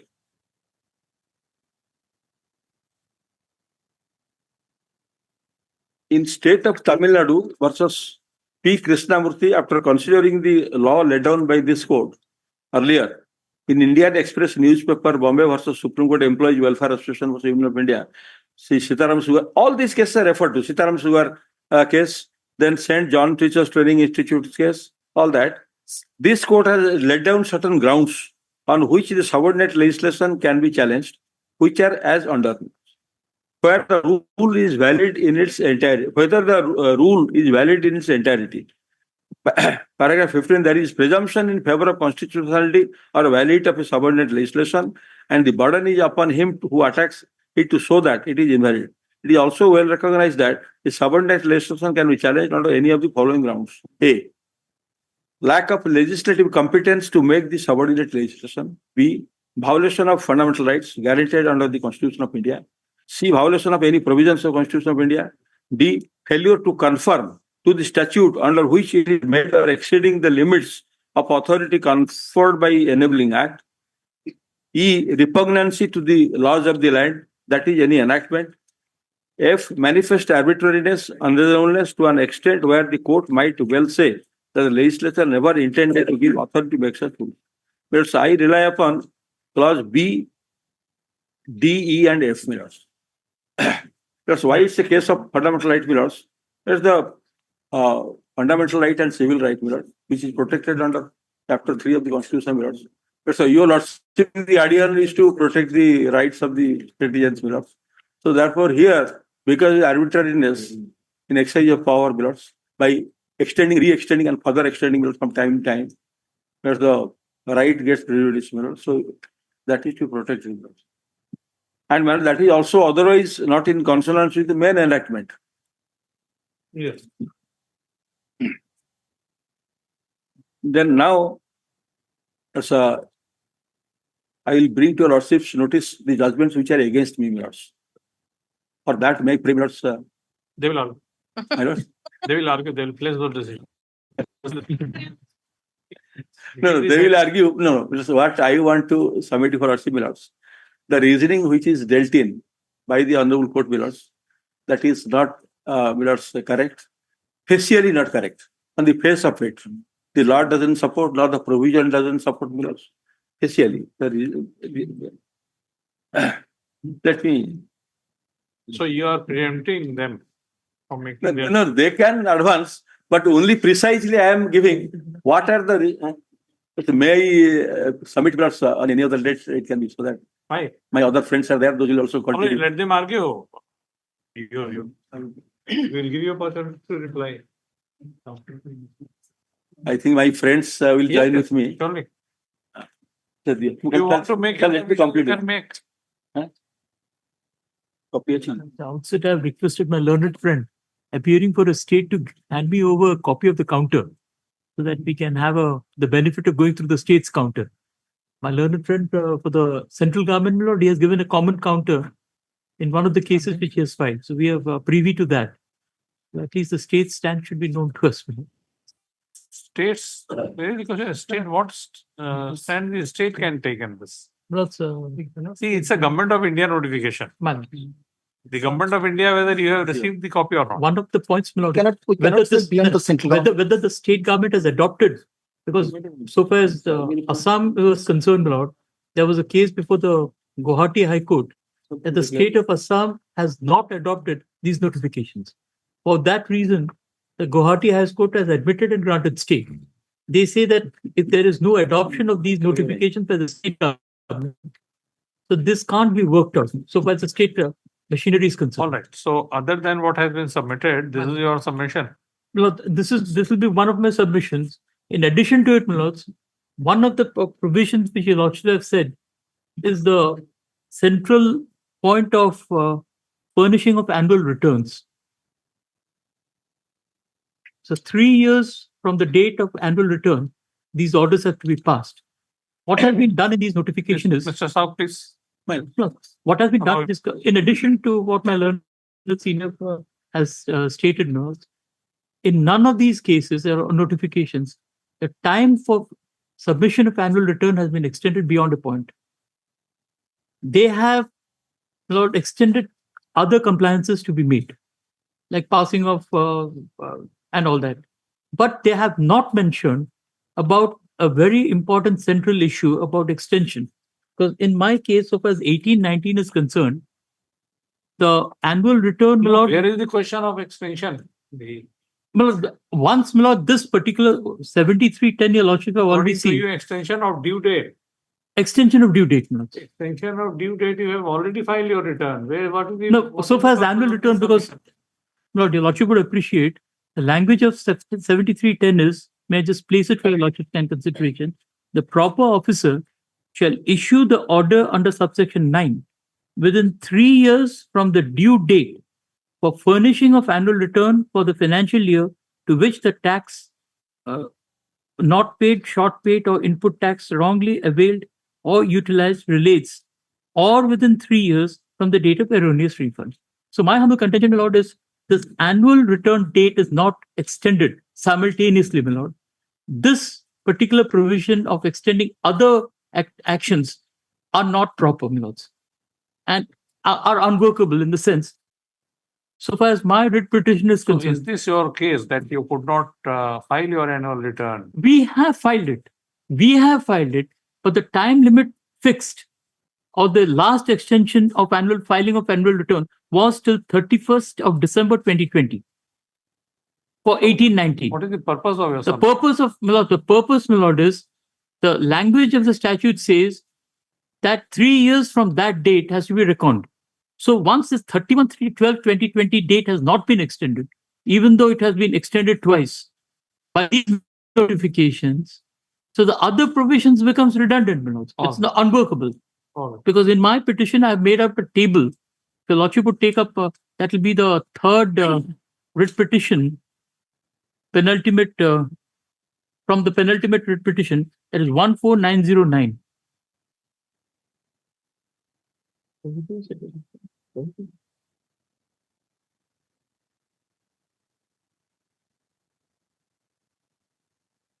Fourth item. That will be the Lord 14909. That will be just two matters above the penultimate matter. One matter above the penultimate matter. my lords. Yes. Your lordship, what? 14909.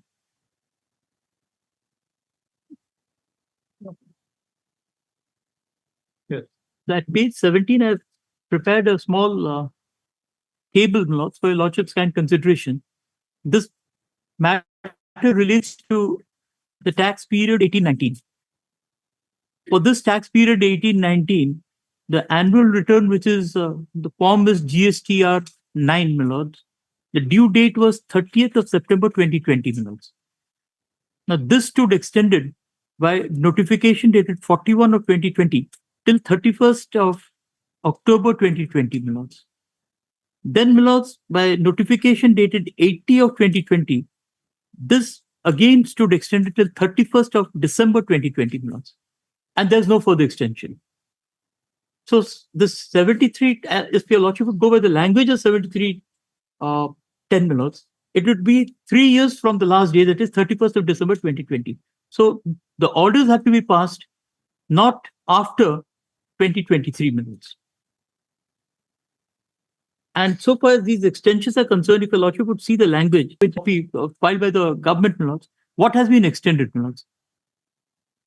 Extends the time limit specified under subsection 10 of 73 for issuance of order under subsection 9 of section 73 of the said act for recovery of tax not paid or short paid or input tax credit wrongly availed or utilized in respect of the tax period for the financial year 17-18 up to 30th of day of September 2023, exclude the period from 1st of March 2020 to 20th of day of February 2022 for computation of the period of limitation under subsection 10 of 73 for issuance of order, subsection 9, under subsection 9 of section 73 for recovery of erroneous refunds.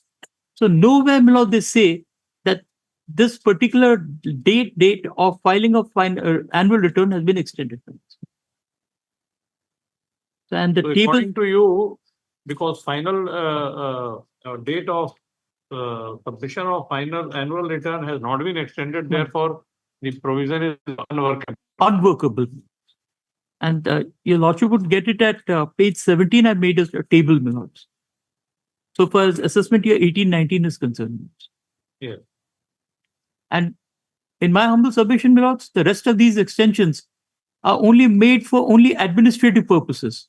Nothing to do with force majeure, nothing to do with the other so-called averred actions which could not be taken as a result of the COVID-19 laws. And it's an unilateral extension made on the recommendation of the law committee of the GST Secretariat. I'm just checking up, this law committee is attached to the GST Secretariat, consisting of commissioners and other officials of the tax department. So that's the constitution of the committee. And rest of it subject to your lordship's kind consideration. If your lordship could grant us some breathing space. Tomorrow, my lord, will be two. Let us see their submissions. And I've requested my learned friend, I think I'll be collecting a copy of the counter from him from the May collect, Manoj. that is material. Manoj. Should just give us some more time, Manoj, we could. No further time. We have been adjourning this matter since long. No, at least. Let him Manoj. answer. Sir, before my friend makes a reply, Millers, small addition, Millers, the counter affidavit which both the CPIC, opposite party number 7 has filed, and opposite party number 2, 3, 4, 5, 6, the state GST department has filed. Your lordship will find they have reproduced the provisions of law. There is no specific submission made in the counter affidavit challenging in any manner, Millers, so far as the allegations of this present petition in the case of challenging the validity of notifications. Nothing. Because only they have referred to the various notifications. And so far as GST, CPIC's OP number 7's counter is concerned, because in my rejoinder, I have raised one objection that as per this circular, which is there of the Government of India in the rejoinder affidavit, the affidavit is shown by the Principal Commissioner, Millers. And he must have authority in writing on to swear the affidavit on behalf of Government of India, as per the circular which I have annexed. And there is nothing emerges whether he is at all authorized. So in absence of authorization, if they fail to satisfy, then the whole of the counters will have to stand rejected. Yes. So it's a very simple thing. But in any case, if your lordship, without placing much burden on your lordship. Mr. Kara submitted that because the due date has not been extended, therefore the entire thing becomes unworkable. Yes. In the initially also in Australia, I have said that 44 is linked to 7310. So if you don't parallelly extend the validity of 44 Millers, 7310 cannot be given effect to. It must synchronize. With your lordship's permission, Lords, about that adoption which I have said, I just may just submit the Guwahati High Court's order so that the state has to answer whether the state of Odisha is at all required to adopt it.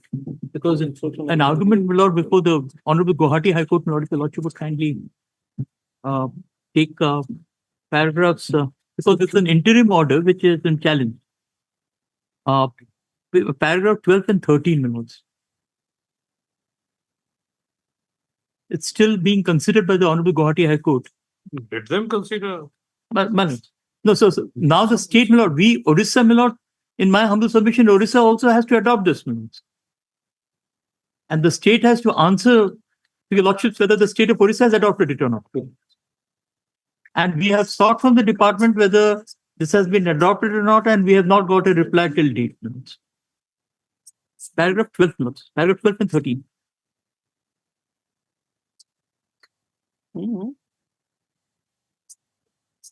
May I please for your lordship?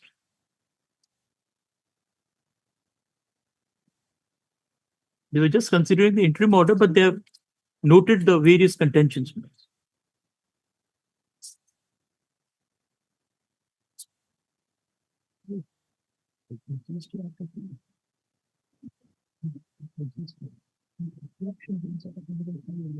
Why are you relying on this? No, I for the limited purpose about adoption. See, this is not only an interim order. It's an interim order. It's not only an interim order. The court says that prima facie, court is prima facie satisfied that the notification is not in consonance with section 168A. So you are relying on this order and they are relying on a division bench decision of Allahabad High Court. I'm just relying on the contention raised about adoption. So we have already written to the... Have you taken this plea that this has not been adopted by the state government? Not in a... Why am making this submission?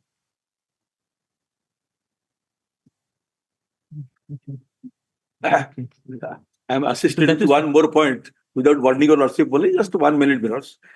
Very nicely, he has pointed to one thing, Millers. But the 168A, as I said, came into force on 31/3/2020, Millers. 31/3/2020, Millers. 168A, Millers. It was implemented from 31/3/20. And the notification, which I pointed out to lordship, Millers, section 44, that stood extended up to 7th February 2020, Millers. 7th February 2020, Millers. So by the time that was there, this is not there. So it came later, Millers. And by virtue of 162, they have also power to retrospectively also let's give effect to by appropriate amendment, which they have not done. So therefore, without making any further extension by invoking 162 minutes, so the extensions which have been made doesn't stand in consonance with Section 24. These are to be synchronized. Subject to what will fall from a friend. I think Mr. Sridharan is waiting to join with us on Yes. BC. Online. Someone is there online. Oh. Mr. Naik, Mr. Sridharan is there. BC. Phone again.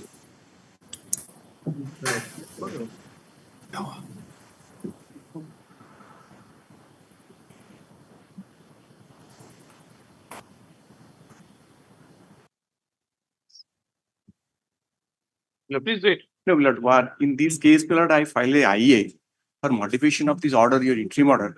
Your lordship has granted the interim order stating there is no coercive action has to be. But here, my lord, the date is completion of the assessment, my lord, this month it has to be completed. So if your lordship permit, then we can proceed with the assessment. No order will be issued. Or lordship grant stay. Otherwise, my lord, the limitation part will be harp upon the revenue, so that I cannot proceed further, my lord.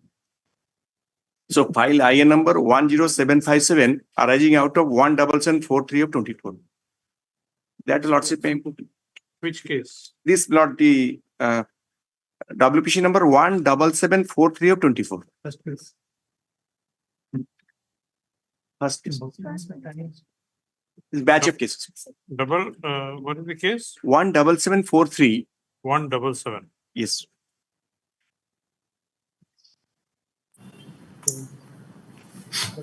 The limit is They have given served this IA today itself, my lords. I pray they may be given a time to file a reply to this. My lord, what they are saying, this is covered by the. See, you want to file reply to what? My lord, this IA has been served to us today only just before the lunch. When? Today When was only. it served? Today only this has been served. All right, then we'll dispose of the IA with that liberty. My lord, this 75(1) covers this scenario because once the stay order of this honorable court is there, the timeline for education gets extended correspondingly. So, Just a minute. States order regarding course.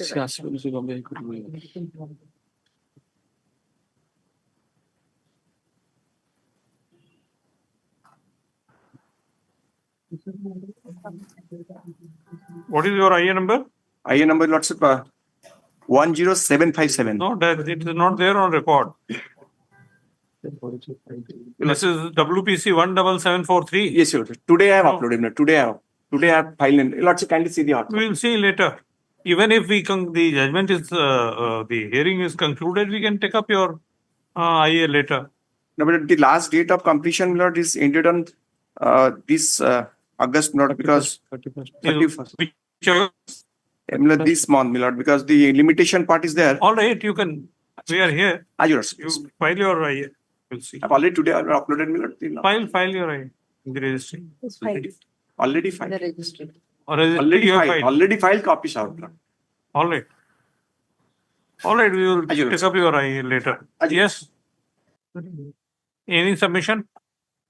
Yes, sir. For the petitioner. Mr. Naik, please. Yes, sir.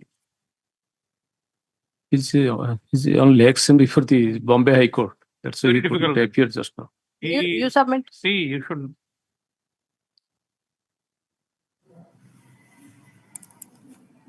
He is giving preference to Bombay. Yes, sir. To Patna, Odisha. All right, let him argue. There. my lords, there are other connected issues in certain matters, as I pointed out, my lords, apart from 168A. My lords, we may be allowed to argue that once the arguments on 168A conclude. Slowly. Yes, we cannot see. Can you see? No. It's not visible. All right, what addition you intend to make? My lords, am I audible, my lords? Yes, you are audible, but we can't see you. Not visible. My lords, 1 minute, my lords.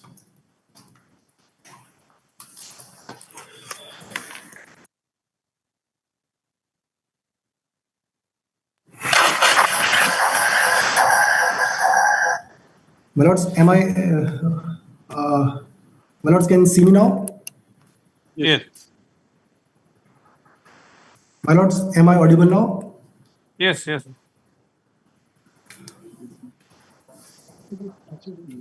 Yes, please make your submissions. Yes, my lords. My lords, for the items, item number 1, item number 10, 13, 19, 20, 21, and 28. These are, my lords, matters pertaining to Vedanta and Tata projects. Apart from, my lords, challenging the virus of section of these notifications, my lords, here the notices have been issued pursuant to the audit by CAG. So, my lords, under the pre-GST regime as well under the GST regime, my lords, CAG does not have any power to conduct the audits. Therefore, my lords, since We will all take up these your notices have matter. been issued, Just a minute. We will take up your matter tomorrow. All right. fine, my lord. Which are those cases? My lords, in the batch at sub-item number 1, 10, 10, 13, 13, 19, 19, 20, 21, 20, 21, and 28. 28. So My lord, these are 5 matters of Vedanta Limited and 2 matters of Tata project. just a minute. So in these cases, notification issued under section 168(1) are not under challenge. Those are under challenge, my lords. Additionally, the notices have been issued basis the CAG audit. And my lords, CAG doesn't have the power to audit the accounts of private entities. That is settled law even in the pre-GST regime as well as GST regime. There is High Court judgment of Bombay High Court, my lords, which has quashed the proceedings initiated by the CAG audit.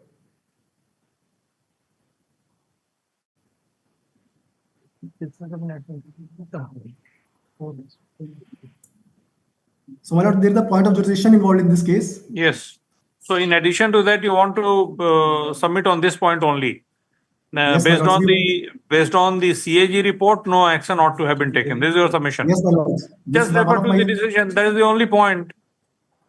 My lords, we need to, my lords, we need to argue at length on that, my lords. It will take some time. I request it can be taken up tomorrow, my lords, because we need to show some record, etc. in this. See, Mr. Counsel, the point is very simple in your case. In addition to what has already been argued, according to you, in your cases, notices have been issued based on the CAG report. According Yes, to you, CAG report could not have been the basis for issuance of notice. And in support of that, you are relying on certain decisions. They're relying on decision of Bombay High Court. Bombay High Court and my lord, there are interim orders by Telangana High Court also on the same issue. We are relying on that. Interim order. Yes. Please don't rely on any interim order. There you may find an order of Patna High Court also, judgment on this. So it's not very complex issue. So if that is all which you want to submit, you just refer to those decisions and make your submission. My lord, Why tomorrow? Everything has been argued and you are saying tomorrow. My lord, there are some points. That's all. My lords, may please allow us to do it tomorrow. My lords. Just give the. There are certain, my lords. Why tomorrow? Why it's very difficult for us to fix a date, Mr. Counsel. It's not easy for us to fix a date for final hearing of a case. My lord, there are certain points on. Certain points. Make your submission then on all the points. We are here. My lord, may please take up the first matter, my lords, Vedanta. All right.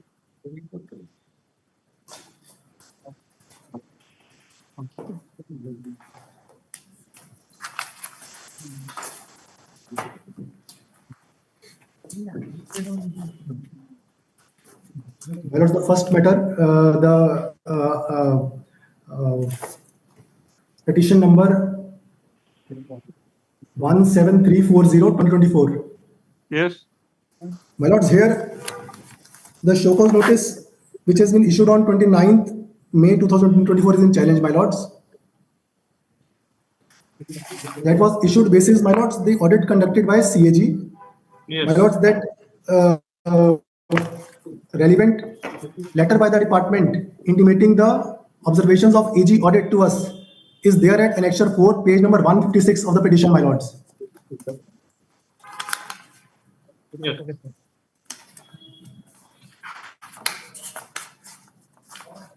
Yes.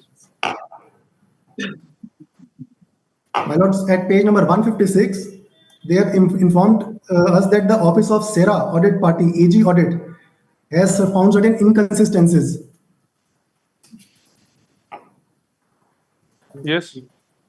Thereafter, my lords, they have enclosed at page 157, they have enclosed the audit observation of the AG audit. Yes. My lords, as per that report, they say that there is some mismatch between GSTR, between certain tables of GSTR 9. You could have, Mr. Counsel, your client could have simply responded to that and could have relied on the decisions saying that the audit report of the CAG could not have been the basis. So that is like that stand you can take it for the competent authority. My lords, we replied to that. We replied to that, my lords. I'm thankful for pointing this out, my lords. Our reply is there at page number 161. Even what the objection they raised, my lords, we resolved those objections saying that this is based on incorrect comparison of data, what they are doing in the returns, etc.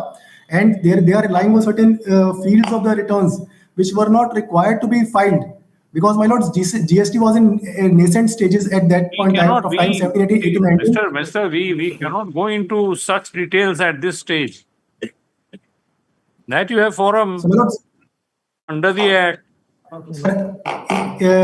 While replying to this letter, we clarified those objections, but still they have issued the show cause notice. My objection will be for, my lords, why we are challenging is that this is beyond jurisdiction. AG audit doesn't have a power to audit my accounts. All right, that. And on top of it, my lords, we have they are relying upon those fields of the return which were not required to be filed at that point of time. And there are notifications to say that, but they are relying on those fields in spite of my filing the replies, etc. They have issued show cause notice of 87 crores. All right. Anything else? Lord, there are certain factual details involved in this, my lords. I need to take my lords to that, my lords. Mr. Counsel, there are senior counsels appearing in this court in these cases, and you are seeking adjournment. Unnecessary. My lords, I'm not. If you are not ready, you should have sought adjournment. We might have granted, we might not have. Not the way.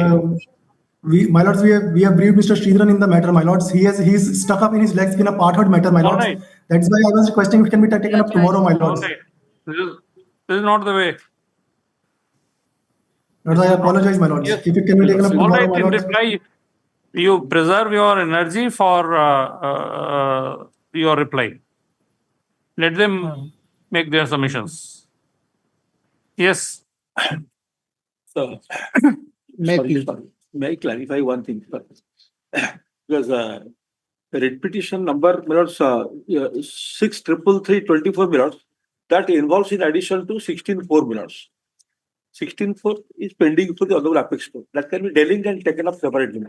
One. And 16,2C, your lordship, I directed my friend to give list of matters so that it can be taken care of in the next batch.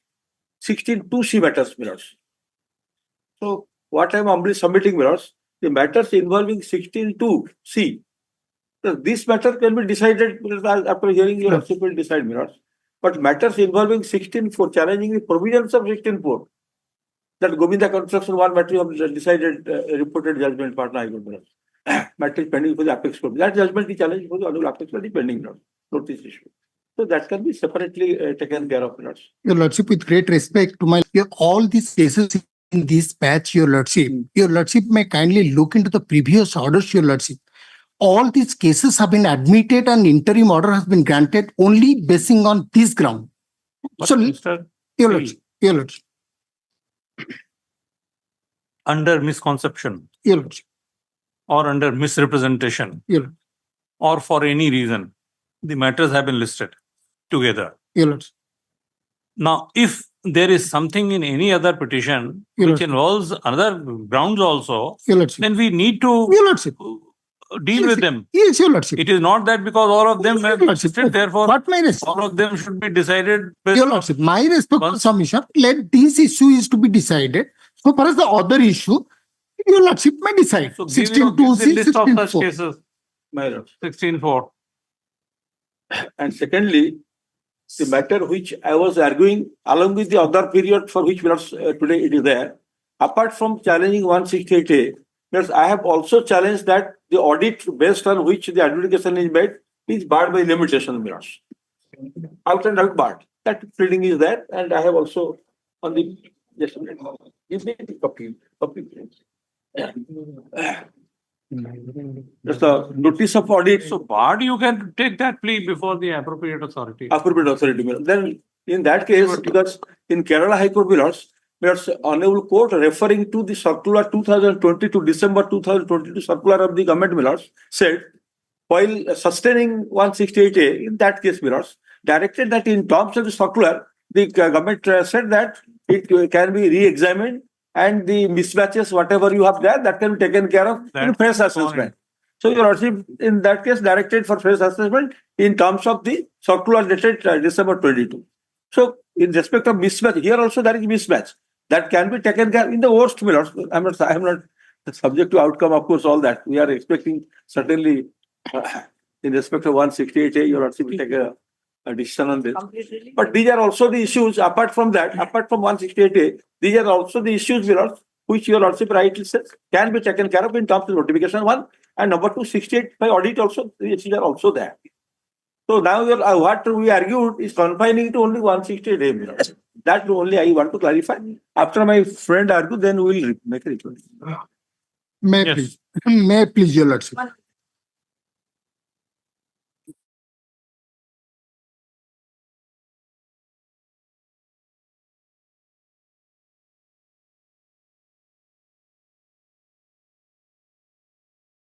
Clear on one point Minor. that in all the cases, 168A notification is under challenge, apart from 16-4. Correct, yes. 16.4 and also 16.2C. 16-2C, Minors. whatever. So, but 168 is there in all the Come on, cases. Correct. Right. Your Lordship. Your Lordship has already gone through 4 notifications, Your Lordship, and 2 provisions of the statute, that is section 172, section 168A. So far as the notification, Your Lordship, 14th November 2019, Your Lordship, page 123, as well as page 124, that is the notification 3rd February 2020. Your Lordship, those are the notifications for extension of the due date of the filing of the returns, annual return, Your Lordship, to last, Your Lordship, 7th February 2020. These notifications for extension of due date, Your Lordship, have been passed under section 172 of the GST Act, Your Lordship. Finally, on 7th February, why this has been extended, Your Lordship? Because there was no COVID force measure, etc., previous to 2020. Your Lordship, the GST Act has been implemented with effect from 1/7/2017.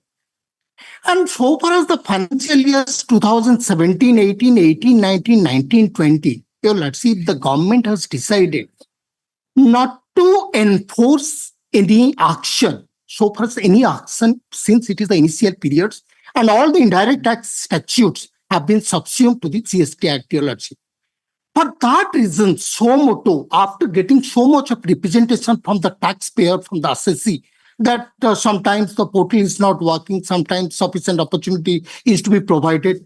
Due to this, Your Lordship, as per section 172, the due date of filing of return has been extended both 2 times, Your Lordship, and finally, on 7th, so far as the 2017-18, it is 7th February 2020.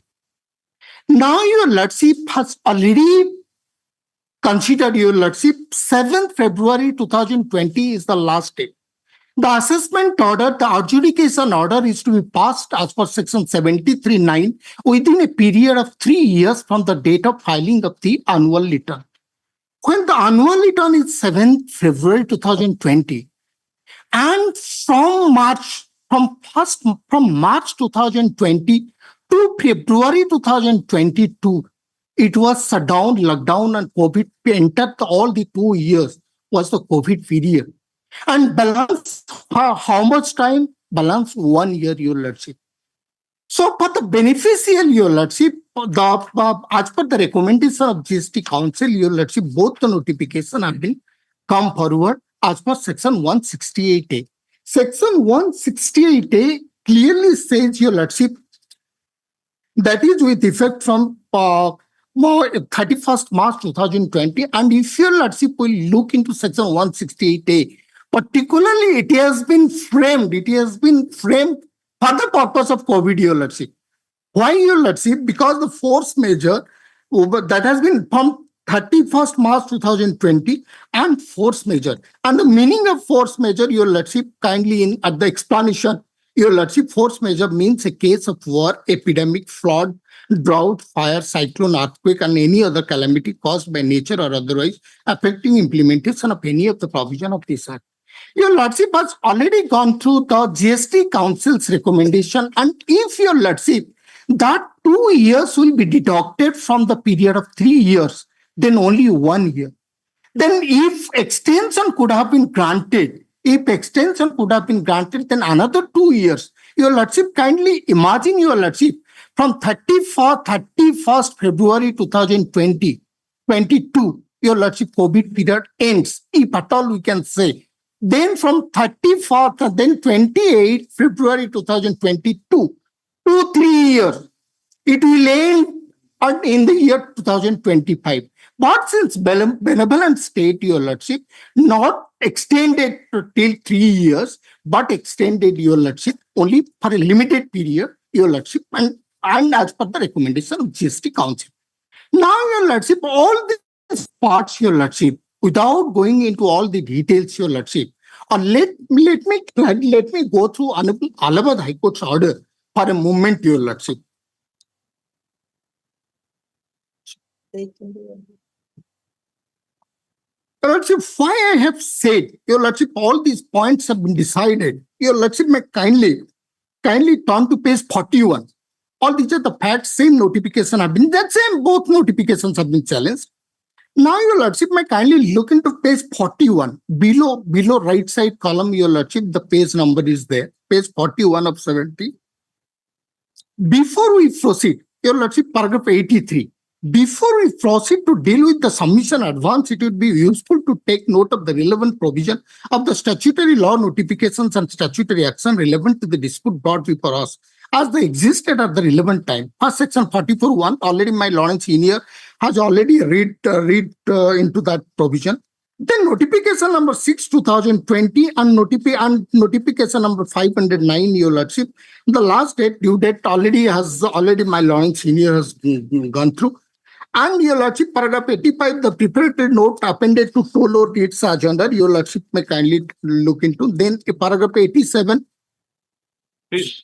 Paragraph 87, the Honorable Supreme Court's order, the final order passed by Honorable Supreme Court, Your Lordship, till 2022. At the same time, Your Lordship, paragraph 88, at the same time, fast extension of time were provided invoking general power of remove difficulties enacted under section 172 of Central State. However, those extensions are granted arising under different circumstances, namely teething the problem faced by all the stakeholders upon introduction of Central Act and State Act. We found those are not relevant. Therefore, no reference is being made to the same. Acting under the new provision under section 168A, the first action involves the issuance of notification 35/2020. Your Lordship, I have annexed in my counter, already gone through. Your Lordship has gone into, and dated by the central government and parameter and issued by the state. We restrict the notification. Notification, Your Lordship, has already gone into. Then, Your Lordship, the action was taken by the new law in the issuance of notification. Your Lordship may kindly leave into paragraph 92, paragraph 93, 94. Your Lordship, these are the notifications, Your Lordship. Now, Your Lordship, may kindly turn to page 90, paragraph 97, page 51. Also, as to the submission, that the said provision authorizes the delegate to act in special circumstances and not by way of general power to be exercised to remove difficulty. We found ourselves in agreement with the submission advanced by the Law and Council for the petitioner, thus in contrast to Section 172, powers under Section 168 may be exercised, Your Lordship. Now, paragraph 98, what are the force measure, Your Lordship? Force measure 98, 99. And COVID just next page, paragraph 100. Tested on the above principle as a fact, the recommendation of the council to issue the impugned notification to extend the time limit exists. Also, the concurrence of the force measure circumstances, epidemic COVID-19 is undisputed.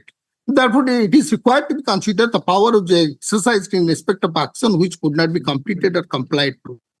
Now, Your Lordship, the action with respect to the challenge has arisen the issuance of adjudication notices under Section 73(2) and the order under Section 73(9). For the both purpose, limitation of the time prescribed existed in as much as the adjudication order is required to be passed within 3 years from the last date of annual return. Also, with respect to issuance of notification, Your Lordship, 3 months special power is vested. The submission advanced by Law and Council and other council to the adjudication notices were not issued. Period of limitation never started running, and that there was no requirement to conduct scrutiny and audit were not deserved for conducting exercise, Your Lordship. In the first place, the power under Section 168A is legislative. Your Lordship, 168A is legislative. What my Lawrence Senior has disclosed that Bombay High Court judgment, that is on administrative side, Your Lordship. Then not an administrative power. While submission have been advanced by some of the Law and Council for the petitioner suggesting the power under Section 168A of the Act was an administrative or executive power at the same time as submitted by Mr. Mahajan, there can be no doubt as to the true nature of that power. Prescription of limitation, performance, action is purely legislative function. In absence of any doubt, thereto the extension of limitation prescribed by law also remains legislative. The power to condone delay may be granted both by executive and judicial body at the same time. Prescription of law as limitation remains exclusively legislative function. Seen in the light, discretion existed with the principal legislature to prescribe such limitation as may be considered proper. In fact, it is a submission advanced by the limitation is provided. Impugned notification has been made by principal legislature. There may not have arisen any valid challenge thereto. Therefore, the narrow compass in which the present issue is to be examined is if the delegation made is uncanalized or if the delegate had acted contrary to the condition or stipulation of the principal legislation. On the first issue, there is no doubt. In fact, it is submission, Sri Praveen Kumar and Learning Senior Council or the Council. The principal legislature has laid down strict conditions. So far as the second issue, we need to examine the manner which. Now, Your Lordship, from 106, the power has been decided. So far as that Honorable Supreme Court's order, Your Lordship may kindly look into the 107 and 108, both, Your Lordship, the occurrence of pandemic. COVID-19 is an admitted fact further arising, therefore cognizance for the extension of limitation. The Supreme Court took cognizance from 15th March 2020 to 28th February 2020 to beside consideration. The same also exists in the minutes of meeting already gone through in my counter. Council at 47th meeting dated 29th June 2022 and in 49th meeting 18th February 2023, the agenda item at those meetings has already been relied by Law and Council. In the minute 47th Council, it has been clearly noted the scrutiny and audit of annual return 17, 18, 18, Why 19. are you reading the whole judgment? Your Lordship, Your Lordship, It's been held. Your Lordship, only my respectful submission before Your Lordship is that by considering all this submission, Your Lordship, the Honorable Allahabad High Court has said it is a legislative function and legislative action, and this recommendation of GST Council, Your Lordship, as per it has been extended and duly extended because it's not extended for a period of more than 3 years. So it has been duly extended. And Your Lordship, but the last paragraph, your last paragraph may kindly sing, Your Lordship. After considering that it is all these notifications are valid, Your Lordship, the Honorable Allahabad High Court has extended, seen in that, Your Lordship, the last paragraph, seen in that light, the decision cited by the Law and Council are found distinguished. The writ petition challenging the issuance of impugned notification must fail. Hearing of all cases where adjudication proceeding and pending may recommence and be concluded after excluding during stay and extended limitation.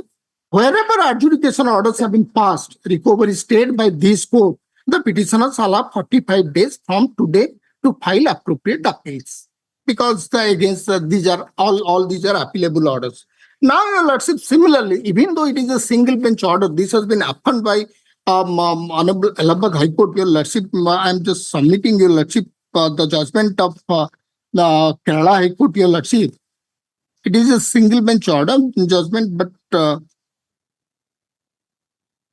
Honorable Kerala High Court also said the same thing, Your Lordship, due to COVID, Your Lordship has already taken that, Your Lordship has already said so that this is the fundamental, Your Lordship, since if 2 years will be deducted from February 2020, the period of annual return has been extended to February 2020. And if these 2 years from March 2020 to February 2022 will be excluded, then, Your Lordship, the period is below than 1 year. Your Lordship, it is not possible to conduct scrutiny, audit, and many other provisions have to be followed, Your Lordship. And one more thing, Your Lordship, with great respect, Your Lordship, I want to submit, Your Lordship, when department is not granting sufficient opportunity, then there is objection. When department and government is granting opportunity, then also problem, Your Lordship. It is an extension of time. It is not, Your Lordship, cut down any time, Your Lordship. It is extension of time. More opportunity has been granted, and they are to avail all. Opportunity is not being granted to them. You are taking more opportunity. Your Lordship, obviously, because from Your Lordship, with great respect, just imagine from 2018, December 2018 to December 2020, it has been 3 years has been extended. You want us to consider Allahabad High Court judgment and Kerala High Court judgment. Let's consider. Your Lordship, all the aspects have been. During pandemic, my lord, our High Court has record number of disposal of cases in the country, my lord. Even more than the regular courts. And just one thing, now, Your Lordship, during the COVID period, department could not grant any personal hearing because of all these restrictions. Now, all these cases have been filed and all these are remanded since we are not granted personal hearing, Your Lordship. Lordship, only 2 points I adding to my state council, but the first, there is one issue involved in this case, whether 172 and 168A. But 172 is a general provision. In the general provision, in the grievance of the assessees are considered and extension was given. Now, 168A is based on the force measure. No, 172 is different. 172 is general power given under the Act to give extension, Lord. No. Kindly, Lord, see again, Lord. 172 is a general power which is there in all the enactments. Correct, Lord. For clarification, that power can be exercised. That is that has legislative in character. That is legislative in character. That power. Correct. And therefore, that is limited for a period. Yes. Here it is up to 5 years. It is there is no limit. So far, 168 there is no limit. But force measure has to be considered, Lord.